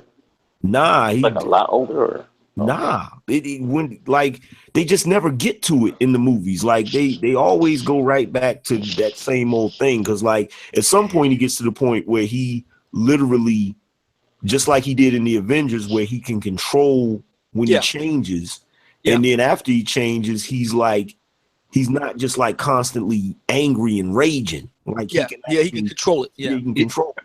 Yeah, in the series in the 80s, he was just like Superman. He was on and off. He just a regular person, and then merge into the Hulk when he gets angry. Yeah, go all the way back to the original cartoon back in the 60s. Yeah. They are definitely going to do a World War Hulk type of picture. So that's in the offing. That's an awesome story. My guess is that we won't see it until for the next few years, but it is in the offing though. Matter of fact, Hulk is supposed to be in Thor Ragnarok, as a matter of fact. Yeah, I saw the preview for that.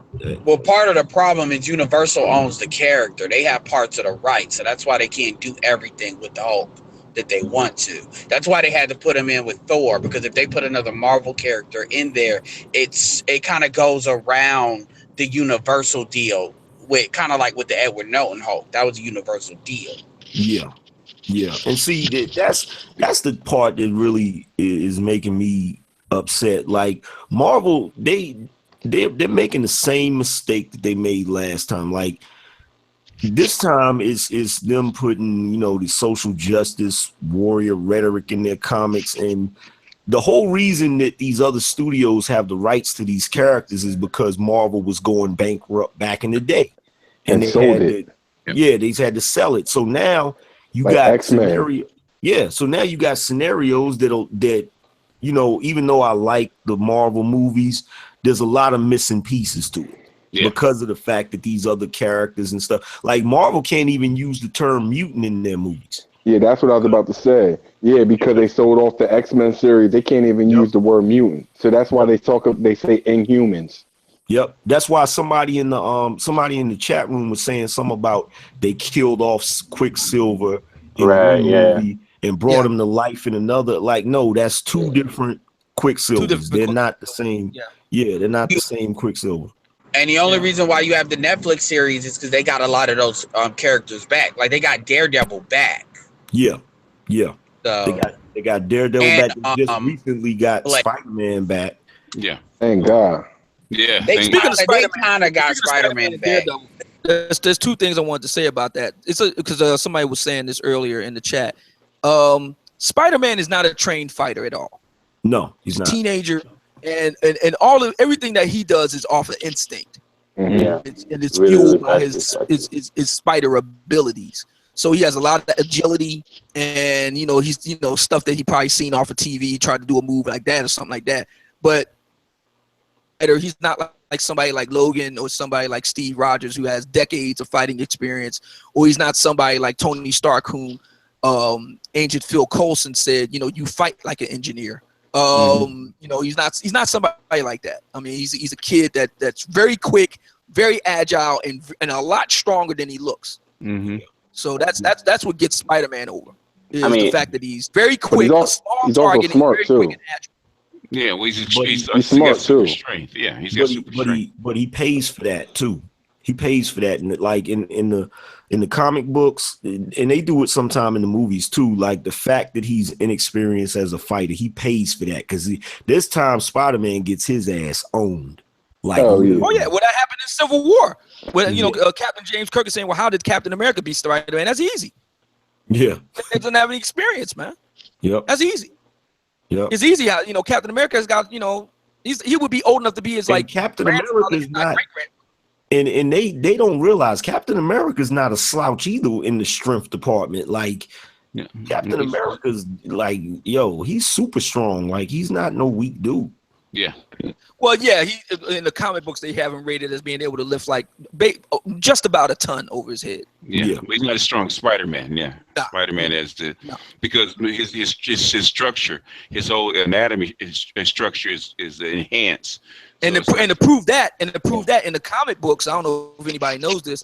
In the comic books, Captain America trades hands with the Kingpin, and has a hard time dealing with Wilson Fisk. Yeah, a bear hug, and he couldn't get out of it. Yeah, because Wilson Fisk, he's abnormally strong too. Yeah, yep, he's abnormally very strong agile, too. Wrestler type. Yeah, on numerous levels. Like he's one of the few people in the we were talking about Jessica Jones earlier. He's one of the few people that the Purple Man's influence doesn't work on. Yeah. Just from sheer willpower. Yep. Yeah. Speaking of that, has anybody seen that show on TV called Legion? I guess it's about Professor X's son. Yeah, I know who he is, but I haven't seen the show. I haven't seen that. It's on what network is it on? Fox? Yeah. No, it's on FX, I think. No, Spike, or is it FX? I think it's FX. I'm not sure. Yeah, FX. Yeah, it's FX. But speaking of Wilson Fisk, the dude, I can't think of his name. He played in Full Metal Jacket. Yeah. He played an awesome Kingpin. Yeah, he did. He played an awesome Kingpin. I was like, Oh yeah, that's the guy that played on CSI. Yeah, he's a good actor. He's a good actor. Called what I'd like to have seen in that is more Wilson Fisk's Asian influenced martial arts style, because he spent a lot of years in Asia, as you see in the show. He's fluent in at least Chinese, if not Japanese as well. So I would have liked to have seen him do more, sumo moves, to tell you the truth, like they do in the comic books. In the comic books, you could tell the obvious sumo inspired that he does. I mean, he's in the comic books, Wilson Fisk is no fucking joke. Yeah, I think that's the same guy that played Law and Order, right? Played, one of the spinoffs. Yeah, I think you have to work with the actor's abilities too. So I don't, they wanted a better actor with less fighting ability. And a lot of people think because he's so large that you think he's really slow and all. He's not. Right. Yeah, nah. Yeah, he's like very quick, and he's very smart too. Mm-hmm. Smart. So, but we'll see when the Kingpin will definitely be coming back. So we'll see what happens there. The only real thing I'm looking forward to on the Marvel roster this year that I'm aware of thus far is the Punisher. Word. Now, is it going to be the same Punisher that was in the Netflix series? Yeah, James, what's his name? Bernthal, whatever. He's coming back. Yeah, that dude is good. Yeah, and as a matter of fact, I'll tell you another fight scene that I really like. A real life fight scene that they showed in the film, and that would have been in Daredevil when he first encounters the Punisher, and on the rooftop, and the Punisher eventually shoots him. But before he gets to that point, point in the fight where they're trading hands, and Daredevil was landing all these hits on the Punisher. Keep in mind, Daredevil's got a full body armor suit on now. He's not running around with just black tights anymore. He's got a full-on body armor suit that worked to the Punisher, who doesn't have any headgear or nothing. He just got regular civil clothes on. And he's taking and the Punisher still clocks the shit out of Daredevil, one hit across the face with his helmet on, and knocks his ass damn near the fuck out. Is, man. And even in the comic books, they say that he's extremely tough like that. Yeah.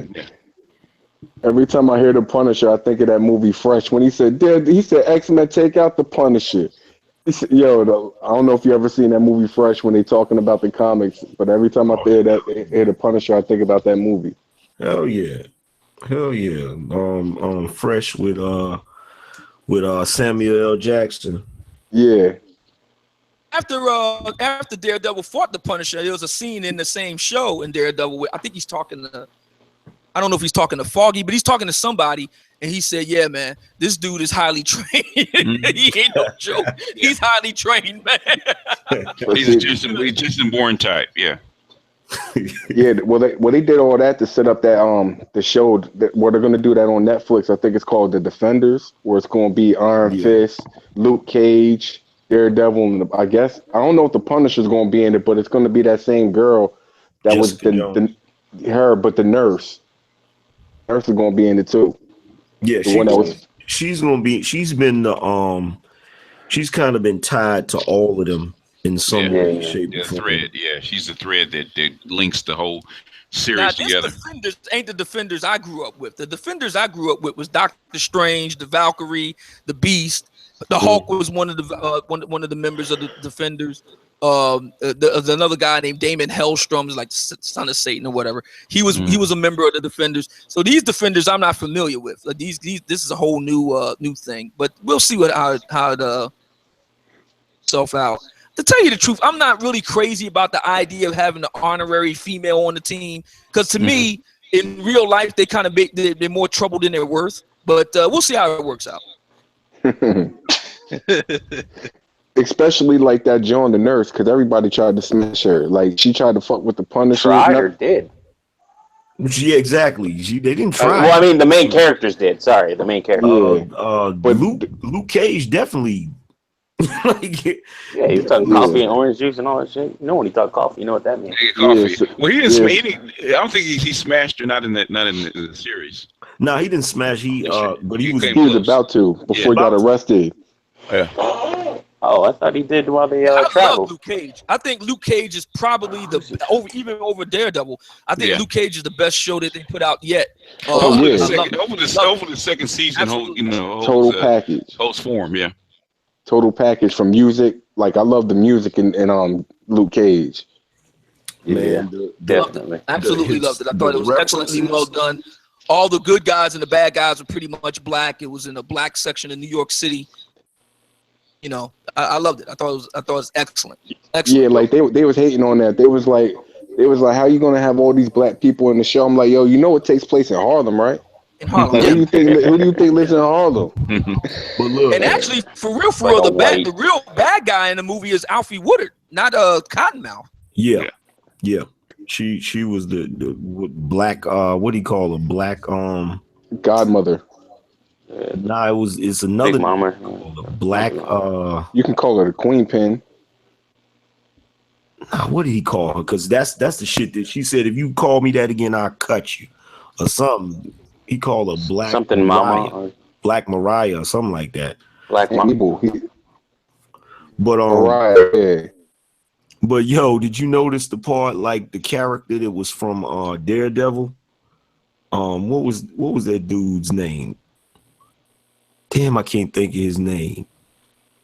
He had came up on the roof. He said, "Man, who gonna pay me my money?"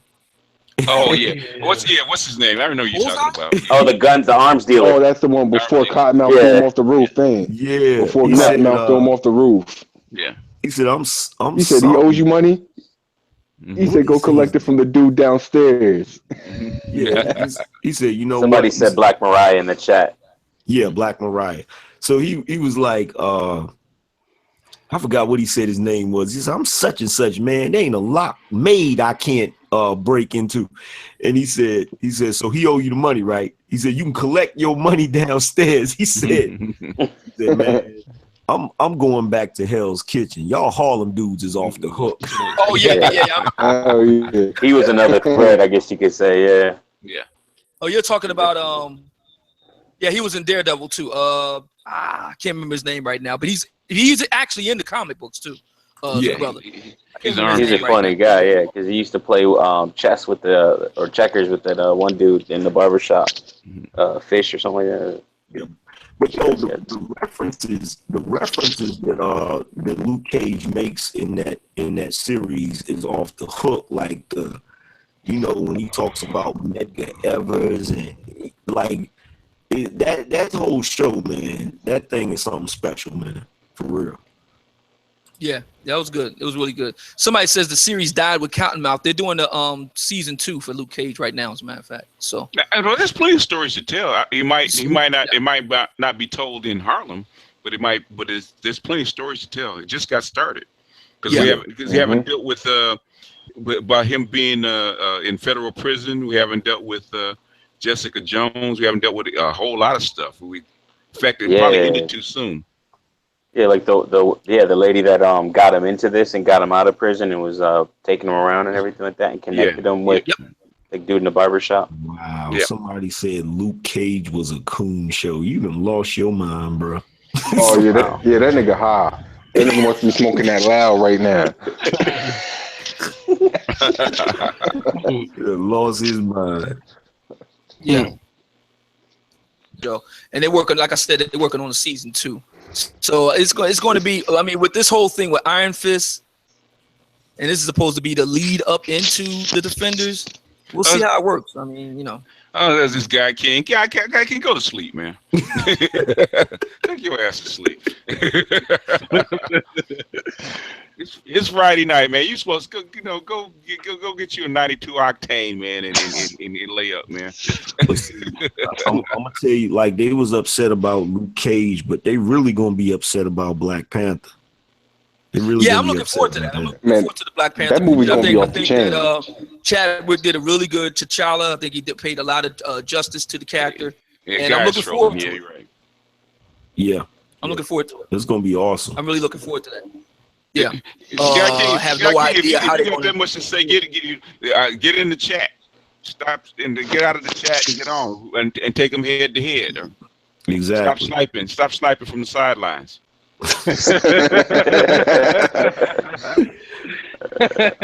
All the keyboard warriors out tonight. Hold on a second, man. Huh? Say what? I said, what are the keyboard warriors out tonight? Yeah, man. Stop sniping from the sidelines. That's why I have a hangout so your ass can get on and get in the ring. We got three people to put you in the chair tonight. Get your ass on. Stop typing on the keyboard and get this.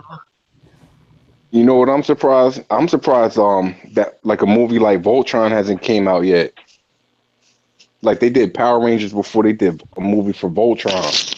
But they did a great Netflix series reboot though. And in a way, that's kind of like, the Pacific Rim by piecemeal. So I'm not really, it could happen, but I'm thinking not likely. Yeah, they gotta get the CGI down for these giant robots before they do that. No, yeah, they can do that. That's not that hard. No, well, I think Transformers. Pacific Rim was that bad. I thought Pacific Rim was pretty good. No, I mean they can do it. They have the capability to do it. Just they not can well. They can do Transformers. They can do. That's my point. Yeah. Transformers look like whenever you have two robots fighting on Transformers, they look like two piles of junk fighting each other. Yeah. They haven't perfected it to where it looks really good on screen. Like the transforming part, that looks good, but when they're robots and they're actually engaging in combat, it's just too much at once or something like that. Yeah, that probably explains why they couldn't do a Constructicons. Like, you would figure, and in the regular cartoon, wasn't the Dinobots one big robot, like they combine? Yeah, you just turned into a robot. Your speech was gargled. Oh, stuff. They can do it. They just put you. They just put you in a suit and have an actor do go through the motions and then just put the whatever it is on top of you. They can do it. Yeah. But I ain't like G.I. Joes. If they do Oh, it that was like terrible. if they do it like G.I. Joes, they can keep that. They can keep that. They can shelf that. Like, especially part 2. How you kill Duke in 15 minutes? Exactly. How you kill Duke, period. Like, yeah. It makes no sense. I can't even deal That's with that it. white genocide. You know what I call it? I call that. I did a top 10 list the other day. I call it the rape of my childhood. Like they just been taking care of just destroying them. Like, That's like a very passionate title right there. That's a really important point because we was talking earlier about Wesley Snipes and the role that he played. You know, it was his studio, Amin Ra Studios, that played a really big role in Blade coming to the screen. And not only Blade coming to the screen, but Blade coming into the screen the way that he did. I mean, he was responsible for getting Mbouche Wright from Love and Basketball to play opposite him as, you know, Dr. Karen Wright, the hematologist and stuff. He's like, no, I'm black. The woman that's supposed to be my kind of sort of love interest also needs to be black. I mean, he really fought for a lot of things in that movie.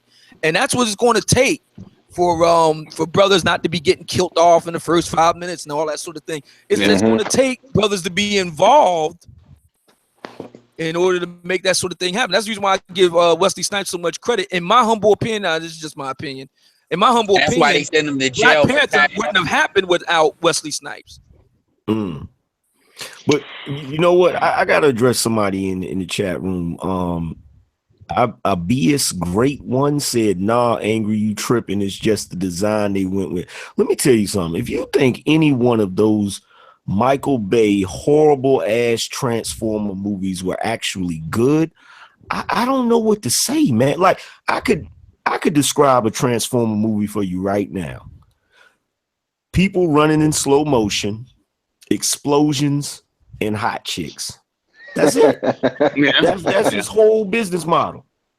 Yo, and that last one, man, like it was like an hour and a half for the storyline for Boys and Mark Wahlberg. Like they didn't have to do that. They went in. Like we don't need to know all this stuff about this dude right here. Yeah, that I was like, man, halfway into. Yeah, I was wondering why is Cade Yeager so important? Why? I didn't understand exactly. why. I was. They ran out of story. That's what happened. Oh, do you know he wrote? He claims he has 17 more. Oh my goodness! Oh no! Yeah. 17. It's a sign of the times, man. It's a sign. Like it's so easy to hold the attention of a a consumer today. All you have to do is just have like some explosions and. Yeah. By the way, you can't run from an explosion, man. And don't even say, look, James T. Kirk said Ninja Turtles, man. Don't even say, look, I'm gonna tell you something right now. Michael Bay needs to get the hell away from the characters in my childhood. He just needs to leave them alone. Yo, he destroyed them. Like the Ninja Turtles weren't supposed to look this ugly, yo. Like they look horrible. Like I don't know what they look like, mutant rhinos and shit without. Like, come on, man. They purists, man. He's appealing to little kids all over again. They working on the 90s babies now. Yeah. That's why they did Power Rangers, and Power Rangers, man, was terrible. Sucked, man. Yeah. You go, girl. He said, Angry Man, you can't deny they make money. I don't give a shit about them making money. I care about my characters. You know what I'm saying? Like, you talking about you talking about the pure hardcore comic book geeks. Exactly. Straight up and down. I'm the dude. The only way I can enjoy a movie is if I never read the comic book. Yeah. If I never read the comic book, I can enjoy it. But if I read the comic book, I'm sitting in there like a critic. I'm just like sitting there like. They got another Predator picture coming out too. Yeah. Oh, for real. Yeah. It's supposed to be like a much more updated version of it. Yeah, I'm interested to see this new movie, this new Alien movie that's supposed to have the engineers in it and all of that stuff. You know what? I'm not really all that crazy about Alien at this point. Is it going to be? Have Is it going to exhausted be a reboot? Is it going to be a reboot, or is it going to be an extension of the last movie, Prometheus? An extension. It's a sequel. Okay. Extension. It's a sequel. Sequel of that. Hey, But they took long enough to do it. Yeah, go ahead. do you think that they are running out of unique content, like Yep. like your Alfred Hitchcocks in the '60s and your, like older producers and whatnot? Like they just rebooting stuff, like. Because Hollywood is lazy, they put so much money into it. They want to make sure that it's popular enough for them actually to put it on. And they're scared to fail. And they're scared to fail. Yeah, they're scared to fail. Yeah. They don't want to take risks. That's part of it. And the other part is what you just got finished asking, brother, is that, it's true that a lot of these people are running out of ideas. Yeah, that's like that's like Get Out was so refreshing because it was something different. What do you guys think about the new movie Slight that's supposed to come out with the black character? I didn't hear about it.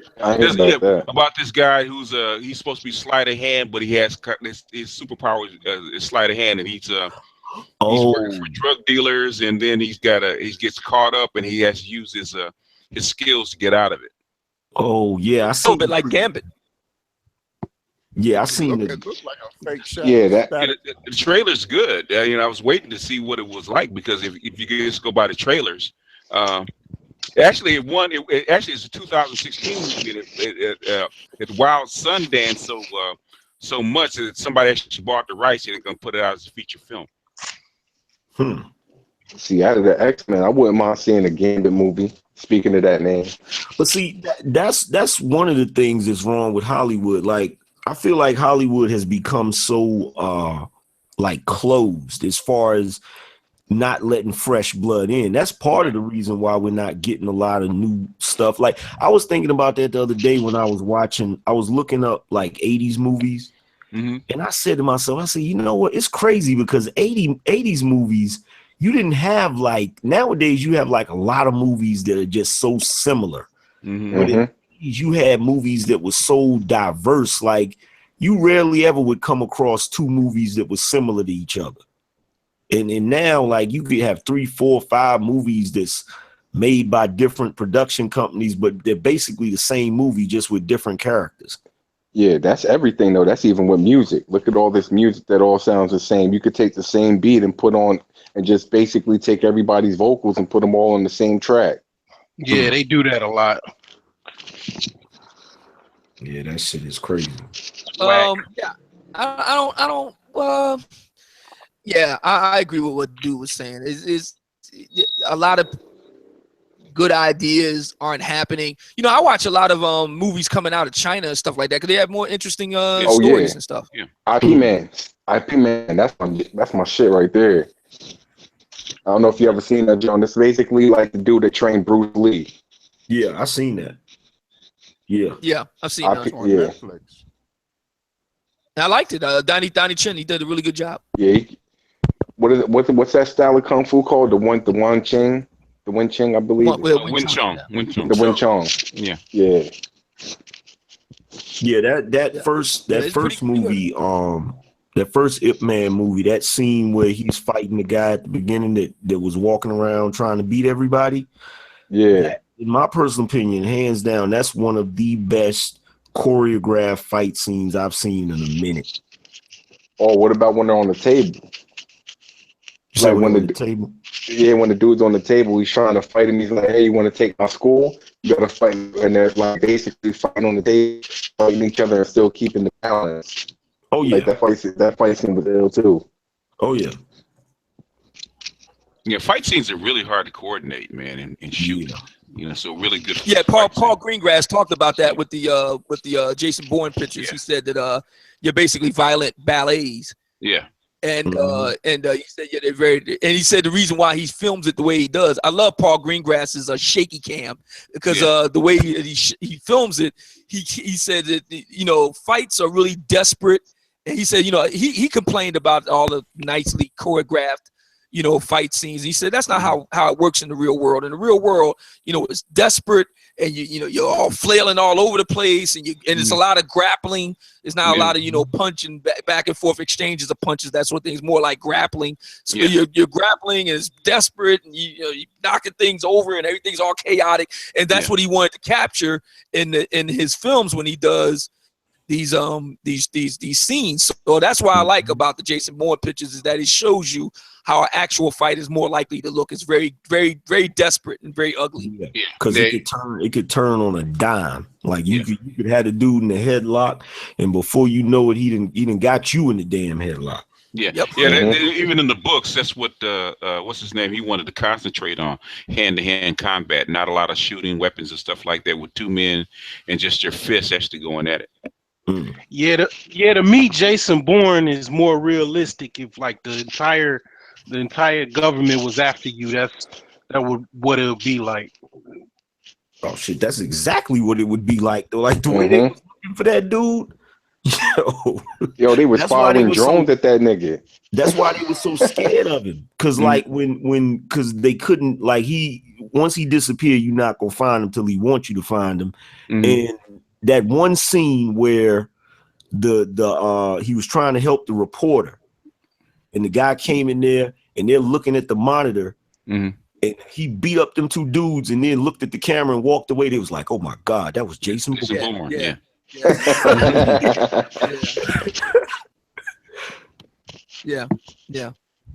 have a question.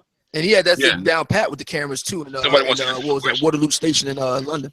Somebody wants to ask a question. Go ahead, bro. Ask your question.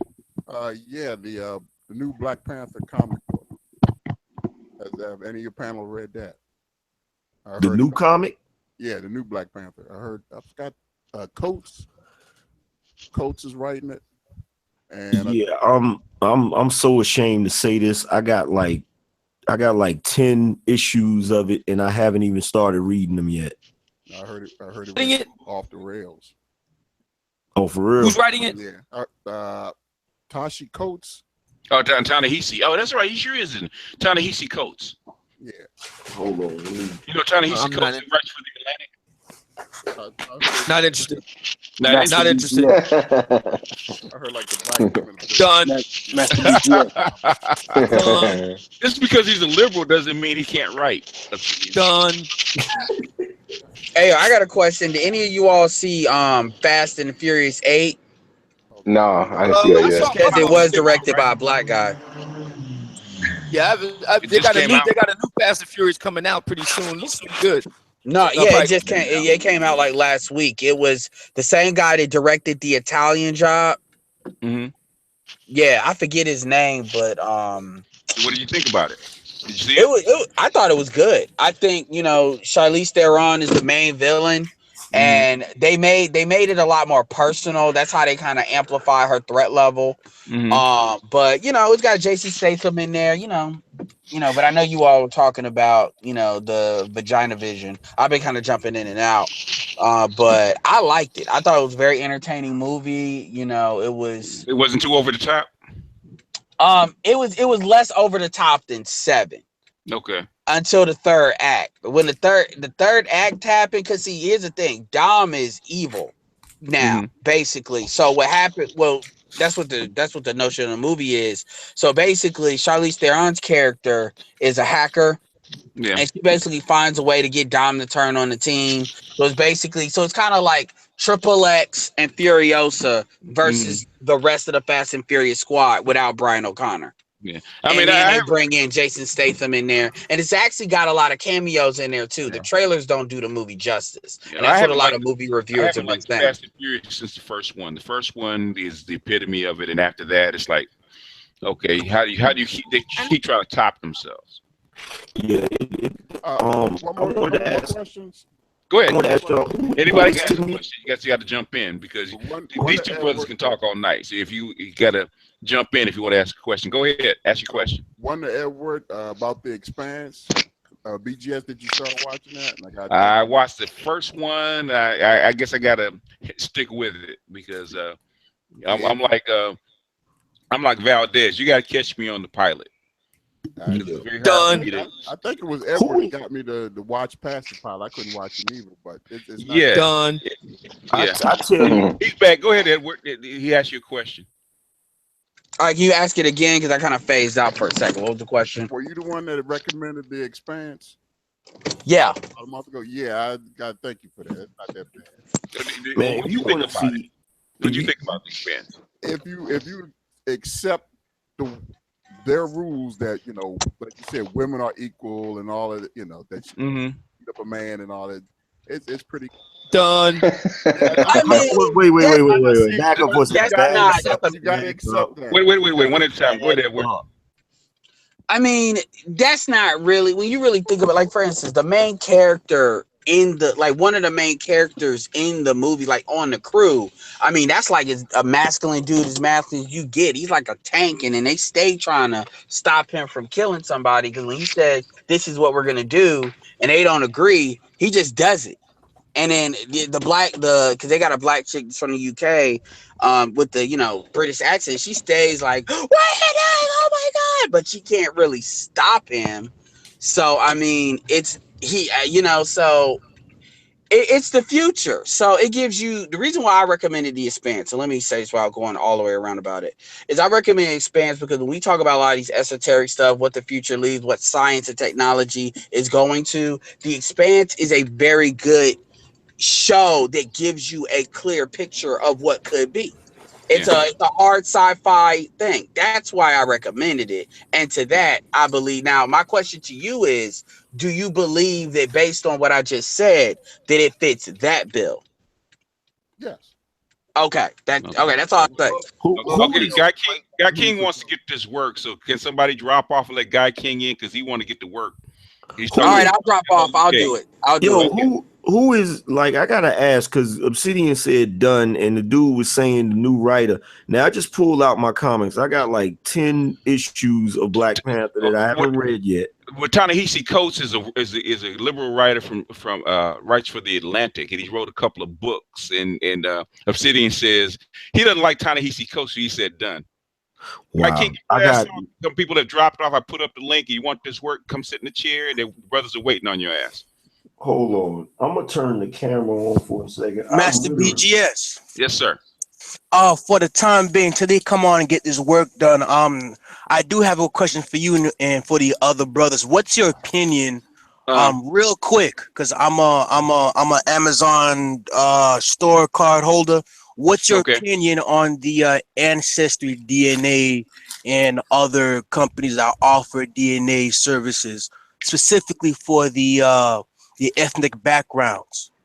For Black people, since Africa hasn't really been gene mapped as much as it could be, it'll get you within a region, which is probably close enough. Because I had what family DNA done last year, and it got me within the general area. But Africa, it can't nail it down to the tribe because there's not enough people in the database. But it'll get you within the region. It's decent. What's your percentage? I asked because I was just 88% West African, 2% from the Middle East, which is Turkey, and then 10% from Great Britain. Okay. Cynthia G's, she's, I believe, 79% West African. I think I saw like what was it? I think like 2%.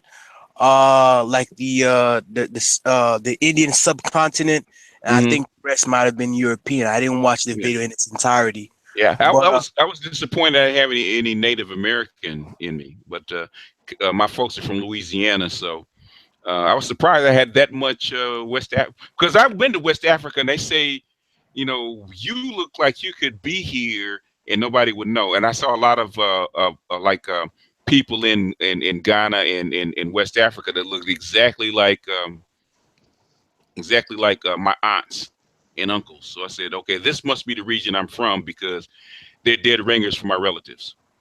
Okay. Is Guy King in the building? Because he's been talking a whole bunch of shit about Luke Cage and these brothers are ready for you to get this work. Are you on, Guy King? You know how they do. Yeah.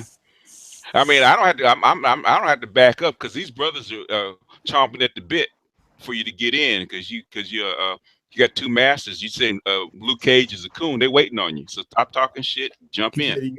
He said he got two masters. Who? Oh, you mean though? He don't. I said two master comic book fans. Oh yeah, he's barking up the wrong tree. He don't even realize it. So Angry Man, do you have the issues of Black Panther where Ta-Nehisi Coates is writing? Yeah, I've got like I'm looking at them right now, and I'm sitting there like I haven't read them yet because like my comics they tend to. I've been focusing so much on YouTube, my comics just been piling up, and I haven't read them yet. So I'm probably gonna read them this week now that I heard that. And see, because if I read it and it got some BS in it, I'm gonna have to take that off my list. Hey, Solar and Wilson, can you guys drop off so we can get Guy King in here, and then you guys can come back. And Dingo too. Just drop off, you guys, for about 30 minutes so Guy King can come in and get this work because he's actually complaining that he can't get in. Yes, sir. I'm gonna get off right now, and I have one last question, and you guys get off. To all three of you brothers, is there, besides reading all the novels, is there like a definitive source when it comes to the Star Wars universe? Thanks. A definitive source? Actually, the definitive source for Star Wars universe is probably the Wikipedia. They give you just about everything you need to know about Star Wars. That's probably the best place. It is free. Yep. You brothers, I agree with that. Is there, besides reading all the there novels, is there like a definitive source when it comes to the Star Wars universe? You got to turn off the feed, Jamie. How come you're on twice, Jamie? There's Guy King. Guy King's in the building. All right, bro. Stop typing and start talking.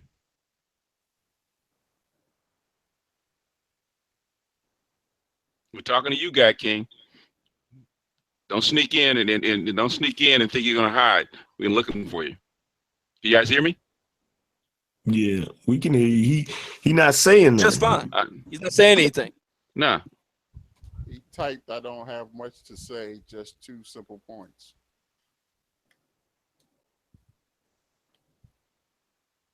Okay. No, you got technical difficulties, guy, or what? Okay, until he's dropping in and out. Okay, you guys continue. What was your point that you want to make, elected? Oh well, I got a question about the Luke Cage though. I think after especially the way they killed Cottonmouth, the black woman kills the black man. Hello. She called him. There he is. He's back again. We can hear you, guy, but Elected's gonna finish his point first. I'm trying to get it to go through my headpiece. Hold on a second, for. All right. Y'all keep going. I'm just trying to get it worked in my head. I like that exchange where she killed him like that. No, she called him color struck for no reason. And I didn't like that needed to happen. Where he went through all this trouble to explain why he shouldn't say nigger. Mm-hmm. And the very next episode opened with the singer saying nigger about 20 times.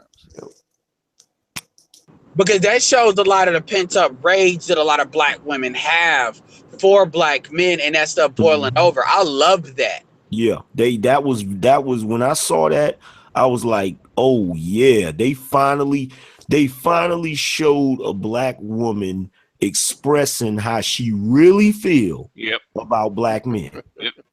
Especially when a black man said you kept on goating your own uncle on to actually do those things to you. Yep. And you got him killed because of it. Yeah. Exactly. It showed delusion. Yeah.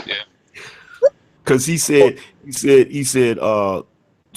something about him, and he said Black Mariah, and she said, if you call me that again, I'm gonna cut your color struck ass. That's what she said. I remember. But he was saying nothing in the show that had him being color struck. Where that Cottonmouth was the victim. That's the thing. She forced him into that life because he wanted to be a pianist. Exactly. And that's what I loved about that, because when you see that family, and I was a Jamaican family, that was a matriarchal family. Yeah. Because you saw what they did to the dude. And when the dude stepped out of line, they made Cottonmouth kill him. Is that not a metaphor for killing the father? Because he wanted him to be to pursue the piano thing, and he was trying to do his own thing. And because she stepped out of line, as soon as she was a liability, she had no problems turning on her own flesh and blood. Even though he put up with her because she was with him first, and then she got with his brother, and that's where Cottonmouth, I think where Cottonmouth came from, and that's a lot of family book. Like that's how I know a white writer couldn't have wrote that. The church stuff too was good, and they also showed where the matriarchal mother used younger black men to kill the older black man. That's what I didn't like about it. But that's the reality. Like that's something they don't know. That's something they never address. I'm just saying that's the part I didn't like about it. Well, you're not supposed to like it. Not supposed to like it. That's the reality of it. That's the reality of what we're in. Yeah. Yo, gentlemen, can I get in? Go ahead. Can get in. Can you talk? Yeah, my issue with Luke Cage. I like the show, first of all. I enjoyed it just like everybody else. Okay. But are y'all familiar with Truth Quad, Itmore? Yeah. And Bitter Truth Show? Yeah. Yeah. Both of them did fantastic videos reviewing the series, and they basically explained a whole lot better than I can do right now. But the problem I got with it is the attack on the black woman. What? The attack on the what? Just hear me out. Hear me out. Hear me out. Hear me out.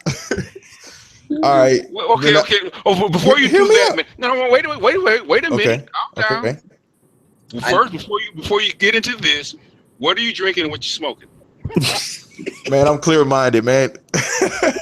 All right, now give me. Now, are we going? It's not going to be no black female fuckery, is it? He just dropped some blood in the water. He got me and Obsidian in here. And did some okay, go ahead and make your point. Go ahead and make your point. Because they wait. All right, so what they did, they took the feminine black female characters from the comic book and they made them biracial women on the show.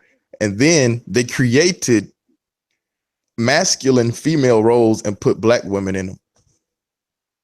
Did y'all see that? Can I please respond to this? Who are the biracial women? Exactly. Let's go to that. What's the one that was in the prison that was Luke Cage's girl? That was the psychiatrist in the prison. She was biracial. That was made to be evil because she was made to be however, she was black in the comic book and she was feminine. She was black on the damn show. She was biracial. No, she was not. Man, I get so sick of that bullshit. She was biracial. Valdez, bring it down a little bit, Valdez. Just bring it down. Let me say this. Let me just say this. Let me say this to Valdez, though. I understand what you're saying, Valdez. You and me not really on different sides. I get that.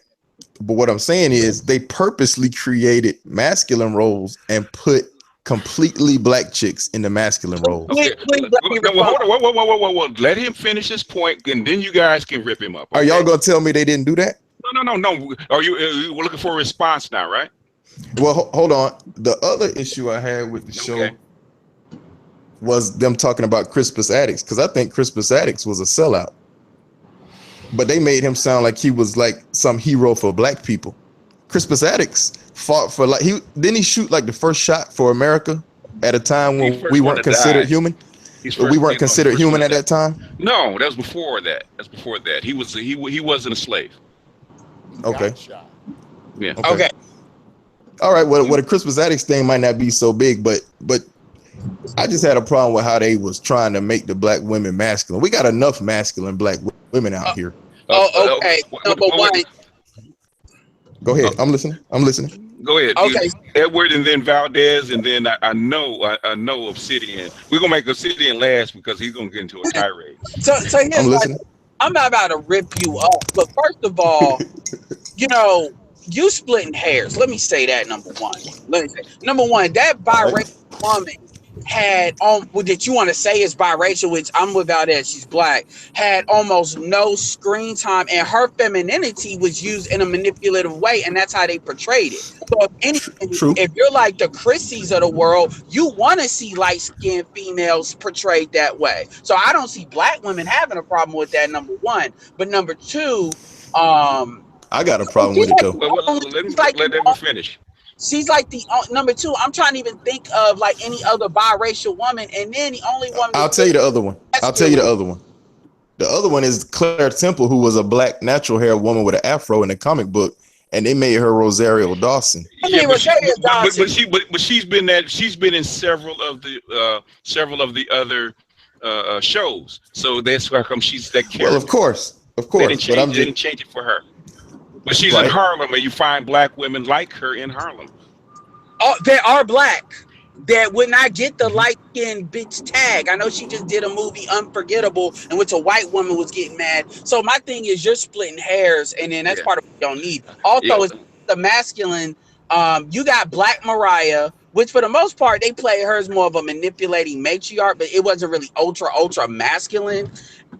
No, this is like the best trail. No, I'm talking about. Okay. I don't mean to cut you off, brother. I'm talking about the police officers that weren't even from the comic books. They made 2 masculine police chiefs, I think, that were females that didn't even come from the comic books, and they made them black.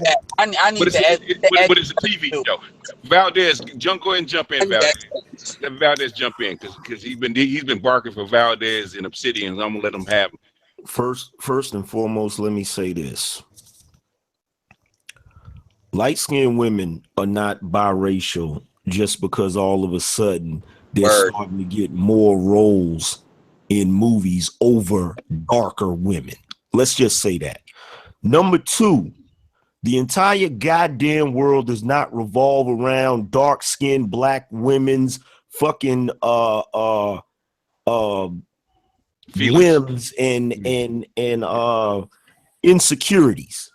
You understand? And just the fact that you a grown ass man repeating that shit is sad. And I'm not trying to insult you, brother, but why the entire premise of this show, the entire premise of this show is about a black man as a superhero.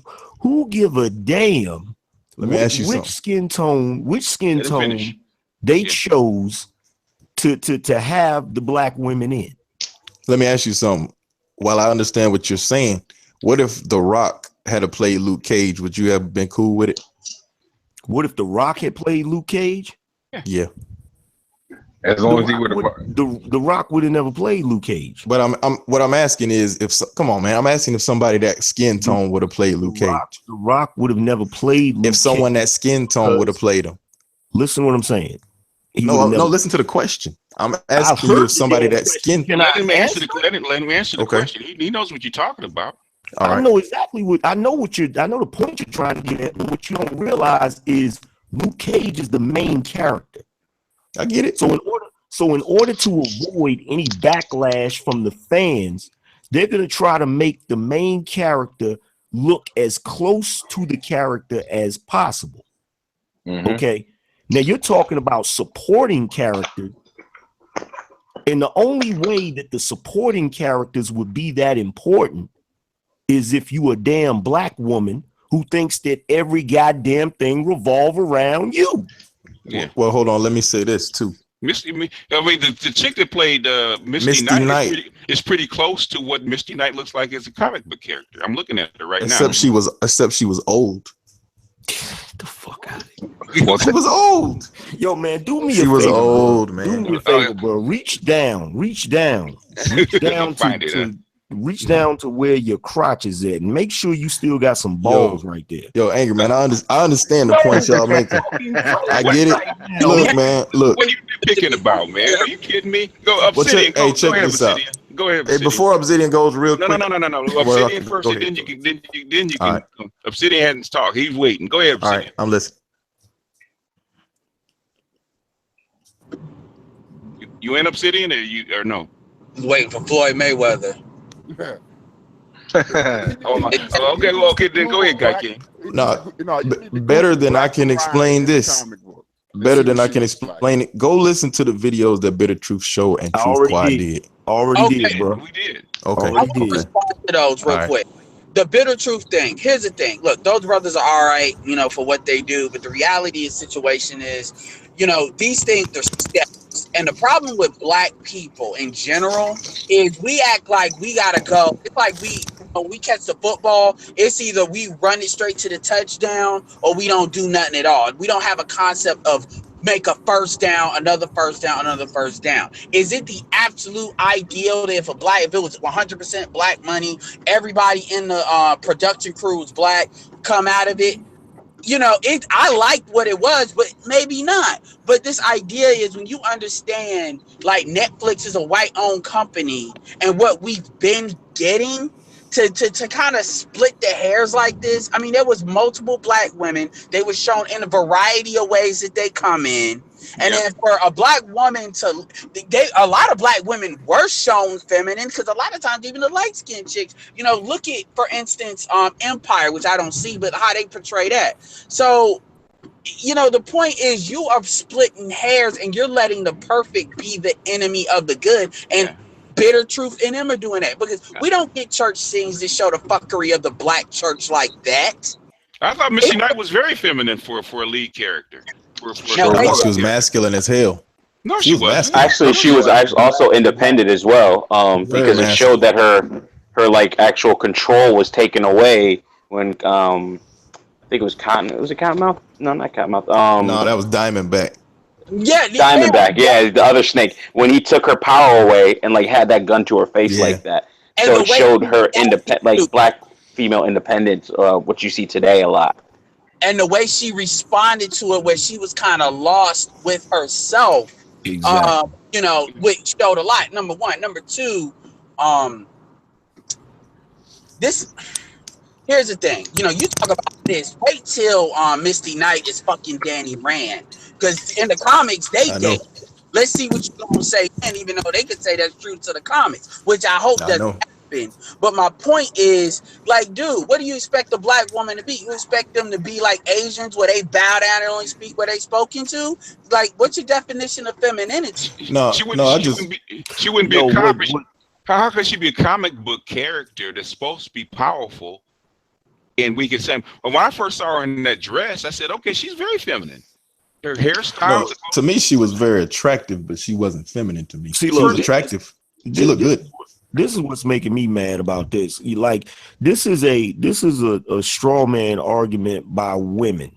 That's what this is, because what's happening is they're using the fact that, oh, that sister, her hair ain't kinky enough, or that sister ain't dark enough, or that's the argument that really, it's really an underlying argument of Luke Cage should be a woman. The main character should be a woman. That's really what it's all about. Like, when brothers, I saw the Bitter Truth Show do that, and you know, I got an issue with that, and I might call him up on the phone and ask him about that shit. But at the end of the day, what is this whole thing that's going on in this day and age where, you know, we have defined blackness as being only people of darker skin? When did that happen? If you look at the character of Misty Knight, the comic book character, who is she modeled after? She's modeled. But I'm not light skinned either. Have you let me finish my statement yet? I even got to the comma. I want to say that she is modeled after who? Pam Grier. What color is Pam Grier? Pam Grier dark. Coffee. Yeah, mid. She's light skinned. She's very light skinned. See, that's the elect people to bring them in at their will, and that's some fuckery I always got to call out. Let me tell you something. We have a shared cultural experience as African Americans in this country, particularly black men. Let me say this very straight here. This is not like gay black men where you go in corporate America and they get passes because statistics show the gay black men make the same amount of money as white men in corporate America. They're not a threat.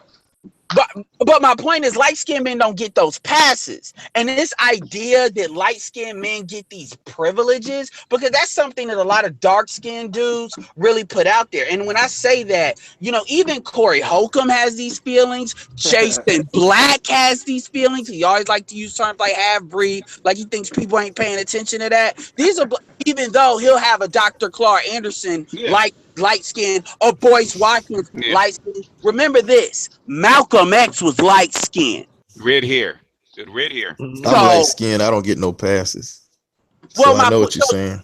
Yeah, so y'all think we are Angel Ramirez? No, we're more like and Gap. And basically, you could have a light skinned person and a dark skinned person in the same family from the same two parents. There's no difference, because I have a aunt who's red hair, green eyes, and very light skin. You know, and I have an aunt, her twin looks exactly like her, except she's jet black with jet black hair and jet black eyes, and from the same mother, same father. Yeah, go ahead. With the Marvel thing, I think all of that is to be determined. Well, I guess with the Black Panther in about a year and something. Mm-hmm. When it comes to the like colorism part, because when you look at the cast of that, I think that'll squash all of that colorism issue and the femininity and masculinity issue to a degree. It shouldn't be an issue, because we got that comic book made. We got it made. Exactly. But see, I understand that, but I'm just saying that's, you know, from what's going on now, that's where it's probably headed. I don't necessarily think it's an issue, but it to a degree it has to be an issue if it keeps coming up. It's only an issue with black women. Even with X-Men, like they got the next Deadpool movie, they got what's the woman she played on Atlanta, this Donald Glover's kind of on and off girlfriend. She's gonna be Domino. She might not have got that role had it not been for Donald Glover putting her in there. So one thing that gets on my nerves about these things when these things are not presented is here's the truth. Here's the truth that nobody wants to talk about. When black men get resources, that benefits the entire black community. When black women get resources, it only benefits black women. And that's a big reason why we are where we are. So in the movie industry, when you see black directors or black owners, black women, we bring them along. We don't have this selfishness that they have. And that's what got on my nerves about Nate Parker when they lit him up. And I'm like, Chrissy, you either want promotion or you don't. If you're worried about who he's fucking rather than the actual promotion that you say is hurting you, then that tells me I can't see you as an intellectual equal, because you can't discern the first downs that I was talking about. And that's what black women do. And what you're doing, or whoever is saying that crap, is by proxy, basically like a representative carrying their bullshit. And you know what really needs to happen? What needs to happen is we need to go back to the days of Haiti when the French brought in that dude to try to take over, and we sent their head back to let them know that real talk. We need to handle our own as black men. The first people we need to start doing. Look, we all have diverse opinions. Obsidian, O'Shea, and all them on the conservative side. You know, they like to throw the pro-black thing out there. I have my differences there, but we all want the same thing, which is a black man to have the best options that he can have. But this thing, we got brothers in here that's like kind of, you know, these little secret agents where they want to carry favor with the women by getting a pat on the head. Oh, those dudes dealt with absolute fierce and ferocity, and they need to understand that black women need to be like, damn. They need to know. Anyway, I don't know how you triggered Ed, bro, but you did today. You should be lit. LAR first, and then Jamie. I feel exactly what all y'all are saying. All I'm saying is, like, it's two different things I was trying to speak on. The Marvel thing is kind of different because you got to remember, Marvel really started with Wesley Snipes. So it's a different type of Michael John Wyver talk. Huh? With Spawn. Yeah, but that wasn't Marvel though. That's why I said it started with Wesley Snipes. Yeah, it wasn't Marvel. Yeah. But even with the other thing about the light and the dark thing, I'm gonna be honest when I say this, that if people want to pull technicalities, you know, I was born in New Orleans, so in ways I'm Creole, but I'm darker than most people understand because most people use Creole as a light skinned thing, right? Mm-hmm. But to me, it's all bullshit because I got a light side of the family, I got a dark side of the family. They're both black. But there is that aspect of you got lighter people who are taking advantage of being lighter, and you got darker people who are taking advantage of being darker. So you gotta figure out who's who when you're dealing with us as a community, because sometimes the traitors among us are light and dark. Yeah, So we don't want to admit that. Let me address this, please. Let me address this. Like, first of all, this is this whole postmodernist bullshit where we walk around thinking that certain things are options. You know, just same way people that are gay say, "Oh well, you know, I can be this or I can be that or I can be." You're either this or you're not. And the fact that we're walking around trying to say that certain people ain't black just because we feel like it shouldn't be, that's the most ridiculous. This dude is in here talking about what's his name? The first guy King. He's in here talking about this, and he doesn't even realize if dark-skinned black women had their way, light-skinned sisters would not get a single role in any movie whatsoever, because guess what? If you don't fit under the category of black or you don't fit under the category of white, then what role would you play? Valdez, the other gentleman a few minutes ago said that we're not Angel Ramirez Jordan. So that means there's a difference between a light skin and a biracial. Am I right? Yes, there is. All right. Well, that's what I'm talking about. Hold on a second. Who you asking? You asking me? I'm asking you, like a light skinned guy like you or me. Aren't we different than a biracial? No. So you asking the wrong person, because I believe in the one drop rule. Let's get this straight. Let me get this one thing straight. Before we go to let's get one thing. Wait. Let's get one thing straight. We did not determine black as a class, did we? No. It's a legal term. It's a caste term that was determined back with Plessy versus Ferguson over 120 years ago. That settled the question. So saying that a biracial is not black is bullshit. Because legally, that black person is black. Period. Exactly. No, Let me say something real fast. And I'll jump in there real quick because you mixing up African with black. Well, Africans don't even make that distinction. Like the reason I understand what BGS is saying, but I'm talking the way that the masses look at it differently. No, I know what you're talking about, BGS. No, they don't. Okay, no. If me and Valdez, who's lighter than me and I'm darker than him, get pulled over, 20 cops are gonna get up and they'll whip his ass first and my ass second. Have y'all noticed that 90% of the ones you see on TV getting killed by these cops are dark skinned? Get the fuck out of here. Okay, yeah, they shoot really? white people No, too. that's true. That's true. But they shoot white people too, and they don't put them on TV. Yeah, they do. I'm not saying they don't shoot more black people. We're not putting the Hispanics are really getting lit up though. They don't even talk about I'm talking about the blacks. That's bullshit, Guy King. Well, here's the thing. Go ahead, LAR. I disagree. I think people gotta, just chill out for a second and say, as far as white America or non-black America, we all black. I think so. Our issues is basically internal because some people try to opt out by using certain things, whether it be their skin tone, whether it be their political leanings, whether it be their class. It's that part that causes our own division. You look at Jordan Peele. Jordan Peele is a biracial. According to him, was born from a white Jewish mother. He is the big, that's one movie he put out because of the issues he had to put up with, because he's seen as a black man, period. Right. Oh yeah, I get it. Check this out. No.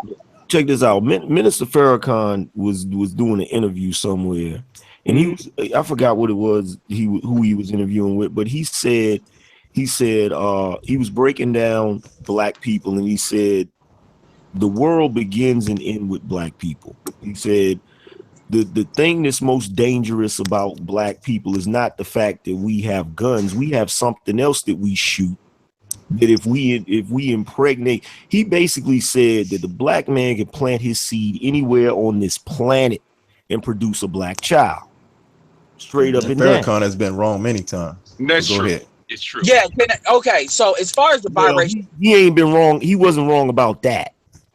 He was right and wrong. He was right and wrong, because you got to take into consideration when you talk about the other race of people, when they say it takes 15, 16, 30 generations to bleed it out. Obviously, they're saying that from them trying to do it. You get what I'm saying? So you got to take into consideration both. Yeah, it's true it's a one drop rule, but it's also true that if you put people in a situation to keep breeding the blackness out of themselves, they can do it at a certain point. Yeah, well, that Farrakhan is. I agree with Angry Man to a certain extent, because the reality is there's more melanated people than non-melanated people, and the reality is if those people keep breeding with each other to try to bleed the whiteness out, that can only run so far before they problems, as Jewish people have learned, because they have a lot of genetic issues that they don't talk about. But it's one thing to have a melanated body, and it's a difference to have people having a melanated mind. Because if you see worldwide, you have melanated people who are trying to breed the melanated color out of their skin. Let me jump. That's cultural. Yeah. Well, and that's what I was talking about when I make distinctions a lot of times with biracial people, is because a lot of times you have these Aaron Hernandez types, by the way, that they have this mentality where they not only are they not black, but like you know how like a lot of white dudes are in a closet will harm other white people to kind of, Republicans, remember senators got caught up on stuff like that. That's how you have a lot of not black people, but a lot of biracial people where they say I'm bi. Now you see it more in the women than you see in the men. But the thing is, I'm not trying to wholesale separate biracial people and say they're not black. But what I am saying is you have people that, just like they do with their political affiliations, they will lean on the fact that they're biracial. I mean, the very reason, we have issues with Africans now is because how colorist, folks were in the 80s and stuff like that. So it is a culture that is there. And I have no, I mean, me, I checked Sonny. I threw that at Sonny with a freight train. But at the same time, that's a minority. Dark-skinned people, not all of y'all, but people know who they are, because it's a lot of conscious people that have these feelings. Umar Johnson, first thing we had an issue with that other dude, albino, and all of that. I don't have to validate my blackness to any of y'all. This darker. I don't. And the reality is, and I've said this in Sarge's comments, if you were, because Sarge, because this is the fuckery that some of them do. They will say the black community is light-skinned women, dark-skinned women, and dark-skinned men. That right there tells me what you on. And I said, if you do split, and this is also how I know folks that ain't traveled outside the country, because where you see light-skinned people separated from dark-skinned people, just ask Trevor Noah how that works. Ask anybody. That's a tactic white people use when they're a minority population. Exactly. It's a buffer class, and that doesn't exist in the United States. So it's a moot point within the United States. It's moot. Right. I'm sorry, but I think one of the things that people got to take into consideration. I have a biracial. I have a biracial sister-in-law. I mean, daughter-in-law. She's biracial. She has a white father. Guess where she got dumped? Right. That's the thing. Like, one of the things we got to be real about is the fact that at the end of the day, you don't pick. You as a child who becomes an adult, you don't pick your color content. Like, you don't pick if you're dark or light. If you black, you black. So it doesn't. Let me ask a question of the dude. Which King, Guy whatever. King. Guy King. Let me ask you a question, Guy King. I just want to ask you this. Who was the original man on the planet? Original man was us, was the black man, as far as I know. Okay, so would you agree that white people are a mutated version of the original man. Either that or a science experiment, one or the other. If you get back to the Nation of Islam, yeah. Well, we're not gonna go there because that's what Farrakhan would say. Yeah, no, we're not gonna go there. But right on everything. It's a fable. Yeah, that's a fable. What I'm saying to you is the white man is not an alien from another planet, correct? I don't think so. Okay, so if he's not an alien from another planet, then he has to be descended from who? Got to be descended from a black. Okay, so if his original source is the black man, and in this day and age, if he engages in let's say he goes and he finds a black woman and they have a kid, that kid is what? White. How is that kid white? If the original, if the white person's original gene, let me tell you how. How? I know exactly what you're saying. You're basically saying everybody on the planet is black. No, what I'm saying is black is the original source. So when you mix something back with the original source, you already have something. You already have something that is dominant. Black genes are dominant. Okay. But here's the problem with that. It's two problems. One is we live in a country where we're outnumbered. So if we mix in, we're done. Bullshit. How is that? No, that don't even make sense. We're already mixed in. What do you mean? Well, but I'm saying, okay. I know what he's saying. I don't see how nobody else don't know. It's simple. Okay, hold on a second. It's simple. Wait, hold on a second. The reason that you're not mixed in is not so that black would disappear. The reason you're not mixed in so that the white doesn't disappear. Exactly. Why do you think they call it white genocide? That's why they call it white genocide. Yeah. No. Check this out. Let me ask BGS this. Hold on. Let me ask BGS this because BGS is a historian, and sometimes I get my history mixed up. All right, but check this out. The BGS, when I think it was King Longshanks. Mm-hmm. He wanted to wipe out the Scots. Right. And so he instituted, what was that he instituted? Prima nocte, in other words, the first night. Okay, prima nocte. So that's basically him trying to wipe out the Scots by breeding them out. Right. Now, everybody knows that white people have always utilized anything that was available to them in order to conquer a civilization. So let me ask you this. Why didn't they adopt that same tactic with black people? Because they found out it doesn't work. It doesn't work. Yeah. It doesn't work because... Hold on. So what tactic are you talking about? I'm sorry. What tactic exactly? Prima nocte is basically what the English lords used to use to basically breed out the lower classes. In other words, like the Scots or the Irish or whatever. So the prima nocte means that the lord of the manor, if you and your wife got married, the first night or two was spent with the lord of the manor. In other words, he would impregnate her first. Right. Can it be that to a degree that race is not just race in America, it's also race and class? So yes, it is. True. To a degree, what people are trying to say, like meeting in the middle, is the fact that if we stick to ourselves and breed out, we can increase our numbers.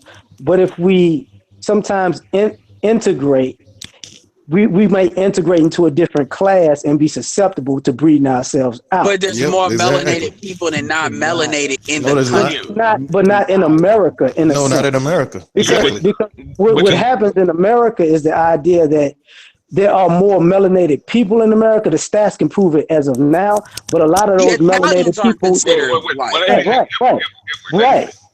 But the Italians are considered white now, even though they're melanated. Just like the Irish are considered white because they're melanated. Just like in some ways, Hispanics are considered white, even though they're melanated. Right. But the idea is that if they want to have the gift of whiteness, so mentally they will try to be white. So you're dealing with two different classes and races of people who some are fighting to be who they are, and some are fighting to be in a different class. Yeah, there's a difference.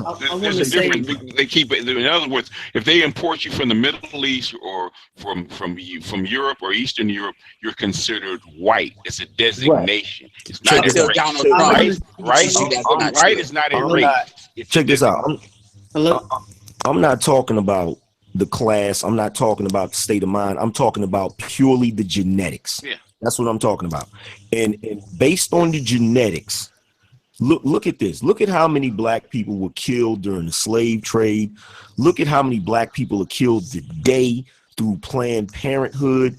And we still are, the melanated people on this planet are still predominant. And what does that tell you? If you had to sit down and make an educated guess, what would that tell you? It tells you that, number one, it is impossible.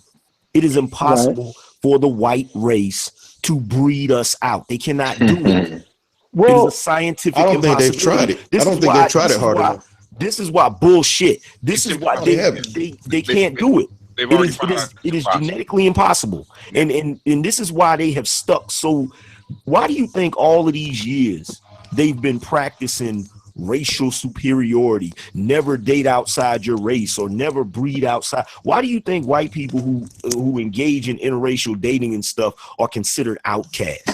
Because they understand that if they do that, they are going to produce a child that is not white. But see, right now, but hold on. Right now, hold on. Let me finish. But right now, something drastic is going on. Which is their birth rate is lower. It's dropping. Their birth rate is lower than their death rate. Okay, so what's happening is they have to figure out a way to balance the scales. So they got all y'all black folks that's running around yelling this biracial shit, promoting that bullshit to divide black people. Exactly. Okay. Well, let Lance get in because he wanted to get in, and then Edward. Man, I forgot what I was going to say, man. Well, you better remember. Let me say something real quick if you forget. Yeah. Can I respond real quick? Go ahead. Damn it. There is such thing as biracial because you can go back to how they were treated. Who came up with that throughout history? The term is mulatto. That's what it did. Well, that's what I'm saying. I don't care about semantics. We know who we're talking about. Yeah. Well, here's the thing. And they were treated differently. I'm asking you who came up with that term. Okay, Lance, you didn't remember what you were going to say, so you can't talk over people. Let Guy King finish it. Now, the second thing I wanted to say, what I was going to say a few minutes ago, was what happens since we are outnumbered? What happens when all the mulattoes? We're not outnumbered. In this country, we are. We're not outnumbered. Oh, you coming with something different? I never heard of. We're not outnumbered. Different. Yo, man, can you do me a favor, bro? Can you stop? So you saying there's more black people? Can you stop giving me knowledge from the white supremacist handbook, please? Well, tell me what you're talking about. Tell me what you're talking about. Okay, real quick, because I have everything you're doing is bullshit. Hold on, angry man. Hold on. You truly believe white people outnumber us? Yeah. In this country, they do. Get the fuck out of here, man. Okay, hold on. Angry man smoking tonight. Angry man smoking. Hold on. Can I meet in the middle? Can I meet this in the middle for a second? Whoa. Okay, Lance, go ahead. No, I was just kind of piggybacking off of whoever the other dude was. That's a statistical fact, angry man. That African Americans are angry man don't go off facts though. Do you know why? First of all, dude, don't even play me like that. Number one, that's the angry man. The reason why statistically white people outnumber us is because they'll take Afro Latinos and classify them as Caucasian. You're talking about within the United States? You're talking about within the United States? Like that. Well, they have non-Hispanic white. They're doing it now. So, but are y'all saying that melanated people? Y'all saying melanated people that look like us? Right now, I got a homeboy right now that's Puerto Rican. If you look at his birth certificate, it say Caucasian.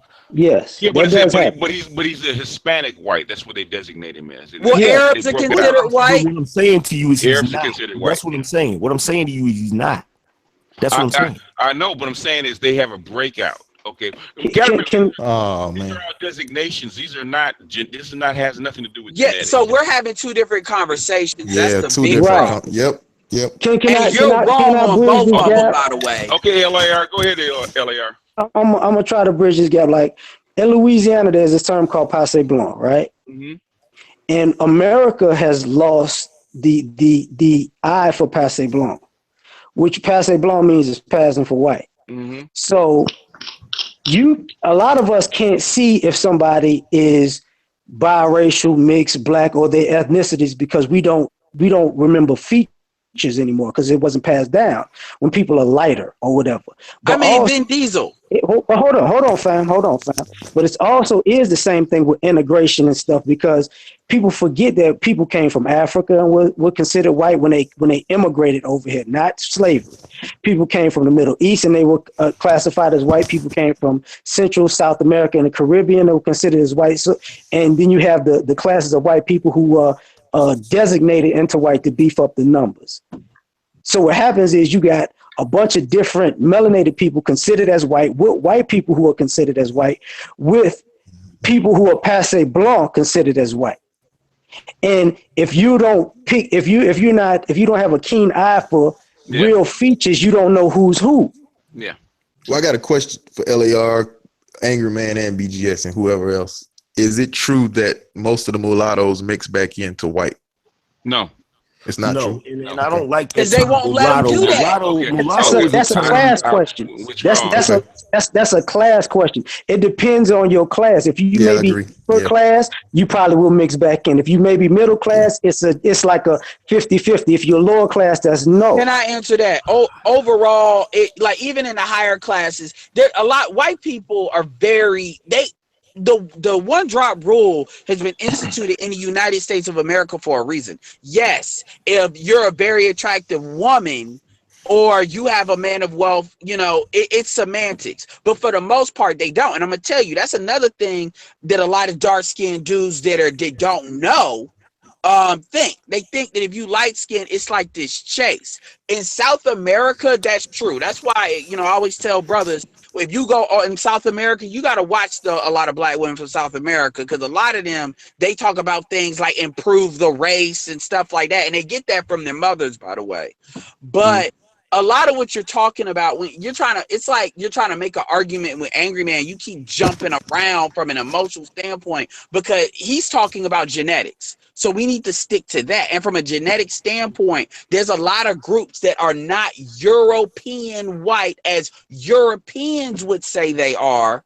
And to be honest with you, Italians up until 1970, because even in the immigration code, they were considered colored, in which they flipped them in. So obviously, as white people drop in population, they will make exceptions. To be honest with you, that's what Get Out was about. Get Out was Italians about Caucasian? Create a Blake Griffin or a Vin Diesel. But those Italians are white, man. They're Caucasian, the pointy nose. It depends on which one you're talking about. That's a stupid If you're argument, talking about man. Italians for the Mediterranean or Sicilian, I'm from Chicago. They come in varieties. They were designated as Moors because they have been tainted by Moors. So basically, Mozart was potentially black or mulatto. Italians weren't considered. In fact, in some circles, Italians still aren't considered white. Well, right. I mean, I was going to say most of them. I've never seen I've never seen a Caucasian, an Italian that looks like a so-called Negro. I mean, I've seen. Neither have I. I've seen Italians that. Or some white people who are like a tad bit darker than let's say you're Norwegian. That's not what we're saying. Italians were considered non-white. They were not considered black. Non-white. Talking about. How about this, fam? Do you realize they are very fair-skinned and light-skinned Aborigines in Australia now because of all the mixing? They don't consider themselves white. But they killed a lot of them. It wasn't breeding them out. No. I'm talking about now. I'm talking about now, not then. I'm talking about now. You get what I'm saying? Like you said. Hold on, I'm sorry, LA. You said they don't consider them white, or they? No, they don't consider themselves white. But right. They'll be Aborigines, but but over years and years they'll be lighter. It's kind of like the mix between a $5 Indian and an actual melanated person. You feel me? Like But they what you're realize not their understanding heritage. is they got that number to a level in which they could do that. Edward, chill. Hold on, the $5 Indian was actually a white person, mostly a That's white what I'm person. saying. It's kind of like a mix between both. Like you know, like when you there are plenty like Hispanic people, right? That will consider themselves Spanish or white per se. But there was a language that they spoke before Spanish, and you have Spanish is some not a people race. that know their heritage before that, and some people that don't. You have some of us black people that know our heritage before that, and some don't. The cultural part of it is us knowing where we come from, who we come from, and whatnot. You get what I'm saying? So the confusion comes from assimilation sometimes. It's a multifaceted thing. And another thing with the rabbit proof fence, they try to breed out a lot of those what you call aboriginals or whatever by mixing them in with lower class white folk. Okay, they try to breed that blackness out, so they're not like black. But just like when Guy talked about earlier, if the Rock played Luke Cage, what are Samoans really? You said what? What are Samoans really? Like Samoans, where did Samoan heritage come from? From the pygmies. Yeah, you're making a straw man argument. No. I get what you're saying. That I'm making a straw man argument. But what I'm saying is, over time, people separated themselves because they have their own culture to a degree, but they can't necessarily exclude themselves. That was that whole Chinese biological argument when the Chinese scientists talked recently about they came from their own, and they come to find out that their whole culture comes from African culture. Yeah, it does. You get what I'm saying? As a matter of fact, So over time, people are trying to separate themselves, but while keeping the culture and keeping the melanation, but at the same time trying to exclude where it came from. So you got a bunch of confusion because people don't want to really. Some people don't want to really accept the holistic truth of it. Okay, I understand. I understand. I understand the culture. Lance, let him finish, and then you can go. Oh, my bad. I thought it was finished. No, I'm finished. I'm sorry about that. Lance. I understand the cultural part, and I understand, the origins of these people, and down the line to where we're at today. They did come across white folk or the natives, and they end up breeding with each other, and that I don't know how you say that black gene, that black phenotype, the kinky, so-called kinky hair, peppercorn texture hair, brown or black skin, that got, and I don't say this in a bad way, I'm a light-skinned dude myself, I don't say this in a bad way, that got diluted over time. Okay, and what you have now, those people are not gonna kick those people out the group. They have their own culture, and they have a culture where they include the I don't know, the so-called light-skinned black person or whatever. They include them with the other black people, at least phenotypically. These will be the same Negroes that will be fucking white women and not black women talking about this phenotype stuff. So my thing that always gets on my nerves with this argument is, why are you gonna parse what fucking a white woman produces, but at the same time always leads? Because I'm the guy to say you need to marry a black woman. Remember, I've caught a lot of fire for that on these hangouts. But these are the same dudes. Let me say. No, I'm not talking about you. I was talking about in general. Right. No, I understand this. This is like. Hold on a second. Adinga, can you drop for a minute, man, to let somebody else in since you're not really talking? Because it's the same argument that it's a man. Nowadays, there's a lot of, in my personal opinion, there's a lot of feminine, like there's a lot of vaginal, arguments. You feel me? Because it's the same argument. Like you'll have swirlers like Crystal and Karas talking junk about the fact that they picked a lighter skinned woman to play in a role, and her damn daughter is a lighter skinned woman. It's ridiculous. Yeah, but hold on, Angry Man, hold on. me personally, I'm not butthurt over this. You know, I'm just like, I've heard this. The first time I really heard this argument broken down like this was from Sergeant Willie Pete. You know, He's an idiot sometimes. You said what? He's an idiot sometimes, particularly the colorism issue. But that video, Who's Really Homeless, and there's another dude on here. Let me tell you something, bro. Dropping Sarge Willie Pete's name to me would be like dropping Elmo from Sesame Street. Nah, hold on, Angry Man, hold on. The dude presented. He presented a solid argument, but BG, what was talking with.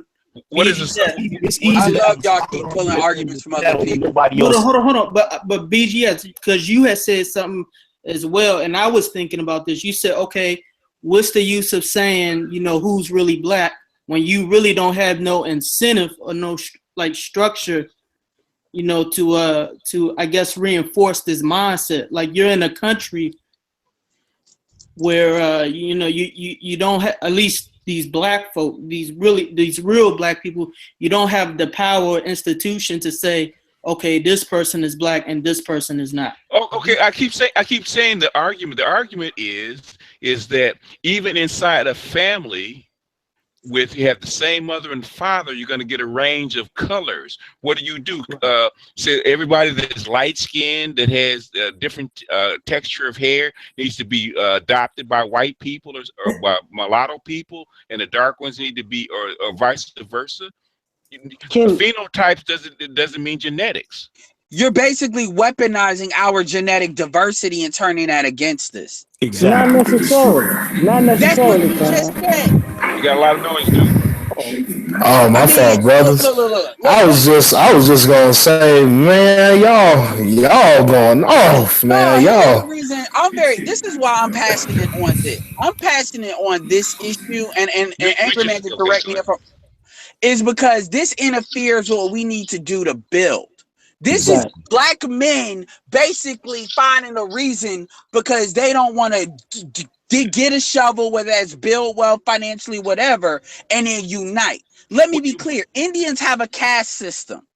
And when they come here, that is a straw man argument. When East Indians come here, and I'm in North Carolina, and Angry Man can attest to this. Morrisville, when the dark ones and the light ones, they don't play that bull. They may do that BS internally, but when it comes to the money, is what you come in with, is you somebody I can trust, because they know you come from Indian land, and Indians control 40%. And try this for a straw man argument. Indians control north of 40% of the motel industry in this country. Hold on a second. But wait, Indians actually have a culture, though. Let's not even get to this argument.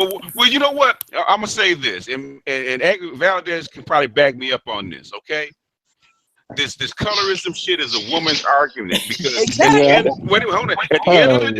end of the day, whether you light skin, dark skin, mixed race, whatever, just like on a Corey Holcomb show, when the hands got the flying, that's the way black men work that shit out. Okay.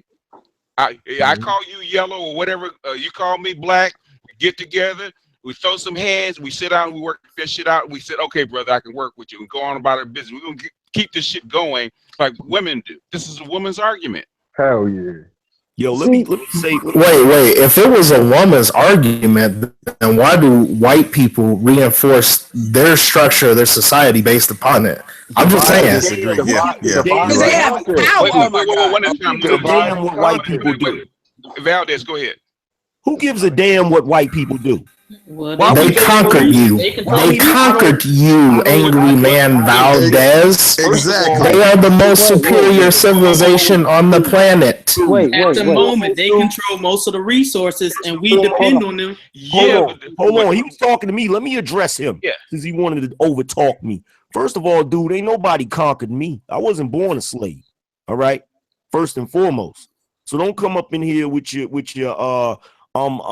super pro black militant bullshit. We in here talking logic, okay?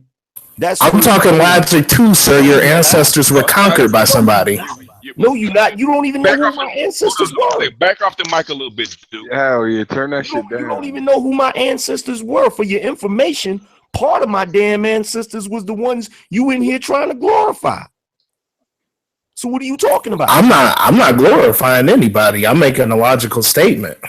Duke is correct. What I'm saying is, once say colorism is a woman's argument because brothers work because the feminine because brothers black men work it out a different way. Everybody knows there's different shades and different phenotypes, hair size, whatever. Okay, but brothers get together. What do? Throw hands. You work that shit out. Women do not do that. They spite. Wait, can I interject on something real quick? Go ahead, LAR. You know, Duke, your mic is not working, so we can't hear you. It sounded like Mario Brothers over there. Am I too? Am I good here? LAR first, then you do. Okay, sir. Here's the thing. One of the major things is respect.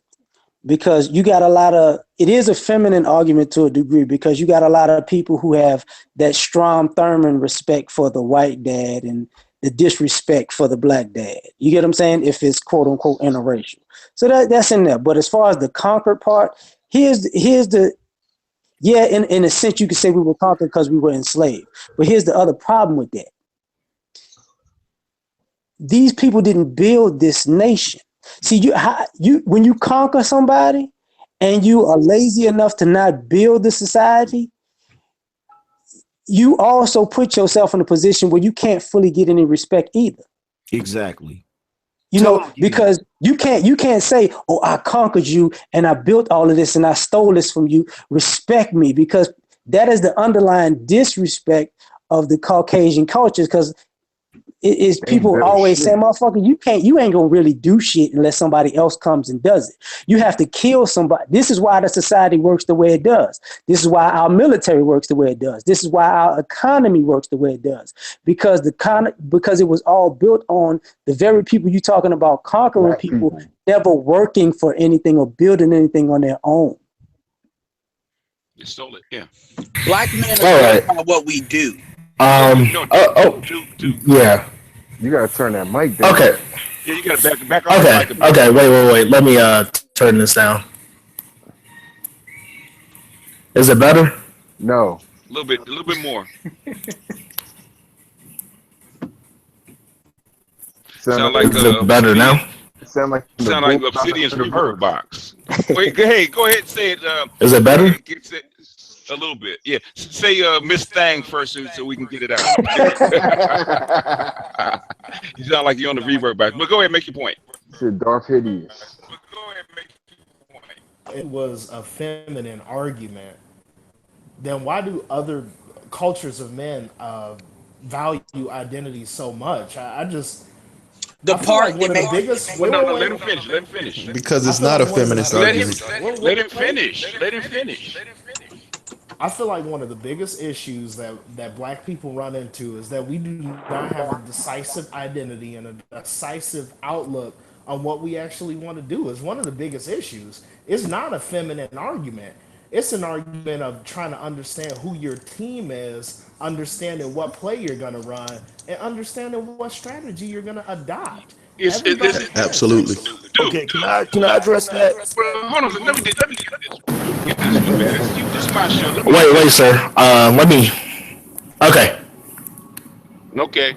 Let me get this one. This shit has been settled. It's been settled.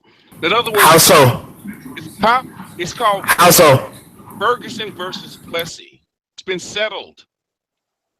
Okay, this shit. I put down a lot of videos about colorism.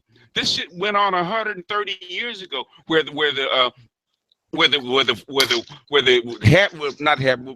biracial, because I'm not going to use the other word because I don't want fat ass to jump all over me. Where the biracials made their case to the white people that they wanted a buffer class. And they want to be included in the white class and they got rejected. No, you're a nigga. BGS, can I ask a question? Hold on, man. I disagree let me because I don't believe. Let me tell you why. Let me tell you why. This is fact. I don't believe Obama would have been allowed to be president if he didn't have a Caucasian brother. Obama's not black. He's in Kenya. Hold on. Can I address this? Please? Okay. First and foremost, you got to question the logic of somebody that would come in a room that's supposed to be black and try to assert his dominance by telling me that white people conquered me. That's number one. You're getting in your feelings, sir. I can't help it. Finish? You're emotional, sir. I can't help you with that. You talking over top of me is the emotional part. Who believes in fucking white women? Okay. Hey. Next thing is this. Anybody? I'm gonna mute you. Hold on. He said specifically, why is it other cultures of men focus so much on identity? The reason why other cultures of men focus so much on identity is because the entire world has been trying to run this narrative that black people ain't shit. And as time has went on, they've had to try to create an identity that is separate from the African man. They are insecure about their identity. That's why they focus on it so much. And the main person that's doing that in this day and age in our community is the black woman. This is why whenever you see black women, they have to assert how strong they are. They have to assert their education. They have to assert all of these things because they are insecure, about their position. That is why that is a feminine argument. Okay, dude. All right, I'm gonna respond. I call. Oh, I'm sorry. Is it better? Yeah, it's better. Go ahead. Okay. I'm gonna respond to this. Now, you say that these other cultures are responding to how the black man and all this stuff, and this just sounds like more historical revisionism garbage. I must say, what do you mean by that? but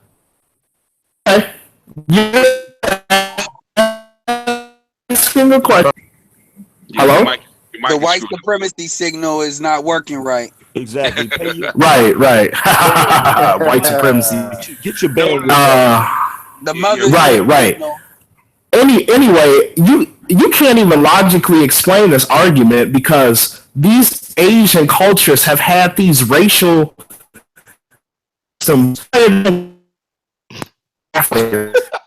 argument doesn't even make any logical sense. Did anybody know 1,200, if not 3,000 years old. What? Okay. It's over. Wait. The Indian caste system is 3,000 years old. They haven't even had contact. That is a lie. That is not a lie. No, it's not I'm even going to argue this. I am not going to argue this. Go look it up in the Encyclopedia Britannica. I'm not going to. This is fact. It's over 3,000 years. It's over 3,000 years old. Dude, who in America? Who is the biggest people proposing this colorism argument? Women. No. I'm asking him, Duke. I mean, you can argue for one less black women. I understand where you guys are going, but white men are also promoting this argument. Yeah, because they don't argue colorism. They argue race. They don't care what color you are. It's race. If you're not European, then you're not European. You could be light skinned with blue eyes. They don't care. You're still black to them. Hold on. They used to argue that crap, but their numbers went down. That gangs in New York, if you want to picture OJ that. was white for a minute. He got that wake up call. So BGS, why was Obama allowed in the office? I want to because answer they needed that. because they needed a black man. Do you believe they would have allowed that if his mother was black? No. You know who Obama's related to? Yes, they would have. Yeah. No, they Obama is related to George Bush. No.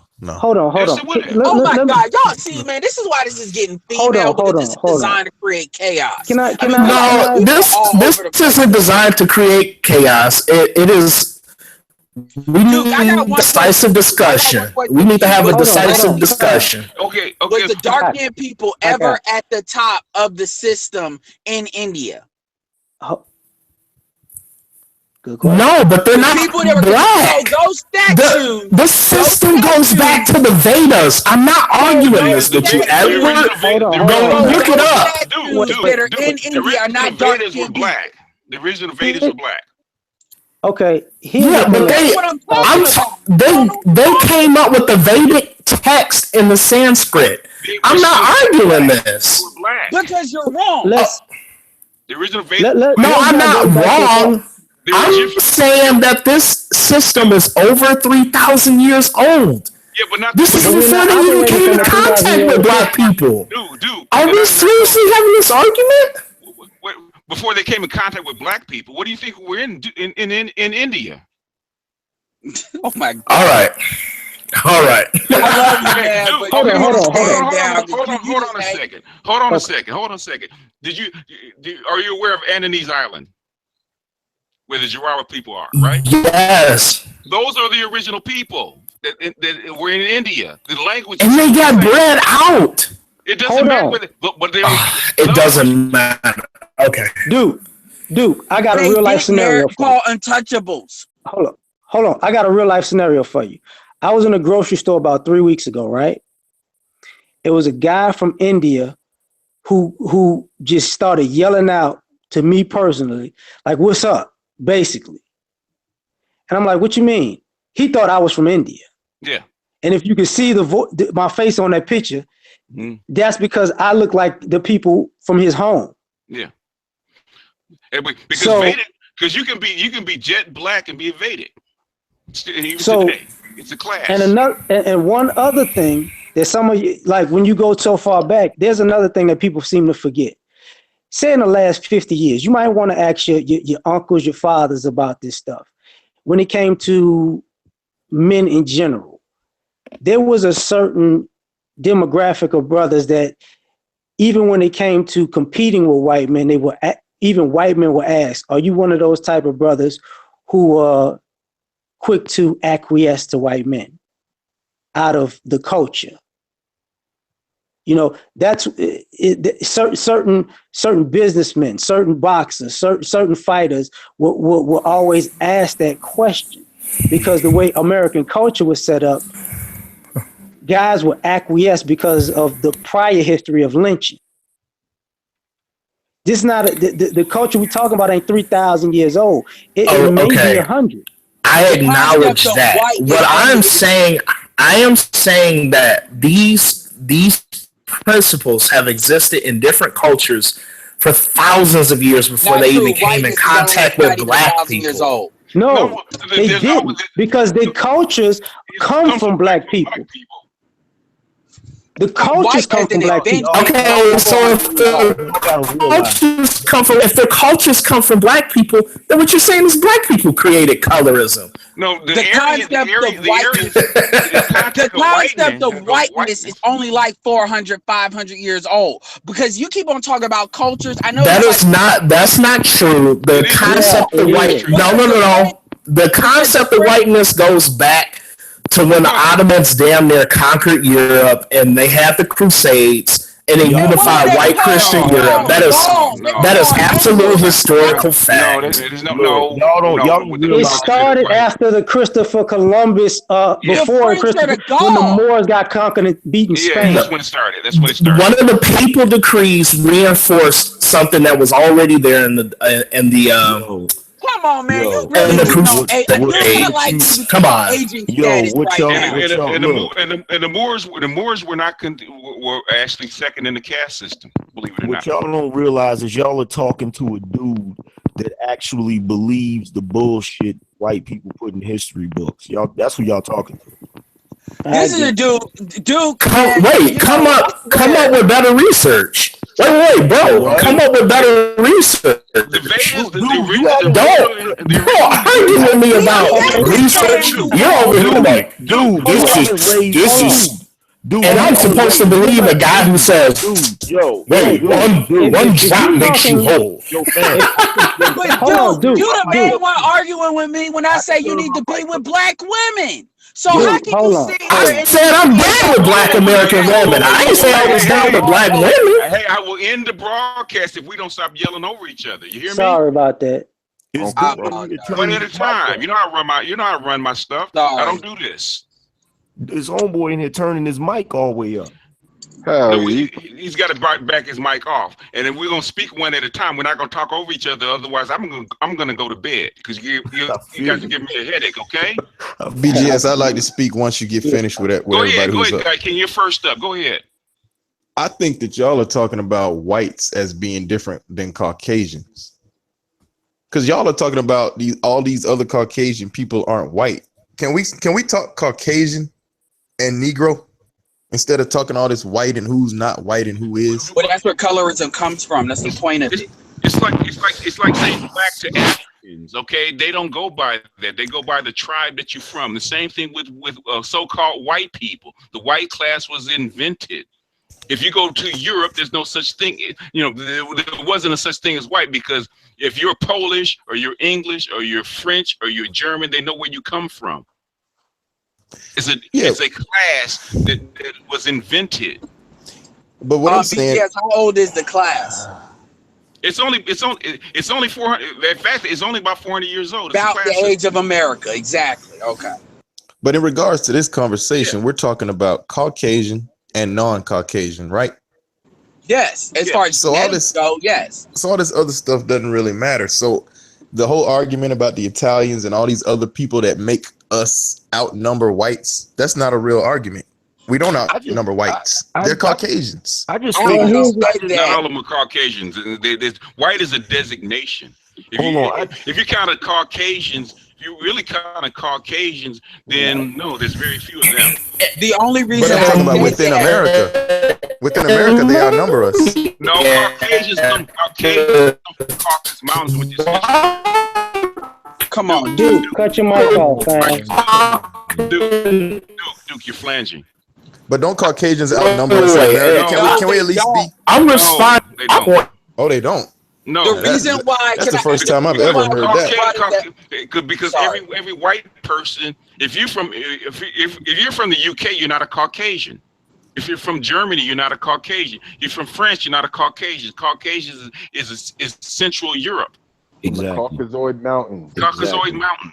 But the only reason I brought up the Italians and stuff like that is because you are talking about this from a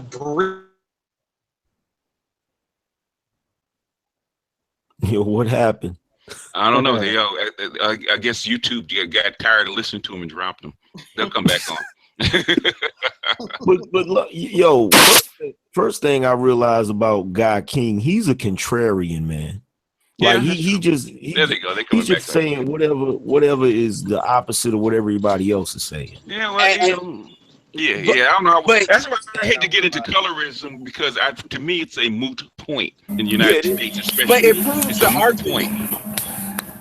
It proves the feminine part of it, because here's the thing: black men look, and I'm gonna back off of this after this. Black men in general are judged by what we do. Yeah. We're judged by the fruits of our works. Competition of what we build, we compete. This kind of all is the most for what I think, what I feel. The facts don't matter, because it's like people are making stuff up to prove an argument, and men are not supposed to behave in this way. And this is why. Wait, who made anything up, sir? Please take one. It's a feminine argument. That's what he's saying. Mr. Angry Man Valdez. Wait. Angry Man Valdez just said I was making something up. Please, sir, prove what I was making up. I heard specifically Angry Man talking. Come on, Edward said you're making things up. Yo, didn't say that. Duke. First of all, Valdez is not my first name, and Angry Man is not my last name. Okay. You want to prove something to me? Prove you got common sense first. Do that for me. All right. Okay. This is a completely different argument. I'm not even gonna take it personal because I really don't give a crap. When I hit the button on this, I turn it off and you disappear, sir. Okay. So can I ask a question then? Go ahead. You are really bringing in the emotion. Dude, if this is how you feel about it, why would you even start this conversation to begin with? I don't feel any personal way about it. I really. No. I'm going to ask you. It's an illogical argument. It's an illogical argument. We just said dude, I didn't ask you how you felt. I'm asking you if this is an illogical argument, if this is all nonsense to you, why would you bring this up? He's a woman. That's why. No. Don't. Ooh, really original angry man. No, that is. We like cast. I just chalk it up to him being in the sunken place right now. My apologies. No, seriously, bro. No. Hold on. Seriously. Anyway, Duke, calm down. Duke. Wait, he asked me a question, sir. Okay. Duke, LAR is trying to speak. Go ahead, LAR. No. Seriously, bro. Because if we're having a conversation, just in general, and you bring up something you want to talk about in general, and then at the end of everything we're talking about, you say it's not important. What would it look like you were doing? Go ahead, Duke.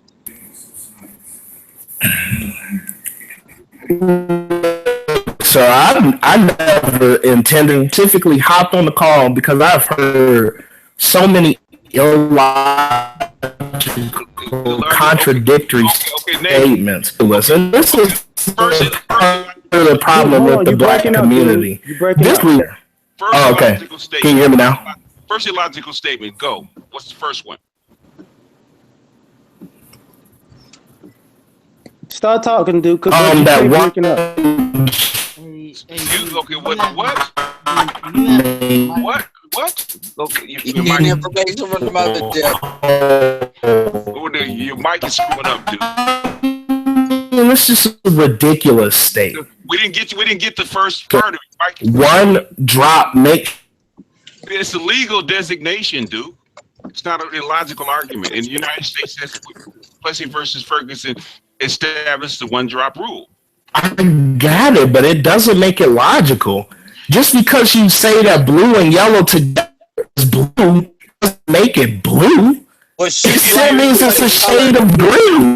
Duke. If they make law from it and they make a class from it and they act on that class, it's a logical argument. Oh, okay. BTS. Hold on. Can I say, okay, I see. I understand exactly what you're saying, BGS, and I understand what Duke is saying. And this was Sarge and that other dude's argument as well. And they were just like, okay, so you're looking at it from a legal standpoint, and I can also look at it from a genetic. Black is a class. It's not genetics. It's a class. It's not a race. It's a class. Mm-hmm. It's a legal class that's been designated by the United States. Black is not a race. It's a class. Exactly. Just like white is a class. I'm not black. I'm Nigerian. Can I say something real quick? Go ahead, LAR.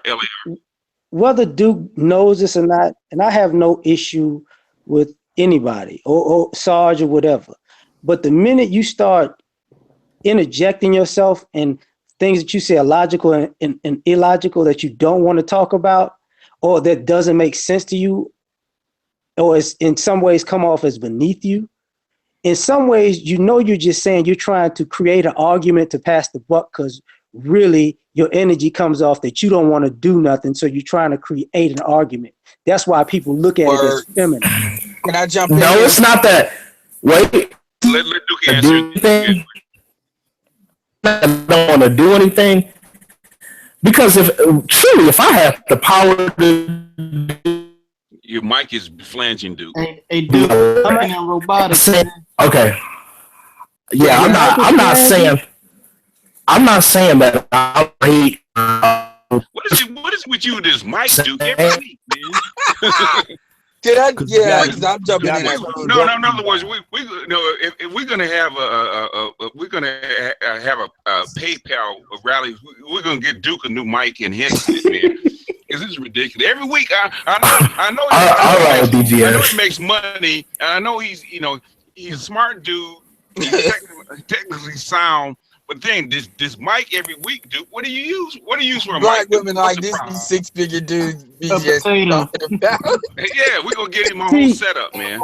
See, here's one thing that I got. I'm gonna just say. I upgrade my phone in July. I mean, I'm not pressed about no phone, but yeah. What I'm saying is, it's not that we want to understand you, and every week you come on, you have good ideas. Well, I haven't been on the last 3 or 4 Hangouts, BGS, to be fair, but yeah. Oh my God! You know what I'm talking about, dude. Don't man. Don't play me, dude. Don't play me, dude. Can I jump in here real quick? Go ahead, like, okay, this is one of the things that annoys me, and this is particularly to you, dude. Look, I like you. You know, we've had our back and forth, so it is what it is. But the thing is, I will sit here and you will be on the team of the brothers talking about I'm an authoritarian because I say black men should do everything they can to find a qualified black woman to be with. Yet you sitting here arguing Sergeant Willie Pete's point about, so as a light-skinned man, I'm trying to go the right way because I know that to go further into the blackness, and you will make the argument that I shouldn't have to do that because all these black women are full of shit. Yeah, you're gonna stand here and try to and I see your picture. These are 2 separate arguments, sir. 2 separate arguments. Here's the arguments. Let him finish. You don't have the right as somebody that's decided that you are absolutely not going to be with a black woman.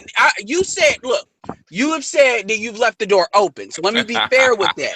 But my point is, you can't then tell me what blackness is. But like, oh, well, we want to talk about phenotype and genotype. Your argument is killed when you talk about, well, I want to reserve the right to hop the fence because these chicks the trip. If you believe that, then you believe that the black. Can I respond? Take a breath, then. Go ahead, Duke.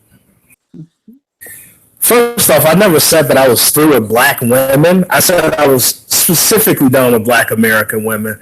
I don't believe you can find any quality black American women. It's been open to dating African women or women from Latin America. I was engaged to be married twice to men. I don't have a problem with black women. I really don't. I don't think. Okay, now we're getting really into right. So go ahead, finish. Can I chime in real quick? I don't. Then you, Valdez. I don't think you can rectify the situation. At this point, black men need to pick a woman from somewhere else with different moral values from intact culture and try to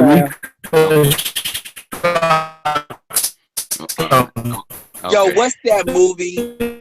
Hey, Duke, you need to rectify that mic. Yeah, you did rectify that mic. Okay. But go ahead, Valdez. Jump in.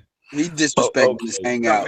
Valdez, first of all, let me say, BGS, my apologies. No, that's all right. Yeah, I'm just trying. I'm just, you know how it is, man. You got to keep order. You know what I'm saying? But here's my thing. I don't like y'all probably have had interactions with Duke before and know what he's about. I really don't know what he's about. You understand what I'm saying? But from my impression, I know the difference between intelligence and pseudo intelligence. Like anybody can regurgitate something, but not really have like a legitimate argument. Like everything that he's saying, he's deflecting all over the place. Like his entire argument is similar to like the whole time we've been going back and forth. I feel like I'm going back and forth with a woman. Like honestly, I'm not trying to be insulting. Oh, okay. But like, so what in particular in my argument was not? I just want to ask him that question. No. Okay, Duke. I'll answer it. I'll answer it. No. Valdez wants to finish what he was saying. Go ahead, Valdez. Finish. Like I'm not trying to be insulting, but here's the thing. There's a certain type of way that men debate, and there's a certain type of way that women debate or argue. And one thing I notice, whenever I say something that gets on a woman's nerves, she'll do that same thing he did. Well, what do you mean by that, angry man? And I'm sitting there like, come on, bro. Okay. Like, if All right. you disagree with something I'm saying, Okay, just tell me so what you disagree with. okay, all right, fair enough. Fair enough.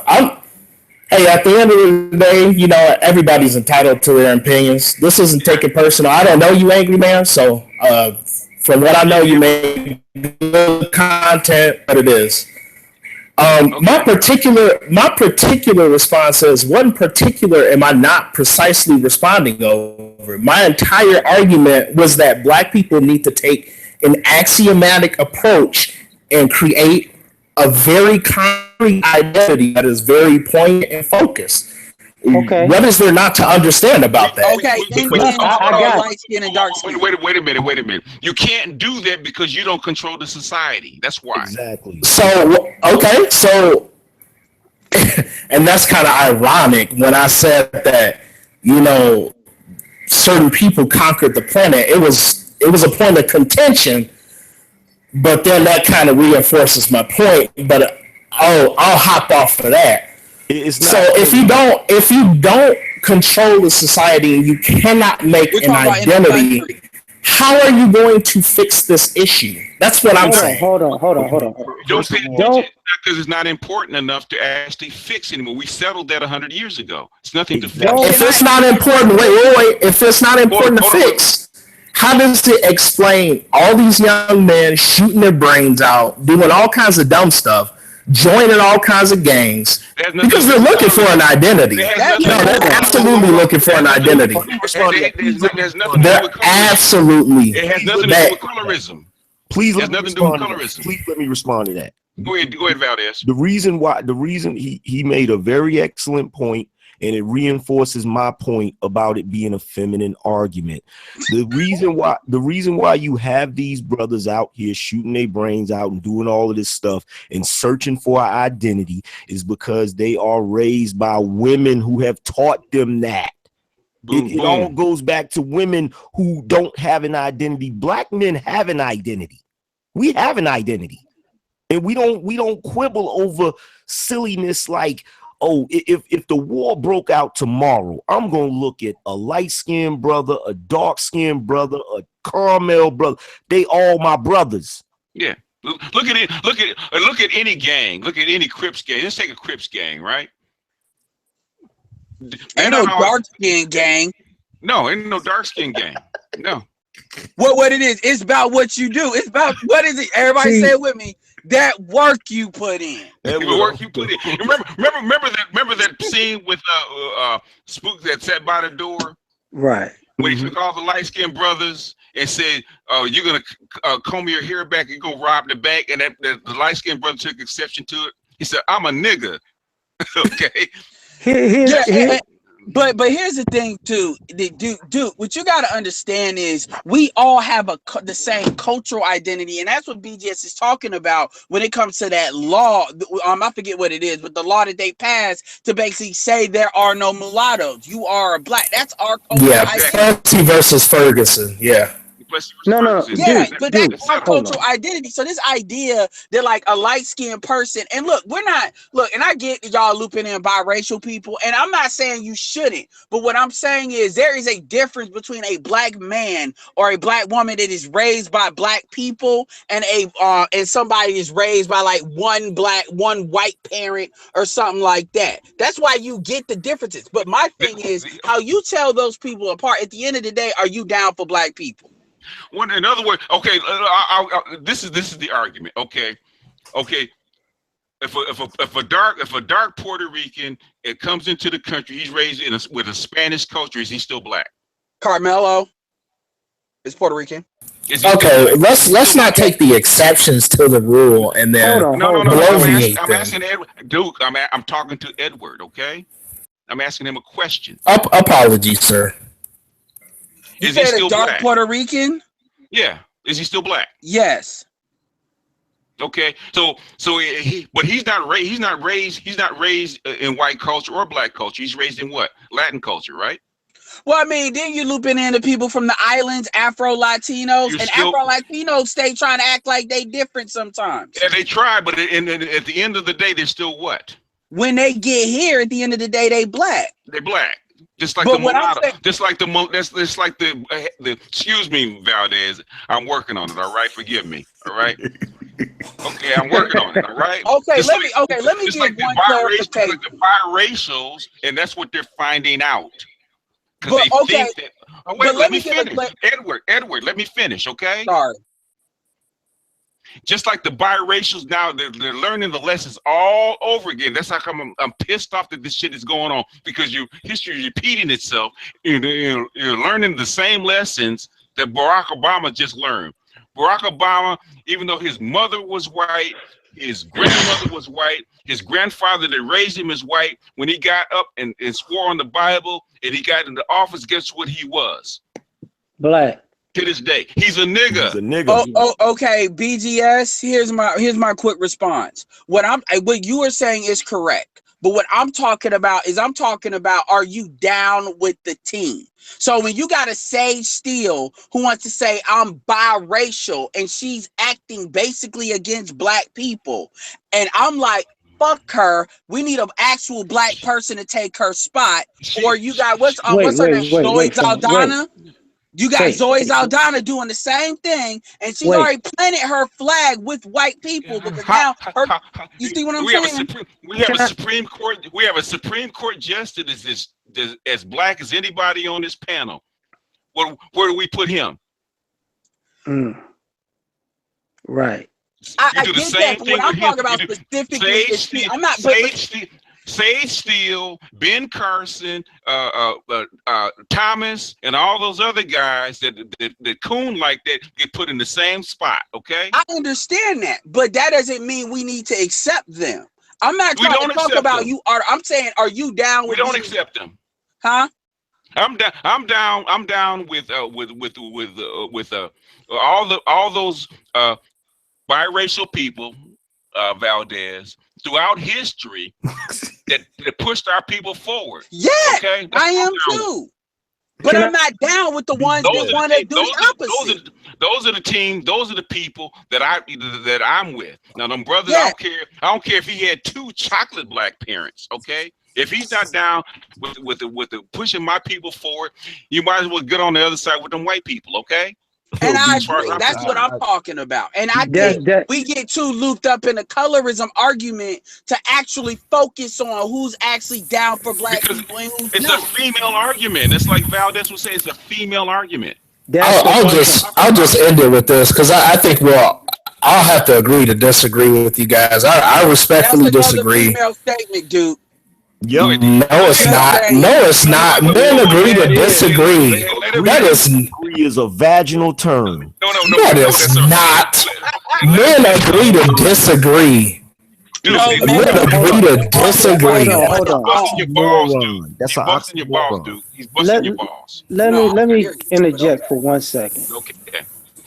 Dude, I think I can't speak for everybody. What I think they're trying to say is this: when your power is opportunistic, it's feminine. When you have no boundaries, no principles, when everything comes off as a technicality, when it works for you is good, but when it doesn't, it's something else. You have to stand your ground at some point. That's an excellent point that I'm going to actually use to segue. That's my point, though. Hold on. Duke, let him finish. Okay. But the minute that you need to change your shit for an opportunity, that becomes feminine. Because guess what? If somebody gives you a different opportunity and it suits your argument, you're going to go there too. Wait. I believe what you're saying is that I've changed my position during this argument. Where have I changed my position? No. My position. Wait. This is what I'm telling. Okay, I'm going to tell it to you bluntly. You're coming off as when you're in a power position, you're cool with your standards. But when you're in a powerless position, you're ready to up and run with your standards. When have I ran? I've been very consistent on this position. You're inconsistent. You're consistent on changing when it suits you. When he sir, I've been very consistent on this issue. No, you haven't. I'm gonna tell you what you did. Let Duke finish. Okay, go ahead, Valdez. I'm gonna actually wait, because I didn't even get to say my point. I'm just gonna say this and then I'm gonna let it go. You know, because I understand people aren't gonna. Right there. Duke, what point? Duke, Valdez, hold on a second. What point were you trying to make? My point is, where do we have boundaries? Where do we have a position that we are axiomatically going to take? What does that mean? What does that mean? I'm talking about in terms of identity and culture. Where are we going to definitively stand? It's already said. I believe that this color issue, and this is just my personal opinion, it is very similar to homosexuality. It breaks down the barriers of the society. Now, you guys might not agree with it. You guys might not agree with it. Explain that, because that made absolutely no sense. Because how can you have an identity? How can you have an identity when you can mate with anyone from any culture? We didn't create it, Duke. But all right. First of all, nobody's even talking about that on this panel. You brought that in. Hold on, let me address that. We're not okay. Hold on. He just said that he said at the beginning of his argument, he said that every other man of every other race, it's important to them. Don't they mate with any women? Yeah. And all. So what are you talking about? I've met plenty Indian women mixed with white and Indian. I'm gonna tell you, it comes out good usually. And what LAR was trying to break down. See, LAR caught it. I caught it too, but I the way he broke it down, it allowed me to articulate it better. Basically, what you did, bro, you're being passive aggressive. So when you make a statement, you know what I'm saying? You're strong in your statement, but if everybody on the panel disagrees, you'll say, well, at the end of the day, I really don't care. After you just got through like going hard with the statement. So like, yeah, that's a feminine. My thing was, I'm gonna say what I said and then just let it go, because at the end of the day, people are not going to change their mind. This is a conversation that people are very passionate about. It is like abortion. It is like talking about reparations for slavery. It is a very passionate conversation. Because this is something that people are very passionate about. Women are passionate about it. Women are passionate about it. The men aren't. Exactly. Men don't have this problem. Let me address if men were not passionate, why are we yelling on the panel? Because they was yelling on the panel. For what we're trying. Everyone was yelling on this panel. Why are you talking about? Hold up. Why are you concerned about tone when you're trying to instigate stuff? You got. I'm not trying to instigate anything. Here's the thing, bro. You started this conversation. You trying to make a point. Then you said, "Oh, it really doesn't matter." Then when somebody says, "Yo," it's because like after I found out that people are axiomatic in their positions.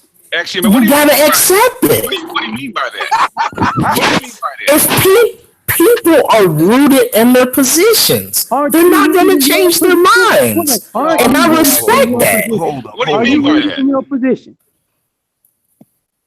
Are you rooted in your position? I've already said several times. I'm not gonna repeat, sir. I'm trying to find out what let me. Can I? First of all, okay. I don't know what's going on, and Duke, I'm not trying to insult you, but the way I was taught, a man stands firm on his position, and what he does is he uses logic to argue his point or debate his point. Now, if he knows that he's right, he's gonna stick to that, and it's actually an art form. They actually still do that to this day. It's called being a lawyer. You know what I'm saying? Like you argue your point until you convince or sway the person to what you're saying. But when you come into an argument and you go hard with the argument to the point where it's like, oh, he's rooted in that. He's you know, he's definite on that. And then you start seeing that everybody may not agree with what you're saying. Then all of a sudden you backpedal and say, well, you know what? At the end of the day, you even did that when we said something about the mic and you was like, yo, I'm gonna upgrade my phone, but really I'm not pressed about a phone. Like, you know what I'm saying? Like it's inconsistency, bro. That's what we saying. We originally got on this argument because of movies, and at the end of the day, I just got done watching the last episode of 24 that had one of the blackest, and she's very attractive, and I like what they did with her movie, Senegalese. And this idea that there's no dark-skinned women on TV is bullshit, and Sarge has put that out there. You know, Viola Davis. That's why we even got on this argument in the first place, because not you, dude, but another dude was talking. Huh? Guy King, yeah. I will say this. Talking about, there's a light skin, there's too many, we're black directors are washing out dark skinned women, and that's an absurdity. And he was pulling straws in order to come up with an argument that was fundamentally bullshit. And what happened, dude, is you jump in on that, and quite frankly, I don't know if you were listening to actually what was going on, and I'm gonna just chalk that up. I actually,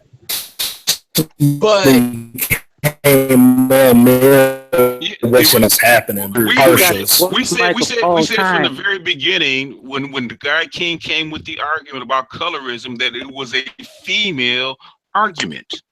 It has not changed. And you just jumped in front of the bullets and you got mad and got shot. Go ahead, LAR. See, the thing, even with the colorism thing, I get what Guy was saying per se. But the biggest problem to me, just me personally, with that argument is this. Even if dark-skinned women would see themselves in all of these roles that they want to on TV, would that change their behavior in everyday life? No, it absolutely would not, sir. No, so what would it do if you saw yourself on TV and you didn't change your behavior? Would that say you're just rooted in the behavior that you're complaining about? Yeah, it's cultural. So I mean, in this respect, I'm not arguing with you. No. Yeah. I get you not arguing with me. I'm just saying that at the end of the day, so TV can't change your culture. Yeah, and this was actually one of the fundamental disagreements I've even had with Chrissy. I don't agree with that. Because look, only reason I'm saying that is this. Here's the thing. TV is relatively new in the human experience. So if you stop watching the shit, are you going to be a different person? Yes. So you can choose to stop watching it, right? Yes, Roy Laurie Cutno talks about that. Yeah. So if you're watching it to change who you are, then is it the TV's problem or is it your problem? Oh, I mean, ultimately, it's personal responsibility. But what I'm saying is, it's just like social media. Like so many of us watch it, it reinforces the bullshit culture. I mean, let's be clear here. If we weren't getting on the internet, there's a lot of things that people would be unaware of. That's the same thing with television as well. So I get what you're saying. And plus, you got to understand, too, women are more social than men in that sense. So they're more susceptible to social norms, and TV is a way to perpetuate that. Right, but just like you said, fam, I'm sorry. Just like you said, it's bullshit culture. So if you go into bullshit culture, you're going to bullshit culture in social media. It ain't coming to you. All over the world, who lightens their skin? Women. Who cares about the texture of their hair? Women. Who cares about the color of their eyes? Women. Colorism is a female issue all over the world. It's not a male issue. It's a female argument. That's how I understand what women are going through. And Sarge picked it up because Chrissy cares about it. How many dark-skinned activists do you see that are male on YouTube? Other than Derek Jack. he doesn't even talk about it because he doesn't really talk about it that much. I mean, real talk. Only thing a man has to do if he cares about it is commit to getting a black woman, whether that's African or whatever. I mean, problem solved. The problem though is it's about status. That's all it is. And black women feel some type of way, and you can hear it in Chrissy. You can hear it in all their voices when they talk. It's like they're. But here's the trick. This is the sad thing is black women use colorism. Colorism is a crutch. The reality of the situation is if a black woman is not getting chosen, I agree with that previous statement. I just wanted to say that colorism is a crutch. Yeah. But they use colorism. Colorism is black women trying just like you said, the whole thing is in our society, whether you want to deem it to be fair or unfair, a lot of sisters that are a lot of women that are racially ambiguous are being chosen for a lot of roles. And so darker skinned women look at that as being, they're giving them a better class than us, or they're giving them some sort of favoritism. And just like, it would be the same way if it was the reverse. If it was darker skinned women being chosen, then the lighter women would feel that way, because women want the world to rearrange itself to suit what they want. Yeah. You understand? White women do it. White women talk the same shit about black women getting so many roles. Exactly. Yeah. So but the question is to who? The question is, who are they trying to impress? Is this because it's just like clothes and makeup? No, it's just like clothes and makeup. Are they trying to wear clothes and makeup to impress men or women? In other words, whoever is in any particular society, whatever features that the dominant people in society have, women will try to mold themselves and their offspring to fit it. Right. That's why I'm asking what I'm asking, BGS, because at the end of the day, if they're asking for attention because of colorism, are they really asking for our attention, or are they asking for their attention? They're asking for the whole society's attention. Not just ours. But black men don't subscribe to society's beauty standards. Yeah, but I'm saying is, but women do. All women do. Oh, they're talking about women, how they see themselves. Is that what you're talking about? Yeah, and to a degree, yeah, because the way it looks is that if darker skinned women want to be viewed as the beautiful ones, black men have never viewed darker skinned women as the ugly ones. No, they don't give a damn about. But we don't control the validation engine, though. That's the problem. No, but the irony of it is, in some aspects we do, because the same things they complain about is the body type. Serena Williams is a perfect example. She's a perfect case study for this. Black men held Serena Williams down. That was never enough because the overall society called her a man. What happened? She has a baby by a man and runs a website that calls her a man. But on the flip, I'm sorry. But on the flip side of that, haven't you not seen all of these non-black women who quote unquote trying to be thicker and plumper and because this is not because of white standards. This is because black men like thick women.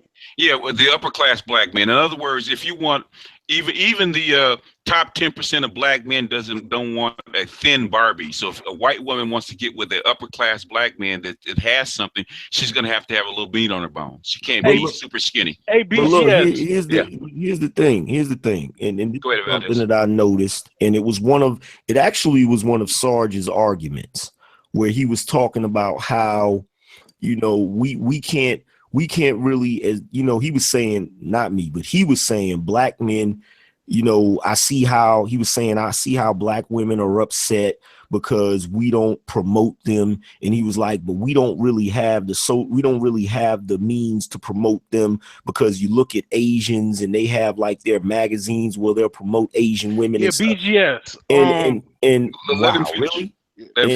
And I'm sitting here thinking to myself, like, see, this is where the bullshit comes in, because number one, we do have ways to promote black women. And when we do, guess what they say? we're objectifying them. When we put out a King magazine or a magazine with women in it that showcase black women, the first thing they'll say is, oh, well, you're objectifying black women, or they'll look at it in a derogatory way. Meanwhile, white women, they don't have no problem being on car magazine stretched across a car. They don't feel like they're being, or the Latin women.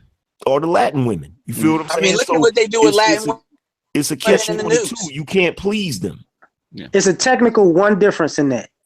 What's that? And you just said it, Valdez. What's that? They stretched upon some material thing. I think if we stretched them onto a Corvette, they wouldn't have a problem with it. You know what? I could agree to that. I could agree to that, bro. Because hold on, it's just like with what I was talking about with using certain terms. If you're on a YouTube channel and you say bitch and hoe and this, that, and the third, and you're dropping knowledge on that channel, they have a problem with that, but they don't have a problem when the rapper says it or when a movie says it, because it's attached to entertainment. I see what you're saying. Yeah, because that's all I mean. Like the validation that they're looking for is attached to material. To the dominant culture. It's attached to the dominant culture. That's what it's attached to. Yeah, exactly. It was the same thing, because Valdez is basically saying the same thing. Because if I put a black woman who is thick and dark skinned in a magazine in a Bentley, nobody would say shit because the Bentley was in the picture. Yeah. BGS. E. Young is on here twice. And Jamie been quiet for like 4 or 5 hours. All right. Hey, okay. Snick. Young, I know you. Other people want to get in. I know. I'm playing. Jamie, drop off. Jamie, drop off. And Young E, you're on twice. So we were trying to make room for people. Hey, I'm waiting for Jason Black to put up that prenup hose down video that broadcast he was doing, breaking down prenuptial agreements. But anyway, sorry, that was Jamie, drop off. I think he's asleep, to be honest. Yeah. Brothers, if you're awake, Jamie, if you're awake, say something. Otherwise, I'm gonna eject you. Master BGS. Yes, sir. I just wanted to put my 2 cents in. My issue is when it comes to this whole thing, I should say specifically with Chrissy. My issue is that, I tell it many times before at least in the comment section, that all of this doesn't happen in a vacuum. There's a reason. Obviously, there's a hierarchy. It baffles my mind where, and again, I have no grievance whatsoever. I mean, I'm one of those brothers who do think that obviously, colorism is an issue. Here's the thing, though, is not much. There's to have a deep conversation, at least with the society as a whole, is moot for one reason and one reason only. Your dark skin was never appreciated from the jump. It doesn't make sense to me why you would have sisters who are complaining about, well, we don't receive this attention, they say this about us, or what have you. And these are the same people who use religion to justify your skin as a curse, as something unnatural. So you actually turning back and expecting those same people to put you now in an elevated position, or at least on this, at least baseline. At least baseline doesn't make any sense. Because it's not logical. It's not logical.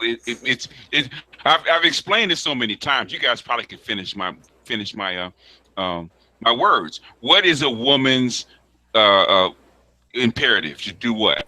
To be right all the time. No. To give her offspring. No, that's what's wrong with them. To give her offspring the best advantage in any environment. So she's going to try to mold her and her offspring to what? To fit the dominant society.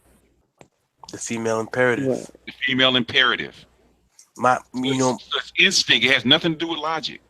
So and that's why we fail by always trying to take what they say like it is logical. And that's when women talk about we don't treat them equal. The reality is most of them come at us like children, and that's why we respond to them like children. Just like getting mad at a woman for having babies out of wedlock. You say, well, why do they do that? Because women are designed to do what?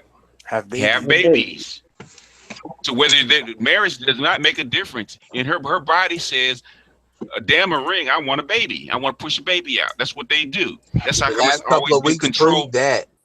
Huh? Excuse me? Last couple of weeks proved that and that's another argument they keep trying to make, that a lot.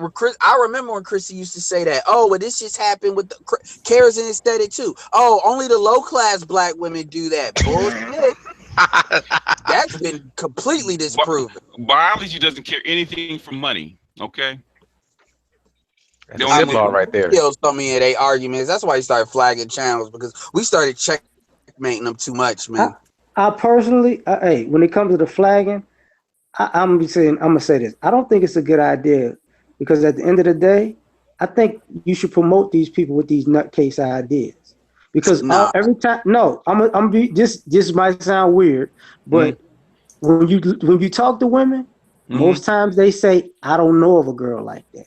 I never seen a girl like that." True. So instead of flagging these chicks, here's another one. I know, but the reason that they're flagging them is not because they want to silence them. The reason they're flagging them is so they can feel how it experience.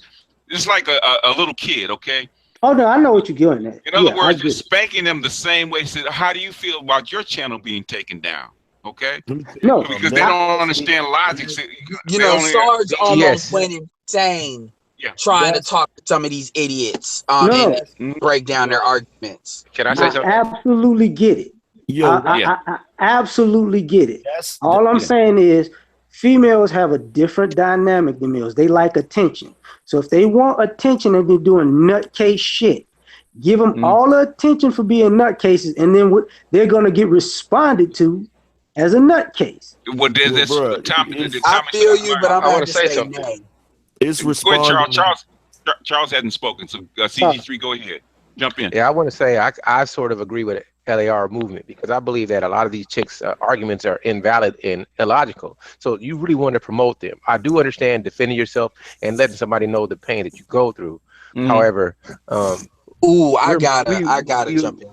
We are men, so we can't really let these emotional, erratic females get with us unless they really. When they start flagging your channel, I totally understand that. I totally agree with that. If you go after somebody's money, then you, by all means, defend yourself. But as long as you can say what you want to say, as long as you stay on your side of the fence. It was It was like that. It was like that before they started playing their little dirty games. Before they started playing their little dirty games, we didn't care what they said. We didn't give a shit, as long as they wasn't trying to be dirty with us. That's called responding in kind. And then on top of that, I thought about it. The more I think about it, there's a lot of young girls that's listening to their bullshit and their rhetoric. We don't need them assimilating new women into that dumb shit. You know what I'm saying? And then on top of that, man, they put my name on a list, my nigga. My brother, hey, wasn't no colorism then. Angel got on that list too. Hey, Valdez, my brother, I hear you. I respect you. I respect everybody. I'm not opposed to flagging, but I like when people flag appropriately. So when you do flag, I know. I can't speak for everyone, but I'm just saying it just in general.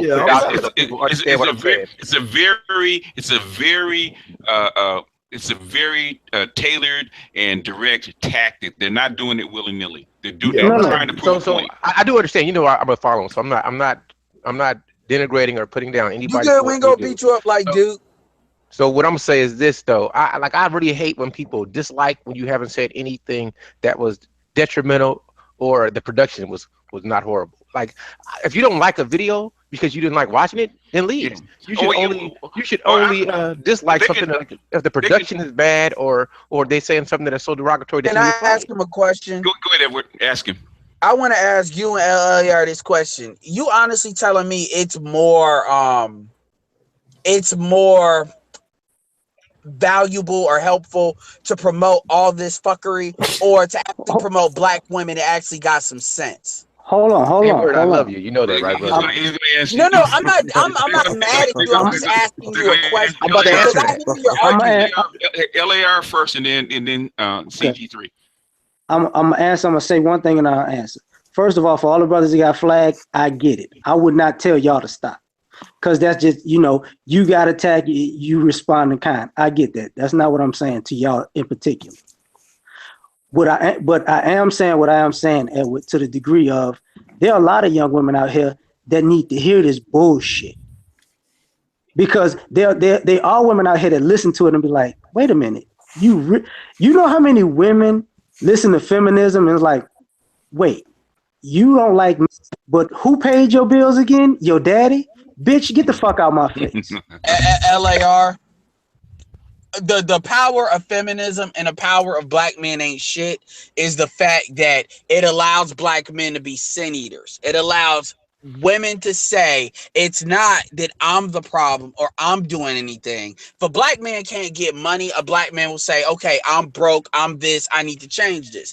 Women can pass all their BS because society funnels that to black men, basically absolving black women of their sin. Yeah. So when you say, if they hear other women, I only hear that that's just a chant. Now, but I get where you're going. So let me throw this out to you. I didn't answer it. I have always said that black men need to do the absolute opposite of what you just said. Is black men need to search for the all y'all should go look up Kimberly Frazier if you haven't. Very good sister. Kim dope. Okay, we got another cosign. April Mason, Lori Cutno, Veronica Conway, and we need to promote these women because we need to give a counter. One of the things that I have an issue, I don't have an issue, but the manosphere needs to start to do is we got people that's going to say what women aren't doing, and I'm not telling none of y'all to stop doing that. But we also need channels that's saying, not doing what Boyce is doing, and saying, well, all women ain't bad, but showing women like Shakira Graham, women like Noma Linga, women like April, and saying, this is what we respect and what you should be. You see what I'm saying? That's something. CG3. Go ahead. CG3 next. Edward, like I said first, my brother, I love your passion and I respect you. I can't speak for LAR, but I'm gonna speak for myself. All I'm saying is this: like everybody who's been flagged, I totally understand the tactic of attacking or responding in kind. All I'm saying is this: people are going to make choices, and no matter how much you try to block somebody, you can't really stop them from seeing what's out there. So I'm on the same page of LAR, is that I want people to see this what you guys call fuckery, because if you don't see it, you won't know it. Let me elaborate on this. Today they had it was Tommy Sotomayor. He had one-on-one with a porn star. My God. And if you really watch the whole video with a porn star. No, I didn't watch the whole thing, but if you watch the whole thing, you could see what she was talking about, and how she was trying to say, no matter what you say, it's oblivious to me. So you can try to correct me on my moral standpoint, but I'm so thick-skinned, no matter what you say, it's not going to affect me. And I thought that her argument, even though I didn't agree with whatever she was doing, it was intelligent and it needed to be heard. So when you block it, sometimes people don't understand the fuckery that's going on. So you want them to see the fuckery. That's all I'm saying, Edward. These women are lying. They know the fuckery. We have it in our families. Well, see, this is what I do. Valdez, go ahead.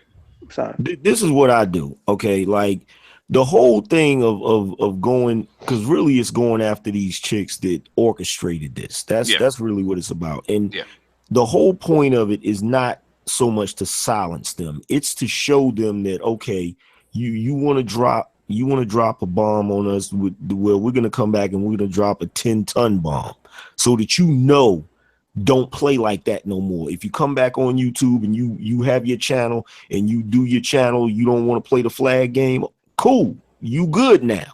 You know what I'm saying? It's just a matter of showing that we are not going to allow them to do what they did that first time some years back. Okay, that's the thing. But what I do to show the world the fuckery is I will let certain women that have those arguments come onto my channel if they're brave enough, and I decimate their argument. You feel me? That's the way to really expose them. How do you get them to come on, Valdez? Because they won't come on with me.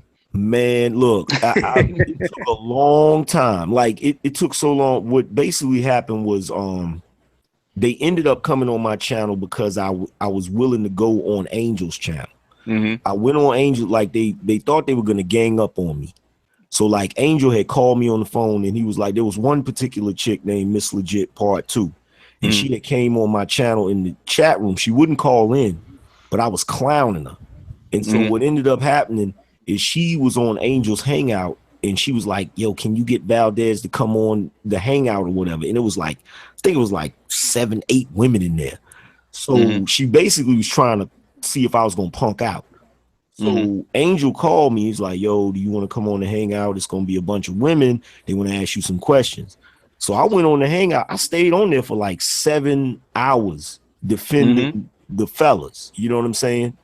And it got to the point where the argument never got finished because, you know, a couple of the chicks was trying to come at me hard, but I was conducting myself a certain way. So Angel ended up snapping on them. So they never got to finish their debate. So what ended up happening, Miss Legit, she came on one of my hangouts and she was like, can I come in the Hangout? So she's been on my Hangout 3 times where I've given her the work of God, like literally. So I don't think she'll come back again, but I got her to come on there, and I think one other woman, like rarely would they come on there. Like it took a long time, bro. But they ain't coming on your channel. I can tell you that right now. Can I interject? Yeah, go ahead, LAR. That's part of what I was saying, because even Chrissy had did it. Like, there was a point where she would make her argument with people, with the females, and they would, you know, they'd turn cold on it. But about 4, 5, 6 months later, they'll repeat the same shit she was saying because they had to learn the lesson from it. And that's what I mean. Like when Edward was talking about Veronica Conway, Angel, Norma Langer, the older women. That's the thing. They've been around and seen enough, and some of them have made enough mistakes to know this shit ain't gonna work. There's younger ones too, Olivia, Alexa, Kimberly. It's just we got to show the counter. If we're I feel you. That's what I'm talking about showing and by the way, counter. I haven't flagged a single channel. I personally am not gonna flag stuff. If people got mad at me talking about I'm bitch made because I didn't want to flag it. I agree that if that's what people want to do, that's what they want to do. I said I'm not gonna lower myself to do it. But then again, I don't got a YouTube channel. My answer is this. This time I'm gonna say it. Okay, go ahead, CG3 then Valdez. Okay. Be real quick because they flag it. I'm supporting because they flagging. Everybody I respect. I'm paying for y'all. So like Valdez, BG. If I see a super chat, I'm dropping 20. I'm gonna drop 30. I stay throwing money at Angry Man.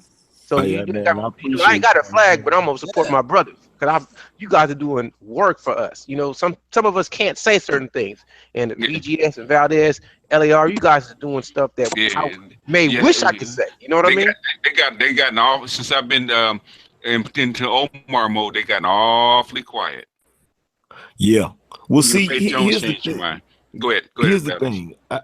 You know, like I tell everybody on my channel, like I've never been a vindictive person or an unfair person. Like there's women out there that say some crazy shit that I do not agree with that didn't have nothing to do with that list. I don't bother them. I ain't got nothing against them. They can say what they want to say and do what they want to do because I know their argument is a weak argument. But the ones who came for me, oh, bro, I've been mobilizing the army and I've been dropping straight bombs. And I'm going to keep dropping bombs until that list disappears and stays gone. You know what I'm saying? That's just me, though. I hope they make another one. Personally, I hope they make another I'm not going to lie. I found Minister Jap based on that. I found Black Ram. I actually listened to Black Ram stuff, and I got like 30 of his videos in my S8 right now that I got to go through. Angry Man, I finally decided to start listening to his because I saw your stuff in the aggregate, but it's, you know, it's so much stuff sometimes, and I said, okay, this dude, you know, so I think that list. I'm gonna be an asshole for a few seconds to say. Go ahead, make it a minute. Okay. when they're talking about that group, you're talking about a group of women who don't like black men, but can never say anything positive about white men, leading a charge for black women to do some shit, to go to people that they don't even fucking understand how to be with. It's only one of them black chicks with a white dude. But here's the thing, man. if you're gonna deal with women like that, the most, in my opinion, the most effective way to crush women is to use. I don't mean to say use like we use them and throw them away, but it's to commandeer other women to do that. This is why if you ever look at an April Mesa or Rose page, these women, even Chrissy, when Chrissy used to, talk. Let's be clear here. Chrissy never really throws swirlers under the bus. What she says is they're selling BS, but Chrissy always leaves the door open to swirling. Because money, yeah, because she swirled before, and it's been plus swirlers give her money, so. No, I get so my thing, so my thing is that's why with Chrissy, you talk about colorism, but you got the door open to potentially, doing that. It's full of shit. But anyway, my point is they will turn on her because a woman giving those arguments is more effective. And men we have to start combining our efforts. Jason Black, I love his After Hours because when they come after a woman, and they don't really come after her, they do the same thing like BGS. They let them talk all that, but it's so more effective because it's not just Jason Black doing it. Professor Black Truth Professor Black Truth, he's been giving them the work of God for the past couple of weeks, man. Check out his latest. He's been going in on them. I said, I hope they come up with another list and put his name on it. Y'all need to look up Black Women You're Fired by Professor Black Truth. Love it. Yo, who is that dude? SBW. SBW. Oh, I forget what was SBW. I got him. Bookmark. Can't remember his moniker, but yeah, man. Yeah, he can go in though. Professor Black Truth is a BGS level. That's sad black woman. SBW is sad black woman. Yeah, that's what it is. Yeah, that dude is a monster. Like I didn't even know nothing about him. They brought him out of. He said he had to come out of retirement for this. Yeah, they shouldn't have, man. Another effect of that list, though, is that list has galvanized dudes to start actually putting their money where their mouth is too. Yeah. I'll tell you one thing. You combine that with the super chats and stuff. I like seeing that because before that's like a big thing with brothers. It's like when you ask them for some money, they go, "Oh, I don't know about that." You asking for my white greenbacks now? Yo, BGS though, I got a bone to pick with BGS. What did I do this time, man? What did I do this time? Like, I got so used to like for like a week straight. Yes, sir. Every morning when I got up, there was like a post up there, and I heard Omar whistling. The past couple of days, it's died out a little bit. I was like, look, I clicked on one. It was El Kabong. Oh yeah. I clicked on that joint because I thought it was gonna be. I was like, and then it just was the cartoon. I said, what the fuck? I want to join in on too, BGS. You can't. Some of these videos you dropped, they're so powerful, man. It kind of make me, I'm a non-emotional brother, and I'm like, damn. I got one that I'm working on, and it's gonna be a longer one that's really gonna touch, especially Black feminists hard because it's a 20-year-old post that Tim Wise did, right? And it's entitled. He actually wrote it for a feminist blog, right? For a feminist publication, right? He said, "Is the sisterhood conditional?" About white women supporting affirmative action for white women, but not for minorities. Wow. And I'm getting ready. It's a long post. I'm getting ready. I'm going to drop that one. I like Tim Wise. Jason Black tries to throw him under the bus, but Tim Wise makes a lot of our arguments from a white person's perspective. The problem is you also got the evil Tim Wise, which is who I call Alex Jones, which finally he's been defrauded. And I'm gonna tell you something. A lot of folks that think like Duke Man, and I'm not saying this is him, but folks like Patriarch and stuff like that, it be like them Alex Jones Negroes, they be listening to that crap. I gotta jump in for a second. BGS. Hold on a second, CG3. I just want to respond to Edward real quick. I am like Samson. I have no compunction about picking up the jawbones of an ass and whipping some ass. Okay, go ahead, CG3. Well, what I'm gonna say, I hope y'all don't all jump on me, but this is in defense of Duke Man. You got to understand that people are some of their experiences, and whatever he went through in life has made him be the man that he is. I'm not saying it's good or bad. That's just why it is, and that's why he he's steadfast in what he says. If you get in the chair, you're gonna get the hand of Allah. But you Well, know I what, mean, though? here's the thing with Duke. Duke, I like Duke, but Duke jumped. But the problem with Duke is Duke jumped into an argument. It's kind of like double dutch, where he jumped into electric double dutch. No, seriously, because he wasn't. Because the argument that we were having and what he was bringing to it was out of alignment, and we were getting madder because a lot of us was trying to get back into alignment, and he just kept on blowing it up, and then his phone kept blowing it up. And he didn't understand that. But see, in addition to that, you got to understand, like, I talk about a lot of stuff on my channel and I joke around. But one of the main things I do is I try to school younger brothers, you know what I'm saying, in the ways of manhood.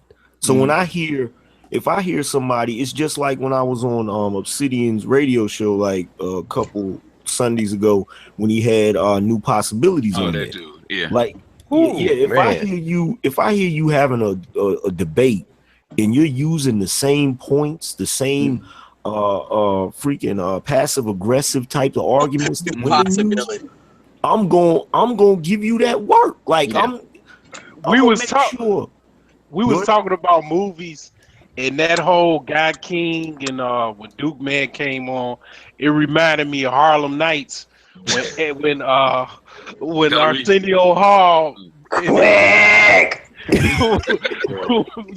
he came in and he shot them both at the same time. Yeah. Man, this was like a relay race of bullshit, and Duke Man took the baton and just ran with it. And he caught us off guard.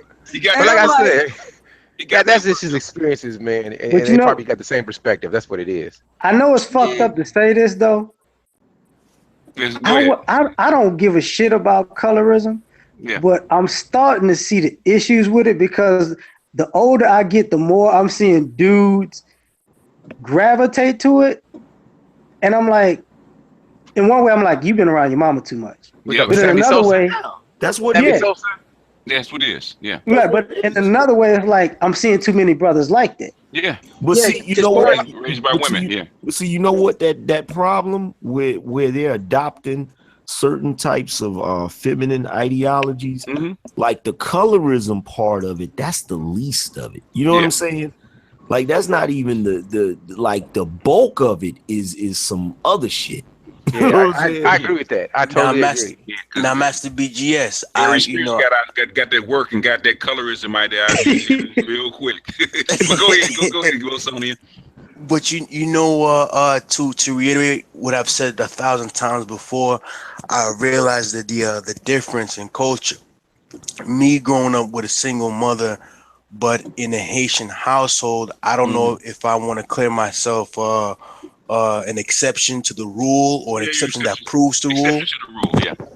But you know, it's colorism that was never really brought up in the house. I mean, you know, I guess it's redundant because I mean everybody was dark skinned, and I mean and I hate to say this, but I'm like the lightest person, if you will, out my mother's children. I mean, my half sister's father, he was original, or what we would call dark skin. My grandmother, that goes without saying, my grandfather, and everybody else. So that was never really an issue. Now, obviously, there's what's only the only time. Okay, me coming up, you know, and this is just me because I'm a little older than you guys, right? The only time skin color, hair color, eye color ever comes up amongst black men is when a woman comes into the midst and decides that she's going to choose one color over the other. That's the only time the issue ever comes up. If there's no women around, that shit don't come up. Yep, it don't. It don't come. If there's no women around, it's just nothing but dudes. Okay. I might call you yellow. You might call me chocolate or whatever. But the thing is, we're gonna work that shit out, and it's gonna be over in a minute, right? The only time it really comes up is when women are involved. It's the only time it comes up. Because the last time I checked, like Ari Spears talking about, oh my god, it's so much wrong with that. Here's the thing. I'll tell you one thing. I'll tell you one thing. When I was locked up, man, that never came up. That never came up under any circumstance. Obviously, as a whole, you know, we would self-segregate, you know, between ancestry or race, but that was about it. But between the brothers, the lightest ones, and the even between different races, that never came up. It was moot. You know, there was no reason for it to. Because either you can put in work or you can't as a man, and that's what it comes down to. Men are more logical. Men are more logical, and we're more rational. We don't lie as much as women do. Women will smile in your face, but be thinking, "I hate that bitch" behind their back. So they're always in competition, but they never. They only rally around each other to come at men. Yes, I agree with that statement. Yeah, but the thing about it is guys now. Because go ahead, LR. Go ahead. One of the things I'm noticing is that a lot of guys don't have the physicality that they used to have. So they use the colorism shit as a crutch because the motherfucker ain't never did no push-ups, never got in a fight, never ran nobody over. You know what I'm saying? Like, that's the same thing with the Aries Spears thing. You know, you could tell Aries Spears is soft, but he's talking hard. Yeah. He'll never and do you that. Could tell. And I'm gonna tell you something. Tommy Sotomayor, real talk, is quick to get it. Because Duke defends Tommy. I'm not trying to beat up on Duke. I like Duke, but Duke does defend Tommy Sotomayor. And real talk, Tommy Sotomayor brings that. Like, that's one thing. The biggest thing that pissed me off is I don't care if he was on the Blaze and they took the video and put it on Fox News, but he was talking to Tommy Lauren, and basically he said it. He basically kind of said it don't matter what Colin Kaepernick did because Colin Kaepernick is a half-breed. And he was basically, like, if you all saw that, he was basically allowing Tommy Lauren, which, look, is somebody that identified with white supremacy, to use that to divide us up. And this is like a big reason. Tommy Sotomayor is just like Aries Spears. Those are the same type of dudes. Single mothers. Single mothers. Yeah, and just like Aries Spears, he better pray that he don't bump into this yellow nigga, because well, how did Karina Sheehan handle him? How did Karina Sheehan handle Tommy Sotomayor? He bitched out, but he got a video talking shit to a woman. You see what I'm saying? I tell you this: when a man is really about action, he ain't gonna be talking too much. He gonna be doing. So a lot of brothers, a lot of brothers that talk about what they gonna do, they suckers to me. I don't believe you. You know, I'm gonna talk. What? Like, yo, shut up. He tried to warn him too, because before he hit it, he tried to warn him. Look. He did a lot of talking too. I wouldn't have did all that. I would say shut the fuck up. Say something. Well, that's because he was on the show. He didn't want to hit him, because he would just punched him. He was trying his best to, like, and that's why he hit him in the face, in my opinion. I think he wasn't really trying to gun for him like that, because Zoe has talked about him having anger problems in the past, and Freeze knows him. And even Corey, he said when he first met Zoe, he had all these things about he thought Zoe was because he was light skinned, and then once he got to know Zoe, quickly that changed. But and Corey, you don't never see Corey's wife, but Corey's wife is high yellow. I say that as a light skinned person, like Stephen Curry level. So I mean, a lot of these dudes be full of shit that talk that. And Tommy mentions with white. Stop talking. I'm trying to talk. Let's put this fact out of there. Did anybody ever in their life say Allen Iverson wasn't a beast because he was light skinned? No, Allen Iverson was a beast. Period. He's a beast. A lot of people wouldn't even call him light skinned. Yeah. Okay, fine. Okay, who would you call Odell Beckham? Allen Houston. Try Allen Houston. I was a Bulls fan. Fuck Allen Houston. I mean, I'm from Chicago. I get you, but you know, I respect Reggie Miller. Reggie Miller. Like Scottie Pippen is not dark. You know, Scottie Pippen is a light skinned brother. I mean, Derrick Rose is not dark. Yeah. Right. We never said a guy wasn't a beast. Like, I'm a boxing fan. I would never say Andre Ward can't fight because he's like, that's dumbass shit to say. But I'm gonna tell you, there were people that rooted against Stephen Curry. Corey Holcomb, there were people that rooted against Stephen Curry. They like, oh fuck, I want LeBron to win. People that don't even like LeBron, because fuck Stephen Curry, that nigga, and what his girl. Because the white people like Stephen Curry. Muhammad Ali was light, and he was giving brothers the business. But the white people hated him. Yeah. Shane Mosley is light with green eyes and curly hair. Right. He beat the.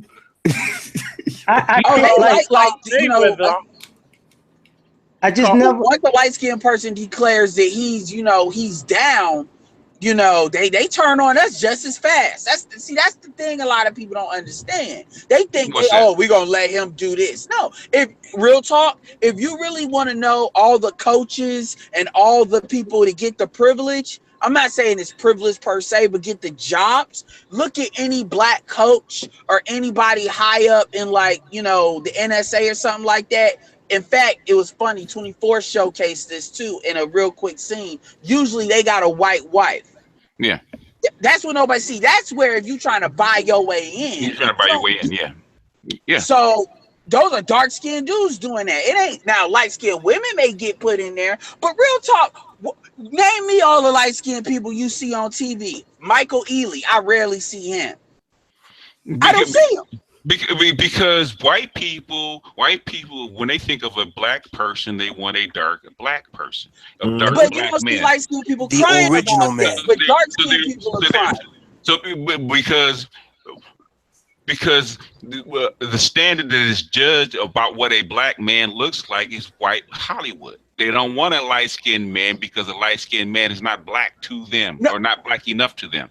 I understand that, but my point is, you don't see light-skinned dudes, even though like it's not, you know, bitching and crying about that. You still, all this dark-skin promotion. I'm talking about on the masculine. I'm talking about on the male side. That's something Sarge talks about too, how dark skin is pushed on the man side and it hurts dark skinned women. You still got dark skinned dudes talking about this bullshit. Okay, let's get you know, and I'm gonna get mad. You know what? Do you know the real reason that light skinned women are promoted in Hollywood and magazines and all that shit? You really want to know the real reason? They suck better dick than the No. That's not it. I'm talking about on the dude side, though. I don't know. What it really is because black women want to look like that, and they are attracted to that. Exactly. That's what it really is. It's not the light skinned women pushing for it. It's the dark skinned women. All of them agreeing that light skinned girl with light color eyes and curly or straight hair is what they want to look like, and that's what they want to see when they turn on the TV. But I'm talking about why the men do it though. I got a question. Well, hold up. One of the things why the men do it, to me, from a historic standpoint, the first part of black male masculinity here was either Jack Johnson, Jesse Owens, or Jackie Robinson. And then BGS, I got a question. LA, are you from the South, right? Yeah, absolutely. You're from the South. If two really dark people, a man and a woman, get together, who talks about it? What do they say the baby's gonna look like? The man. No. LR knows what I'm talking about. If both people are dark, yeah, who the baby gonna look like? What did they say the baby's gonna look like? What did they start calling names, don't they? Tar baby, Crispy the Crunch. I'm gonna make a really black chocolate baby. Midnight. Because my own mother-in-law said the same thing to her daughter. Her daughter, my baby's mama was black as night. Why you? Well, are those light-skinned people that do that, or dark-skinned people that do that? Hey, dark-skinned people do that. Exactly. I got a question. Here's the irony. That's where the dark guys learn it from. And here's the Africans. And here's the reason. Why you bring such a dark woman home? She's chocolate. What your baby gonna look like? You better go get you a light-skinned woman. I hear you. I agree. So I have a question. This is the reason why I said. Okay, go ahead. What's on it in CG3? I'm just repeating what I said before. This is the reason why I said there's a cultural difference, because what you guys like, what I'm hearing right now, it's cutting inside of me because I've never heard it before. It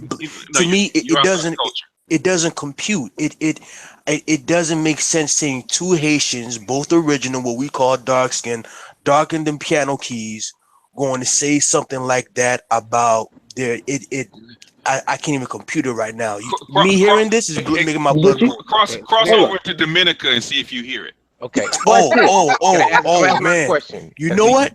Go ahead, CG. Go real quick. Listen real quick, and then CG3. I will tell you this. That's on the Ibmore on our Ibmore group. That's the reason why I'm always running behind these brothers. If you're going to go to the DR, you better make sure that not her but her mama tell that she has African ancestry. Just like Brother Edward said, man, Man, you gotta watch those DR chicks. Yo, listen. That's it. Well, they're hoes. It doesn't matter. But CG3, go ahead. Okay, I think Valdez, you probably addressed it in a video a long time ago. I'm not sure, but BGS, this is for you. Yes, sir. Why do we never see our black male A-list actors ever get with a white A-list actors? You always see the opposite. You always see the converse, where the black female A-list get with the white male A-list. I'm just remember Hancock. No, okay. It's just like in porn, right? Just like in porn, if she's perceived to have been with a black man, it brings her value down. So that's why you never see. In other words, she's an investor. If she screws black guys, it has to be what? Out of sight. But just like in porn, according to white men, if she's been with a black guy, even on screen, it brings her value what? Down. Can I make another? Because they got mad at that over Hancock. Yeah, the whole, like, a lot of people believe the statement "once you go black, you never go back" is supposed to be some sort of reference to black men's sexual prowess.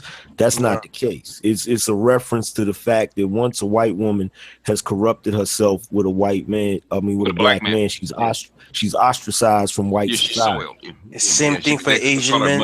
It is true though, especially Hispanic men. And I asked that question because I wondered if black women had anything to do with that. And that's why they usually go for the top black men, because once they jump that ship, they need a ship. Can't come back. Like they need a strong one. Like the it's another reason though. Kardashians can't go back. It's another reason though. White man. I have go ahead, LAR, then I have something to say back to that, but go for it, brother. One of the underlying reason is, at the end of the day, they use their whiteness or whatever we want to call lightness, whatever that is, when they're young. When you consider darker, just like BGS was talking about the tar baby and all that shit, even in the South, the underlying culture is you darker, you age better. That's why motherfuckers gravitate to black people as they're older, because when they falling off, they want to cling to something that's higher up than them at the time. Because that's when you hear people saying they lose their social status, they looks, they this, then they want to gravitate to black people. Yeah, you know the secret is there's a lot of white women that would love to sleep and be with black men, but the thing is they know that their social value is going to go down. So as you get past 40, you see a lot more white women coming at you. I look at my dating site, and half of them are black and half of them are white.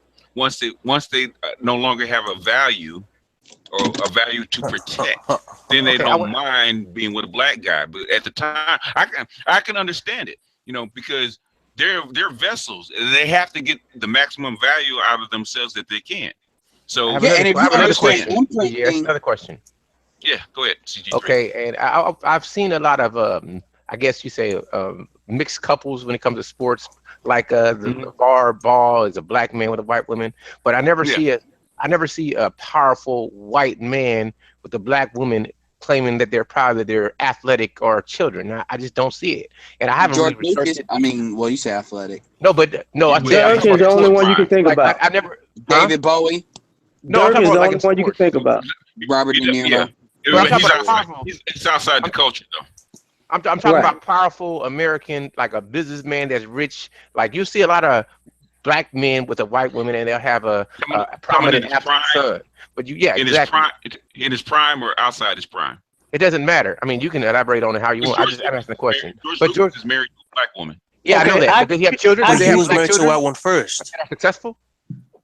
Huh? Does he have mixed children that are successful? No, not once he's outside his prime. That's why I asked you. There you go. I guess we're gonna say inside the prime, like yeah, because he was married to a white woman way back in the day. I think Angry Man is the first Star Wars, if I'm not mistaken, way back in the day. And yeah, see, the reason I say it, you see a lot of couples like Robert De Niro married to a black lady. Different people, they're married to black women, but they don't have children that they support. Or they say, look at the this is the thing. They're there. They're there. They're married, but the thing is, you wouldn't know it because they're not promoted. Just like a black man who's prominent doesn't show off his white wife. Like all those athletes that are married to white women, you don't see those. They don't see their wives, do you? You see him in pictures. You do see him in pictures. You see Michael Thompson's wife, and you'll see You will see them in pictures, but they're not prominent. You gotta Google that crap. They're not Yeah, you gotta Google it. Real talk, You gotta check them. like you won't Nobody see it ever in real asked time. about Nobody asked about Jerry Buss's history. But where are the black children from the products of those relationships? That's what I'm saying. They don't promote it. That's all. They're not going to promote it. Why? They're not going to promote it. But why? I want to understand. I'm just asking because I don't know. Because it's not good for business. I don't think Jerry Buss has mixed children. No, he doesn't have mixed children. What I'm saying is, when they do it, it's on, like you said, it's on the low. Yeah. You never. It's hearsay. Because we're a fetish. Sometimes to a white man that has a child with a black woman, he's still an outcast to his main base culture. No, he's not. The black woman has status. If the black woman has status, then he will marry that black woman and have kids, because she has status. But I haven't heard any white men can buy their ways out of that. If a white man has money, that's not the same dynamic. Can anybody name one prominent white man that's married to a black woman, even if she's that had children that they support, that they promote? David Bowie. No, he didn't have children by her, but David Bowie, George Lucas. I mean, they're there. It's just it's not promoted. They're married. Like, you don't know anything about I said the children that they promote, that they put out. Children. He talking about the children. I mean, what are you talking about promoting? Like, did they do that? Like they're proud of their children. Look, my children have the competence. This is okay. Look, okay. Like Diana Ross, she had a mixed son with somebody, right? But she gonna promote her children. You gonna know about her children. Well, women do that because they're women. But men do that too. When men are proud of their children, they promote. No, men don't do that because you never heard about Tom Cruise's adopted son. Men do that. Adopted. Men do promote. Don't matter. That boy gonna inherit half everything. Men promote. Since who? Men promote. Men promote. Like what's your name? What? No, brother, you sleep. Not this time. Like what's your name? You're saying that the estate of Tom Cruise is gonna be passed to an adopted son?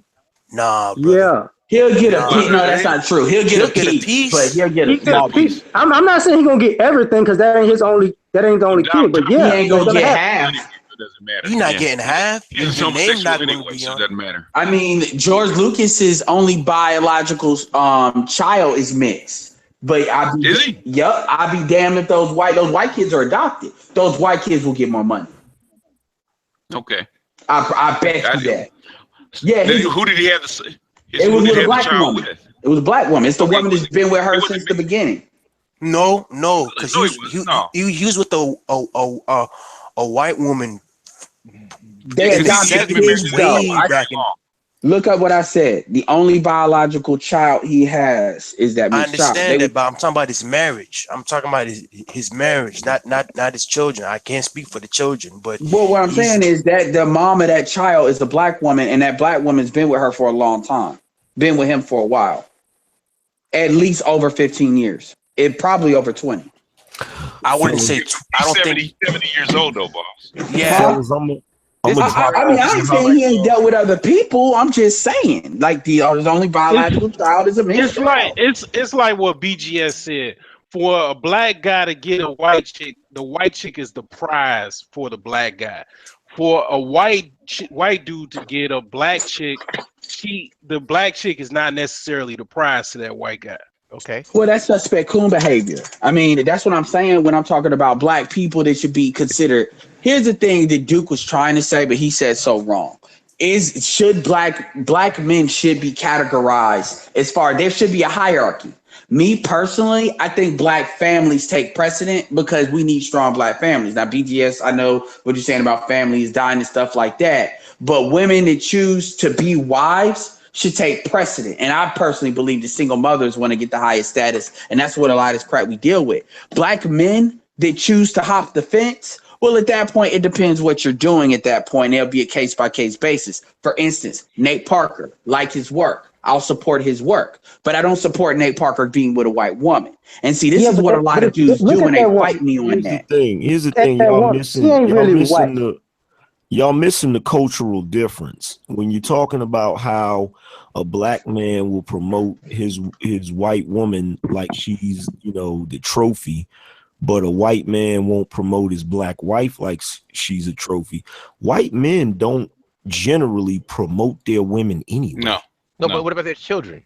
What about the children of those? I know there's children out there. I know they promote their children. They do promote their children. I don't know any. They promote their children behind the Donald scenes. Trump don't even really promote his son like that, Barron. Exactly. They promote their children behind the scenes, not in Can public. you define to me what promotion is? I need you to explain what you're talking about. Once they're grown, they promote them, but not while they're children, because they're trying to protect them.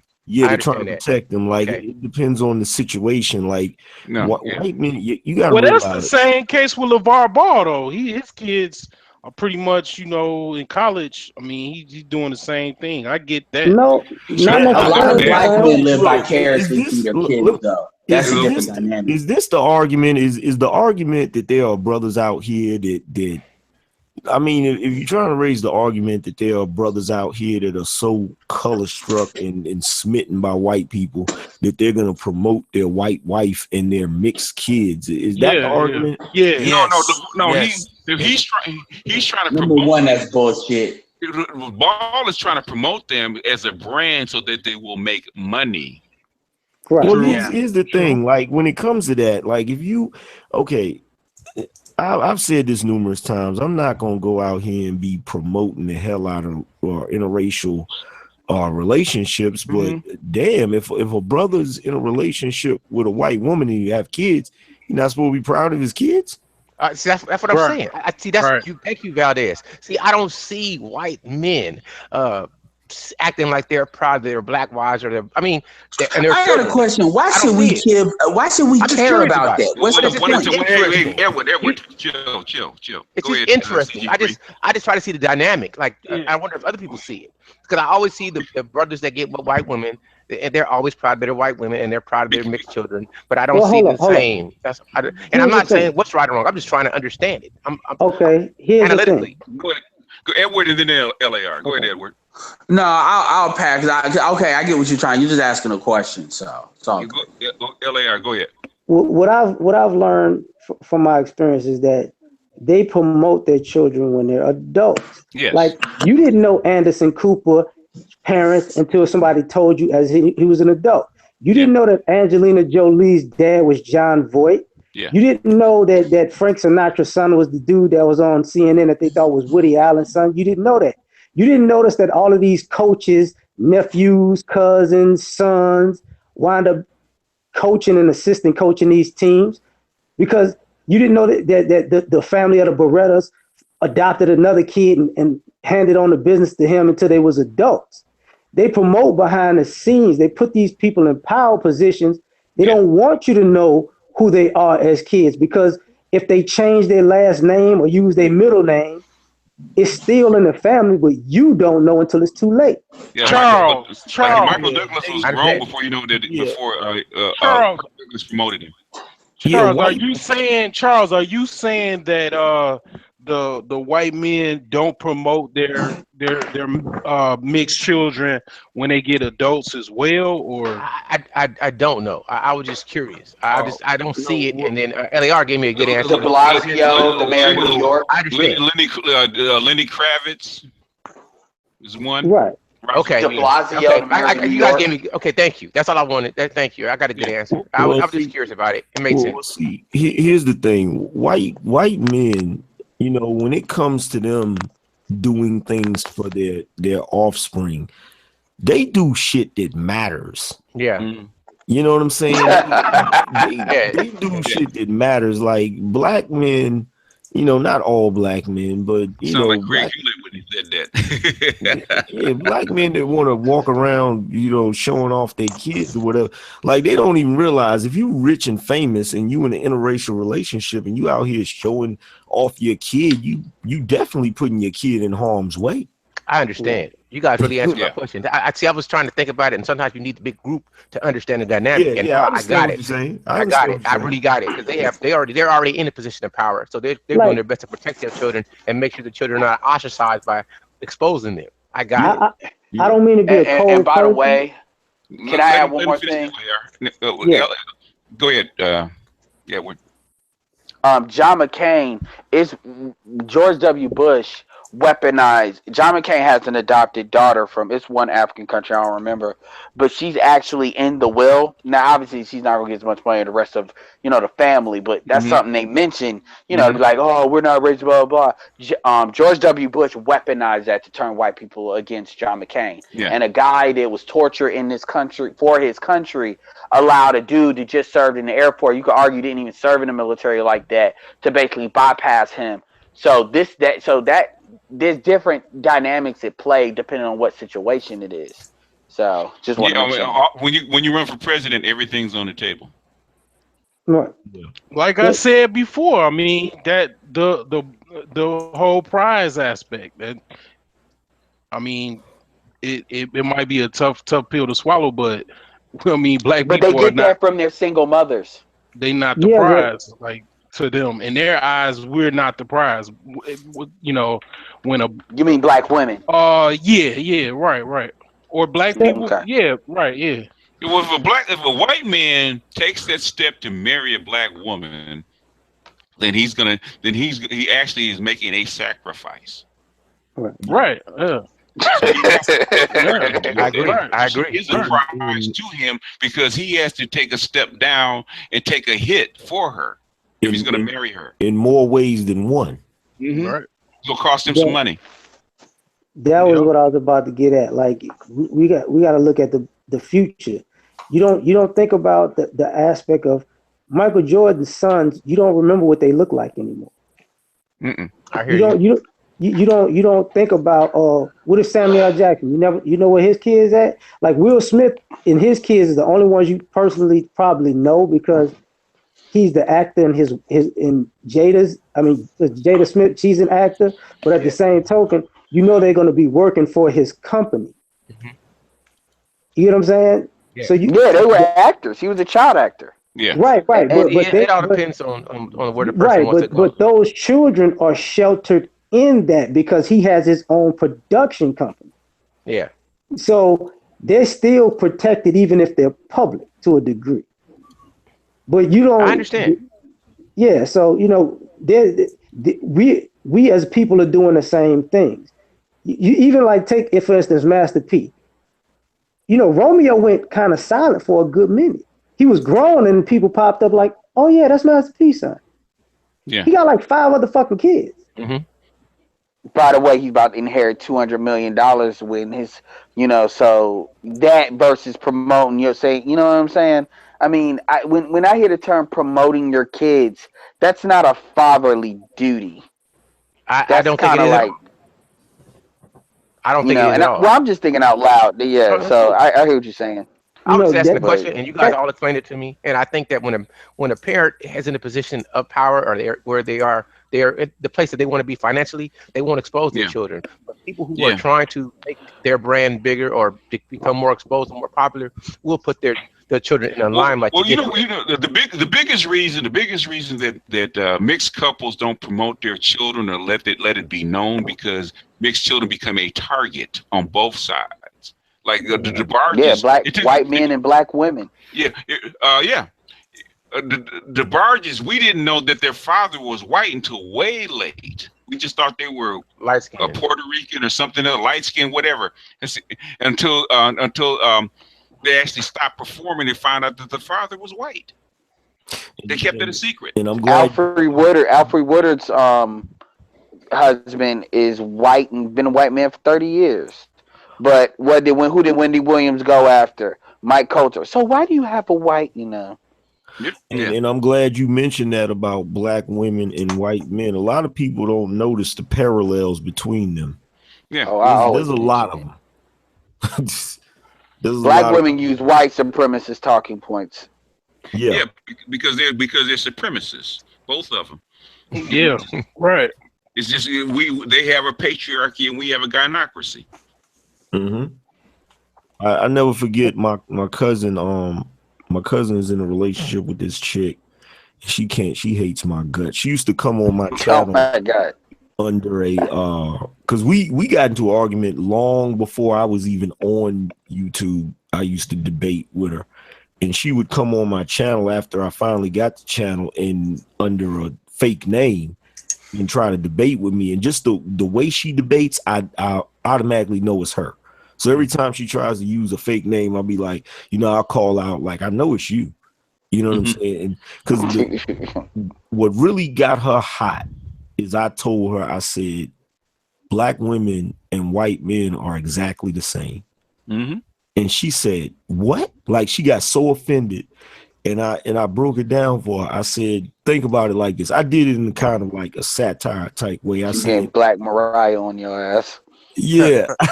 I told her, I said, just think about it for a second. What did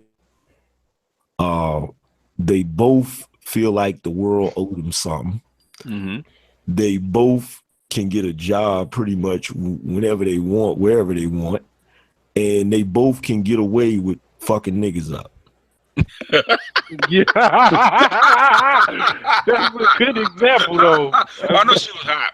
Boy, boy, man, you should have seen It looked like steam was coming out of their ears. Oh, yeah, that's fish grease, boss. That water, there ain't no steam. That water's popping. And then you can add shit when the people come. You gotta turn that into a meme. When the people come for her to blame that shit, most of the time they white cops. They go. Oh yeah. Ever since I was a kid, boy, yeah. If pops was, if moms and pops got into it, she'd get on that phone. Them white cops would be there right away to haul him off, his ass off to jail. Yeah, Until she came and bailed him out so he could go to work. But they talking about they not protected, right? Oh shit. Yeah. But the insecurity parallel too.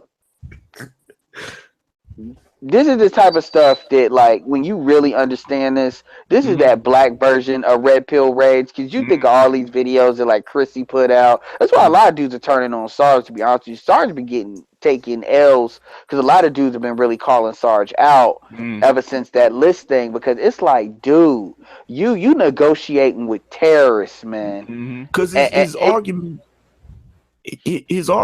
are not they're not strong arguments. Like I called him out on something. I forgot what it was. And he made a response. He didn't really address me the entire video. He just called me out on one point, and he didn't even really defend his point. Like he kind of deflected. He kind of said, angry man said this, and he's living in imaginary land, and he left it at that. I'm like, wait a minute, bro. You're the dude that does these hour lectures, and now that you got the opportunity to prove your point, you gonna cop out like that? He did the same thing to BGS. He did the same thing. Wow. Yeah, it's just a small talking point with no substance. And I know he a smart dude. I used to listen to Sergeant Willie Pete like 2008 or something, 2009. I mean, so I know he can go more in depth than that. But yeah, I stopped listening to him because it's like it gets old. He's very redundant. Yeah, the whole black women, I mean, yeah, I listen to it and I talk, I mean, as far as the whole talking point, but it gets old. You got to choose a side at one point. Like, you know what his problem is. He was raised in a white suburb in a patriarchal structure, right? But his family was matriarchal because his mother was dominant. Right, yeah, right. Yeah, So that burns his ass. It burns his ass because he talks about his father, like that old nigga was weak and shit like that. Yeah. You know what? You just made me thought of something. He really probably need to talk to a therapist or something. Yeah, like, he does. He do. He low key hates his father.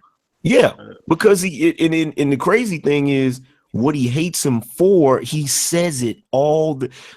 Everything that he talks about in his, like, the same way BGS, is an analyst. I consider myself like a psychologist. Like I sit back and I study like people's You know that You're a philosopher. You You know, more of a philosopher. he's a behaviorist because he does Oh. I would say him, Ron Wills, and even the new guy, Warren Lance or Warren Bowens. They know people. Oh, okay, yeah. They know people. Yeah, I don't know people. I don't know people like they do. So Yeah. when it comes to black dudes, especially, you know, I either listen to him, Angry Man, or I listen to Ron Wills because they're in the field. They know because they see this all the time. Oh, okay. Yeah, So I listen to him. You know, I like Sarge's intelligence. I He's don't like smart. right. The thing I don't like about just suburban kids in general, especially suburban black kids, is the idea that if your family came from the hood and you were born in the suburbs, you're not necessarily mad at your parents for putting you in the suburbs. You're mad that you're scared that you can't take it to another level because you don't have the same hustle that your parents had. And they made sure to not infuse that in him in many ways. Like the thing is, Sarge talks about his parents often as far as they didn't want to be in the hood. They're one of those people that's basically like fuck the hood, and those are his words. And they're one of those types of folks that want to separate themselves from black people. They're one of them. This is what Sarge's biggest issue is. Sarge's biggest issue is what DGS was just talking about. He's angry because he grew up in a patriarchal society in where he lived at, but his father was not patriarchal. So every time he has an argument, like every time he's talking, every time he does a lecture, he talks about the same thing. Well, we as black men, how can women respect us if we haven't done anything for them to respect and we haven't built? Yeah, black men is really his father. He's talking about his father. He's talking about his father. Well, that's what I kind of mean, bro. Because at the end of the day, I've heard him talk before. Like I said, I think he's a smart dude. But if he was in the suburbs when he was a teenager, if he got the car when he was 16, if he got the family paying for his college when he was a teenager to an adult, if he got the setup, it the same as those other suburban kids, he really shouldn't have any complaints because that means he should be head and shoulders above the kids from the hood. He still shouldn't be on the same level as the kids from the hood who came from the suburbs. Never got out of the mud. LAR, this is the issue, and this is the issue that all black suburban kids get, and this is the issue that I had because I went to all white schools up until basically my second year of college, right? When you get out and you get into the real world, you find out that you don't have a constituency the way the white people have, and that's his issue right now. You don't have a constituency. So now you go back and you blame everybody else for it instead of accepting who you are and what you are and working with your black people, not. So. And another thing too I got a question about Sarge. Wait, hold on. Valdez first, and then you. It's like a black woman that is basically allowed access to corporate America, and she climbs the ladder, and before you know it, she looks around and there ain't no brothers for her to date, and you know what I'm saying? She's ostracized herself. Yeah. You ain't even got to get to that high level. I work in the IT department. I'm the only black dude in the whole building. Oh yeah. Oh my God. I was in the same situation. I was in a research company, and you know that was one of the things that annoyed the hell out of me. On the floor that I was on, it was nobody but women. I was the only dude there, but I'm sitting there looking around like there's all types of women. There's white women, black women, both educated and ratchet. So I'm like, wow, but I had to jump through some hoops to get that job. Yeah. You know? Yeah, well, yeah, that's another thing what we're talking about the sisterhood. So and, how? Yeah, go ahead. Go ahead, Edward first. No, I was just gonna say that's why, you know, when Sarge talks about business, he talks about things like gainful employment. I'm like, dude, you could tell he don't know what the hell he's talking about when he says that. Because it's like and when I think about that, I'm like, look, you had all these advantages. You couldn't pick up a goddamn book and learn about investment and finance And you sitting here, rather than trying to learn the information and giving other people the information, he comes off as this dude trying to patronize, got off whatever he was at before YouTube, you know, the Generation X, come back, say literally it's like he's copying and pasting the same videos from the Gen X days. And it gets to a point where you be like, sit your ass down and let some other people replace you. I got a question. LAR first and then Solar. I just want to know, how don't you know this already? To me, it comes off as like, that's like a drug dealer saying, I didn't know I needed a lawyer. Right. Or I didn't know I needed to money launder my money. Street guy. Sheltered. It's called Sheltered. And basically Valdez can tell you about sheltered black kids and how they come out. But Solar, go ahead. Yeah, like Sergeant Willie P remind me of this guy. I don't know his name if he's on YouTube still. He's like a suburban cat too, black guy. He wears glasses. He's like a nerd. Always wears baseball caps, but he complains in every video of how he cannot get no chick to talk to him, or you know, he can't date no chick whatsoever. He just like nags and complains about how he can't get a chick in every single. Do y'all know who I'm talking about? I know like you're talking about. I don't know his Check name. this out. He's a coon if he's caught with a white woman, right? That's how black women are. He can't get a white chick either. He can't get no chick. Like because he doesn't want to try, and that's his excuse. Exactly. I can't get nobody. He don't want to try because if a dude getting straight out of prison can come up and get some pussy the next day, you can too. You just they can get it in prison. It's a numbers game, and you know what? I remember reading a PUA material long time ago, and I heard a phrase and it stuck with me ever since. It says, even the lion, the king of a jungle, isn't successful hunting a prey every single time he goes out and hunt. If you're a pickup artist, and I've said this, and every pickup artist I've ever said it to, you know, Alan Roger Curry, Obsidian, whoever I've ever said it to agrees with me. If you're a pickup artist, your hit rate is 3%. Yeah. It's like what he was just saying about it's like what he was just saying about the lion. I told dudes that before. I said a tiger, his success rate is 1 in 20. Yeah. So he does like he chases something 20 times and doesn't, and doesn't catch anything. And on that 21st time, he'll finally catch something. But when he misses on those 20 times, it don't bother him. It's just part of the game. But it's like the same thing BGS was saying. It's like, cats will come on and whatnot, and they be like, well, where can I get, laid, or how can I, where can I find a chick?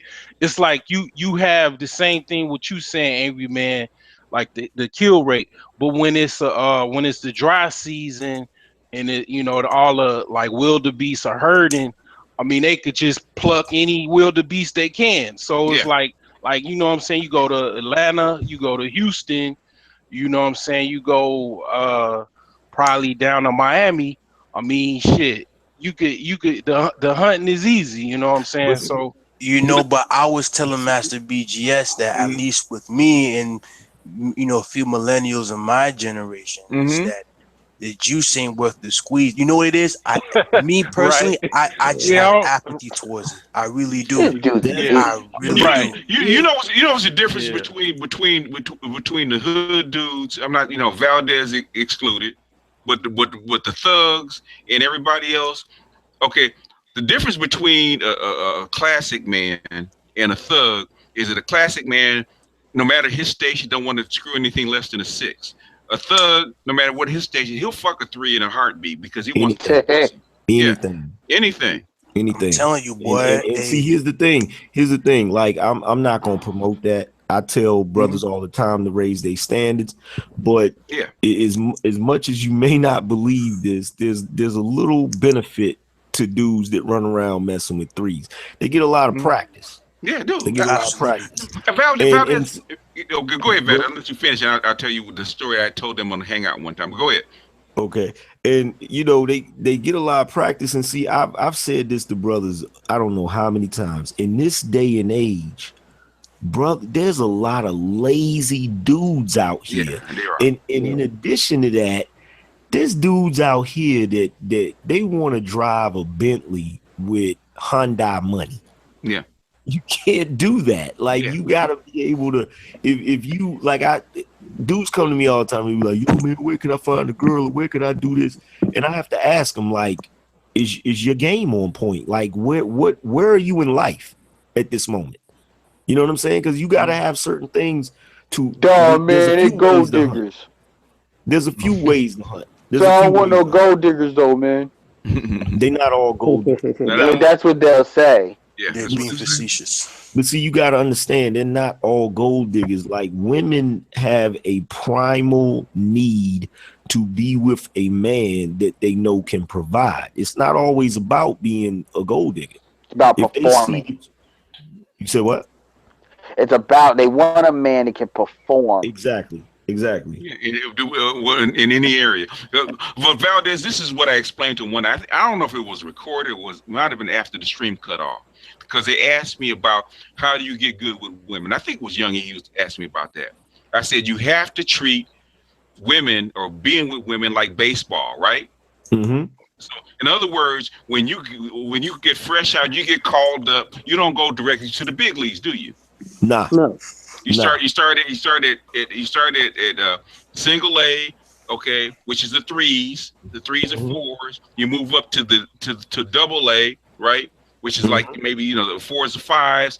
You move up to single A, which may be the mid-level girls, and then you get called up to the big leagues after you go through all that, right? Yeah, right. Most guys, classic men, don't want to go directly to the big leagues. Yeah, I have that problem. Yeah, well, not that problem, but yeah, I don't. That's true. Well, in other words, you don't know how to talk to them. You don't know how to talk to them. You don't know how to be around them. You don't know how to screw them. Nothing like that. But you're trying to jump levels that you can't jump. Right. Yeah, see, here's the thing. Like, just like the great philosopher said, the great philosopher Meek Mills. It's levels. It's levels. That's levels. You heard him and Beyonce. The dude in Nicki Minaj. But no, you know what? That's a prime example. That's a prime example. Like, you look at somebody like Nicki Minaj. Another dude don't like. She may not traditionally be. She's not naturally a 10, but she got bumped up because of certain stuff that she did. So that chick is on a different level when it comes to. So you got to realize, like, women, from the moment that they are in, like, you take a bad chick that you would consider a dime. You got to understand, from high school or middle school all the way up into adulthood, she has the status of a superstar. Right. Even though she's not famous. Yeah. She gets the same type of attention that a movie star would get. She gets the same type of privilege that a movie star would get. There's people always kissing her ass and there's dudes always hollering at her. So she constantly got practice in dealing with dudes on a certain level. So you can't just, coming from being a dude that don't really holler at a lot of chicks, you can't just jump from that to hollering at a chick like that, because she going, everything you throw at her, she deflecting that shit. You know what I'm saying? She's like the Matrix. She's dodging all of that shit. You feel me? You gotta practice, What I tell dudes, straight up. That's why I tell dudes, if you date, I have no problem with dudes dating outside their race, because you got to go to the. Now, my thing is having interracial kids. That's a different thing, but I separate the two, because you got to go the path of least resistance. So if you find that Asian chicks are talking to you or white chicks are talking to you, you need to follow that route to then build up your number. If you a guy that you don't want to talk to, ugly chicks, you know what I'm saying? And but my issue is a lot of black women will label those dudes as coons, or they'll say they're lame or whatever. And that's what a lot of black men are doing. It's just that dating a white woman is the path of least resistance where they're at. You know why most black dudes don't like banging ugly chicks? It's because how it's going to look to their partners. Yeah. It's like riding a girl's bike. It's fun until your friends catch you doing it. Yeah.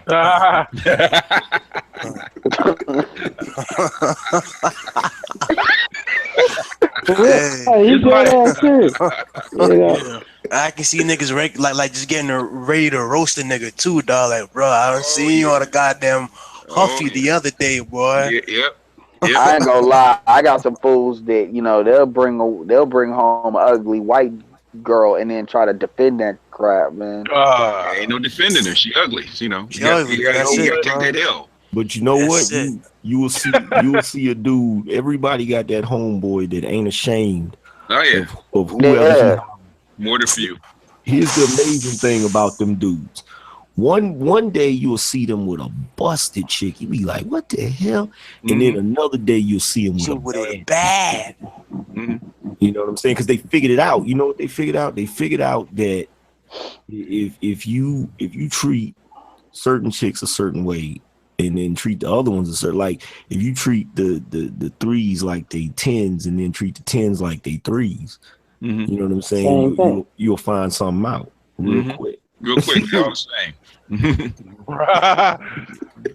There's also something to be said. Oh, go ahead. Finish. No, I was gonna say there is also something to be said. Is sometimes the area you in just ain't your city. You need to go somewhere else. Genuine. I keep telling Genuine, get the fuck out of Minnesota. You know what? Tyreek said that in the Mac Within. He said that. He said sometimes you in the wrong area. You just got to go somewhere else. Yeah, because Raleigh, North Carolina, man, I can tell you, there ain't a lot of good-looking black chicks out here. You know what? It's funny that you mentioned that because my job took me to Tuscaloosa, Alabama, and over here in Orlando, Orlando's Orlando, so nigga, I was like 0455 when I came to my Twitter, but when I went to Tuscaloosa, bro, I was just absolutely hitting it. It was crazy. It was. I'm getting numbers left and right, and I'll be honest. When you go overseas too, that's your city, bro. And you know what? City, and it's funny. It's funny that y'all mentioned that, man, because I'm like, well, I'm a Florida boy, man, and I'm gonna put that Haitian card, like, bro, until I'm all out of cards off that deck, man. They would ask, man, where you from? I hear you got an accent, blah, blah, blah. I'd be on the phone with my cousin, I'd just be speaking Creole, and this in the sisters and it's in the front, everybody's looking, dog, and all that, and too bad. It's only too bad you don't like white women, because white women would drool all over you. You start talking that French to them, man. There's this a Haitian dude. He's a porn star, right? and he's the average looking dude, but he get in their ear, he start talking French to them, they get wet. Yes, sir. Yes, man. They be coming before you stick his dick in, huh? Yeah, that's it. You know, the one thing that the guys don't realize, and if you in your, huh? You go to Europe talking that French stuff and you black. Oh my God. If you ain't hitting in your city per se, you get out. Yeah, you can get out, but also sometimes you ain't find a circle yet. Cause see, people don't realize, that's true. You might be in that 3 circle looking for them 10s. They ain't there.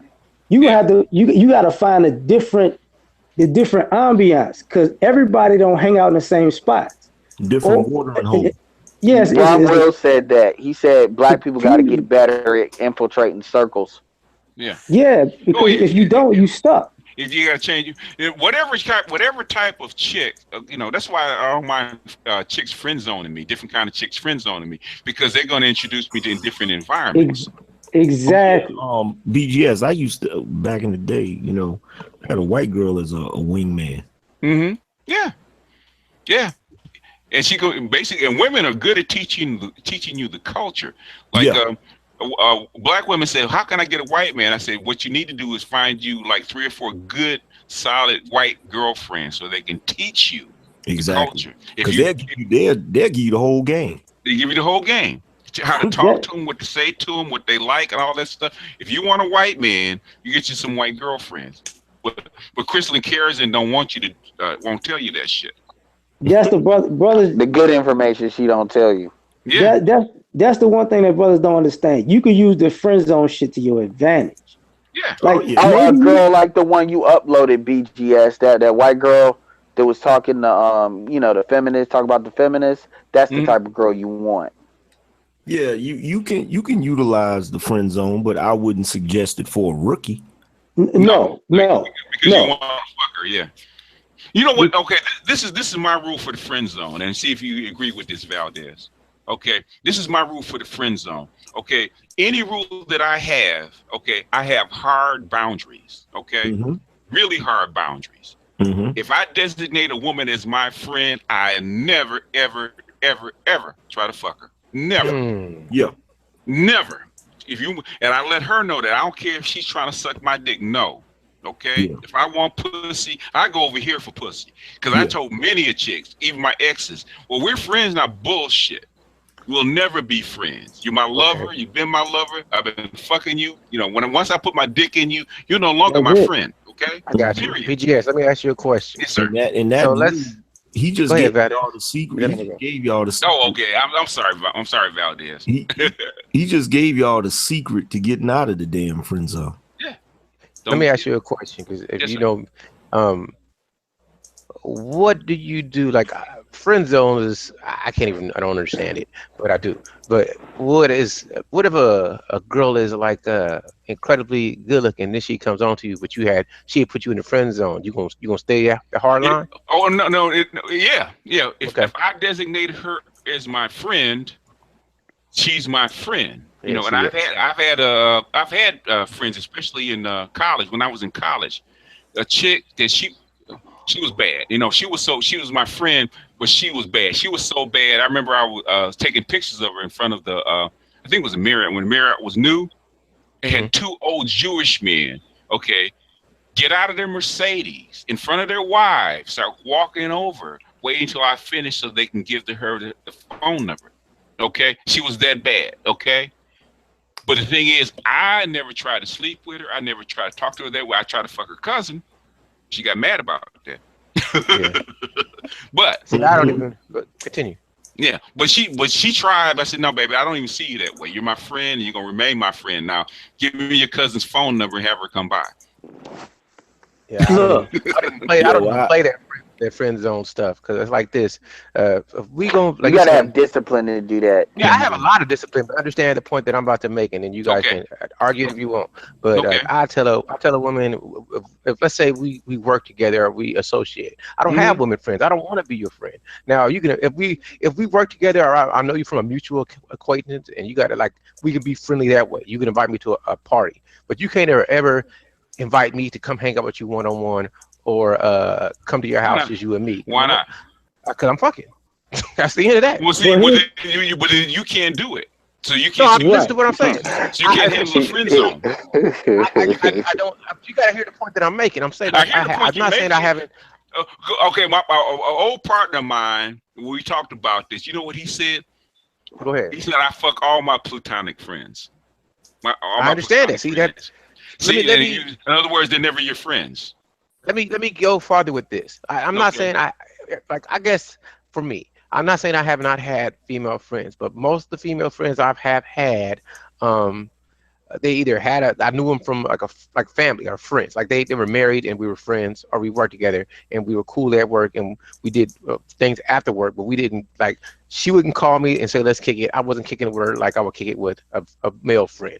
So because no matter what, it's your woman, and if you're unless you're extremely unattractive and you just repulse me, who controls you? You or your I control me. I know exactly where you're going with this. Can I jump in here real quick?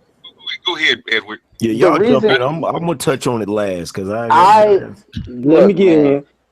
If I'm not having sex with a woman, I have a clear reason as to why I'm around that woman. Either she's a family member, either I'm doing business with her, either meaning she's a client, or she's hired me for something, or it's the other one is what you're saying. Either I've known her for a long time, or is what you're saying where I'm trying to meet someone else through her or network through her.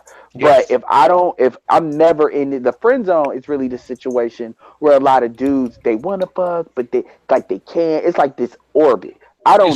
It's why you have to have a hard boundary. I understand. Here's the thing, fella. I understand. That's where I was going to go with it. I've never been in a. I I can't remember as an adult being in the friend zone. CG3, you got to wait your turn. LAR, and then Valdez is going to bring up. Then we can go back around. Go ahead, LAR. You know, some guys are uncomfortable talking to women. The friend zone is if you have boundaries, is the perfect opportunity for you to take these women off the pedestal, because they give you the way to just talk to them like they're regular people. All the shit you are uncomfortable saying and doing around women that you think ain't gonna get you the pussy with other women, you do it and get comfortable with it in the friend zone. You can take that shit out with the other women and get it from them. Talk to them like you talking to a man. Yeah, basically. Not necessarily like a man, but be comfortable. A friend. Yeah, she's a friend. Go ahead, Valdez. The friend zone is like a parallel dimension. You know what I'm saying? And it seems like you might be trapped in it. And there's a lot of dudes that be trapped in it. And some dudes, you know, I ain't gonna make you admit it, because a lot of dudes say, yo, I ain't never been in the friend zone. Every dude, it's the sunken place. Every dude has been in the friend zone at some point. If you haven't been talking to a lot of chicks. Okay. Because can I go on this? Some chick is gonna friend zone you at some point. But see, this is what the trick is. The whole reason that you got in the friend zone in the first place was you showed your hand too early. You feel what I'm saying? Because some women will put you in the friend zone because they're genuinely not interested in you. But some women will put you in the friend zone just to play games with you, just to see how easily they can get you wrapped around their finger. Mm-hmm. You know what I'm saying? And there's one magic word that I guarantee. There's one dude that hit me up, said something about being in the friend zone. I said, look, I'm gonna do a video about it. So I did a video about it. He watched the video and he was like, he hit me up. He's like, yo, man, that shit worked. And I fucked around and took the video down for some reason. And that dude hit me back. He's like, yo, what happened to the video, bro? He's like, I got to go back to it because I need a reference point. Because I told him, I said, there's one magic word that you can use that will always get you out of the friend zone fast as hell. It is no. Yeah. Okay. The word no. No. Can I go now? Yes, you can. I've never been in the friend zone. If I was in the friend zone, I was a kid, or maybe I was in junior high. Lies. Everybody's been in the friend zone. No, okay. I'm glad that everybody says lies. Everybody's been in the friend zone. I'm about to speak about me. I'm gonna be honest. This is no joke. I wish you could see my face because I'm not playing. No, I'm not doing it. That's Charles Gilmore. We don't believe my name. Go check my face out. I'm not gonna lie to you, brother. So I'm not saying. Like, listen, I've met women before that I wasn't their type. That happens, but I'm not their friend. We're not friends. Listen, if I want you because you're physically attracted to me, I'm not gonna be your friend hoping that's gonna happen. We can be friendly, but she know me. We can be friendly though. Hear me out. Being friendly means you're in the friend zone waiting your turn to fuck. I'm not waiting my turn because I'm not. Listen to what I'm saying. I don't call chicks to talk to them. If I'm not working with you, if I'm not fucking, we not associated. How about when you were younger? Well, how about when I was younger? I didn't know nothing about it. So exactly, you've been in the friend zone. I understand. Listen to me and let me finish the argument. I understand the point you guys are making, but as I've been a conscious adult, I'm not saying I don't have female friends. I'm not saying that's not true. I'm just saying I don't approach a woman and let her put me in a friend. It's not going to happen. So you don't have female friends you would. So all your female friends you would never have sex with. No, listen to me. I have female friends now, but the reason they're my friends is because they're associated. Like maybe I knew their boyfriend, or we had similar hobbies and we were friendly because of that. But I've never went up to a woman and talked to her and tried to get with her, and she said, "Let's be friends." That shit doesn't happen to me. So when somebody said you put the friend zone, that's what Valdez said, and I like Valdez. I don't agree with that because it doesn't happen to me. When you get stuck in the friend zone is when you go try to smash. Never happened. And she push you. So you got it's happened to everybody. No, I've been rejected. Understand this, but if I got rejected, that was the end of it. You get the difference that I'm making. I don't. Because I don't. Listen to me. It's her number still in your phone. Wait, Charles. Wait a minute. I'm confused then. Wait a minute. Outright rejection means you don't get put in a friend zone. She boots you out. Yes. A non-rejection, where a woman will keep you in her orbit, like ARC says, the possibility of sex, right? So you, yes, basically you're being friendly in her orbit, waiting to smash. I don't do That's that. the friend zone. But I don't see, do that. friend You zone. don't But do see, it hold now, on. but you have done it. But I see, never hold did it. on. That's Tell you a, the truth, I never did it. Like, listen to me. I talked to girls like I worked with them, or maybe I was in the Navy with them, but I have We never. don't but believe I you. believe you. I I'm understand what being you're We're not saying, going to bro. believe you. You don't have to. But I'm being I honest about understand. it. You don't believe. Bro, I We don't believe you. I But I'm understand. being honest about it. I'm being Bro, honest. You I sound like admit Duke we don't man believe now. you. hold on. Yes, a lot of you people have been in the friend zone. Hold Me, on. I Oh, don't now get it's down. new people. Hold I'm on. Because waiting not for me. your Other phone to people sound than me. like Duke man. I've been in. Go. I'm saying you. And what I'm saying, Charles, is you probably telling us the truth, right? Put the hand on the Bible, so help you God. You might be telling the truth, but guess what? We don't believe you. It's all good. You got to accept it. But look, here's the thing. Okay, go, Valdez. Yo, ain't no shame in my game. I'll tell you real quick. I've been in the friend zone a few times. That's how I figured out how the hell to navigate out of that motherfucker. But here's the thing. I've never been in it. But here's the thing. I'm gonna show you what you're doing. This is what you're doing. What am I doing, brother? And you're clever. I give you props for it, bro. How am I clever? I'm This smart, but go ahead. I'm not humble. So let me ask you this question. Okay, so you ever tried to holler at a chick that you thought was really, really attractive, and she said she wasn't interested? Yeah, of course that happened. Okay, that right there. She had a boyfriend. That right there is the beginning of the friend zone. What you did is you chose to abstain from trying to close. So you said, okay, you know what? That first shit test that she gave you, you said, I'm done. That's what you did. No, you if a girl has a boyfriend, then I respect it. I leave it alone. That's it. No, I'm not talking about that. So you've never. So hold on. You never had an interaction with a woman where you was. Well, I think I read cues pretty well. So I strike a conversation. If I'm not feeling her, she's not feeling me, I don't go no farther. I let it go. I hope you ain't talking to her like this. I'm always straight to the point, brother. Hold on, cause you. Hold on, bro. I love this. I call you on this shit, man. This is call me. Go for it. Try that. You sound like this 2 hours ago. He in BS call mode. you on it, bro. You know what I'm saying? You my man, 100 grand, but I gotta call you on this shit. So, because you basically telling me that you've been in the war. You've been in Vietnam War. But you never caught stray. You never caught no shrapnel. None of that. Like, come on, bro. I have never been in the friend zone. I don't even understand. When I was 5 years old, I was, but other than that, We have to accept you. We have to accept it, but we have to accept it. But we still don't believe you. Yeah, everybody's different. I don't play those games. Listen, I'm gonna tell a girl in a minute. This is what I want. Charles, you're not gonna convince us, okay? I don't That's what have I'm trying to say. I know. Well, say we don't believe you. That's all. You know what it is, Charles. You know what it is. Go ahead, LAR. You might not have ever been in the friend zone in your opinion, but that doesn't mean the women in your life don't say you in the friend zone. Yeah, I understand exactly the point you're making. What I'm saying? I do. I understood it from the get-go, but I'm saying this. I have female friends, and we're friends. I mean, we're cool. The reason we're friends is because maybe I knew they okay, let's say I got a close with a guy, and that was his lady friend, and she was really cool. So I'm cool with her because she cool with him. And we became friendly like that. So I could be in the friend zone. Hey, Charles, let's do the friend zone. No, hold on. Let's do the reverse friend zone. Let's do the reverse Alan Roger Curry test, okay? I love this. You know what I'm talking about, okay? Yeah, go ahead. Hold on. If one of your female friends, let's take one that's halfway decent looking, right?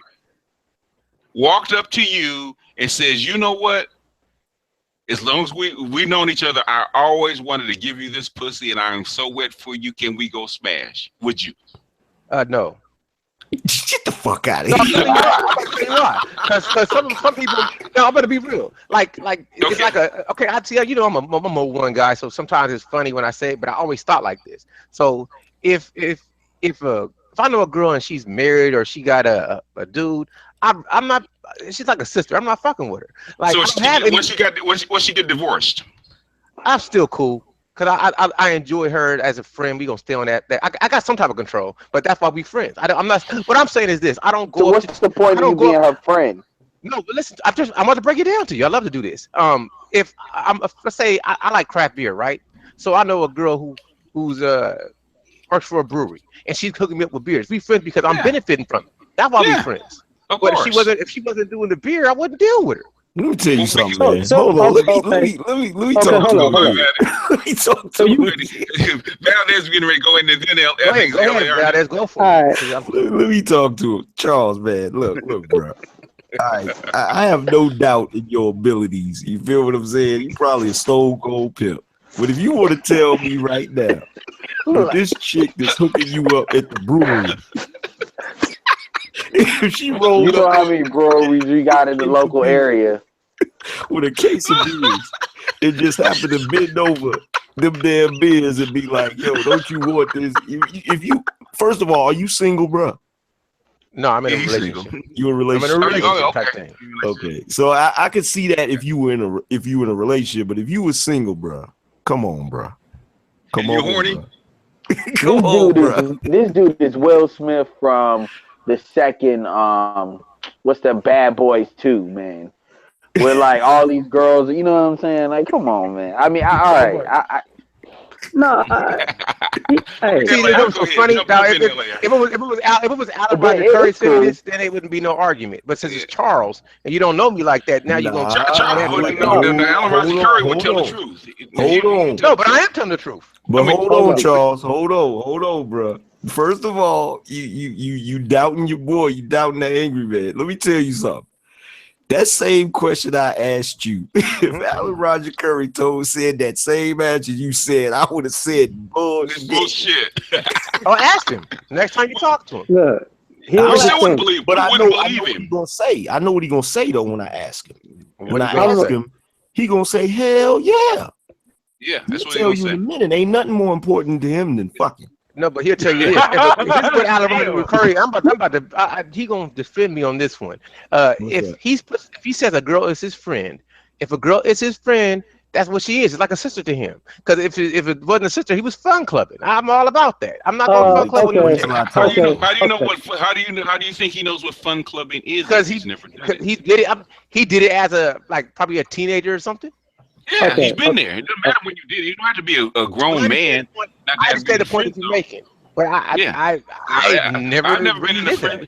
Most time the friend zone happens in the teen. I understand that. So if I could go back in the teens, my thought process was different. So I wasn't even. I'm about to break it down to you. So no, because I never thought about it like that because I didn't understand it. I didn't you got to look at it from my perspective. My objective at that time, I wasn't like, oh, I want to get with the chick and have sex. I was actually just cool with chicks at the time. I wasn't tripping. If I really wanted to have sex, I would have said it even at that time, and I would have got shot down. Then I probably would have been in the friend zone, but I didn't do it then. So in other words, even though you didn't say it, did you want to have sex with the chicks when you were a teenager? Of course, when I was young. I understand the point you're making. I was young. I didn't know. I didn't know them. Like the girls, I didn't know them. So basically, you've been there, but you didn't know what it was. So basically, I got the point you guys are making, but that means I had to approach them and try to be their friend. You didn't know. You didn't see the sign on the street. So basically, you didn't strike. Your logic is you've never been struck out. No, I've been struck out. I've been struck out. But when I was, my mind was different. When I was in high school, I was really into myself, so I wasn't really tripping off chicks like that. Hold on. Friend zone if you ain't never been. If you don't know what the friend zone street is, what's that mean? I know exactly what friend zone. This is great. I know exactly what friend zone is. I'm telling you, when I was in high school, I didn't pursue chicks. My brain wasn't on it. I may have liked a girl, but I was.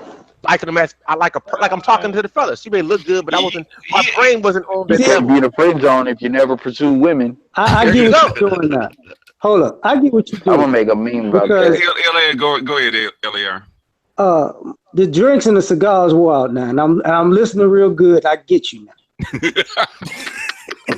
See, go ahead. I don't hear the joke. What you did was you trying to pseudo friend zone pimp. Because what you're saying is if she has a man or she's married, that's the dynamic. Or if you got a girl, that's the dynamic. You just skipped over the fact that when you single and she's single, your ass was in the friend zone. No. Yeah. Because when they asked you about what was you doing if you would hit it, you said, I respect her man. I respect her relationship. I'm in a relationship. We asking you, what about when you single and she's single? and she gonna give me some pussy, I'm taking it. Yeah. If I'm single. That's the friend zone. But that's not a friend zone. Because I'm telling her as soon as she's single, I'm like, yo, but I'm look, gonna get at her. That don't mean you gonna get the pussy, because that don't mean that she gonna want you. Listen to me. I hear that, but that's a rejection. And then I could be in the friend zone then. That's a rejection for now. I get that. Then I'm gonna be in the friend zone. I'm gonna be in the friend zone then if I want to fuck. But she would know. How can you be in the friend zone?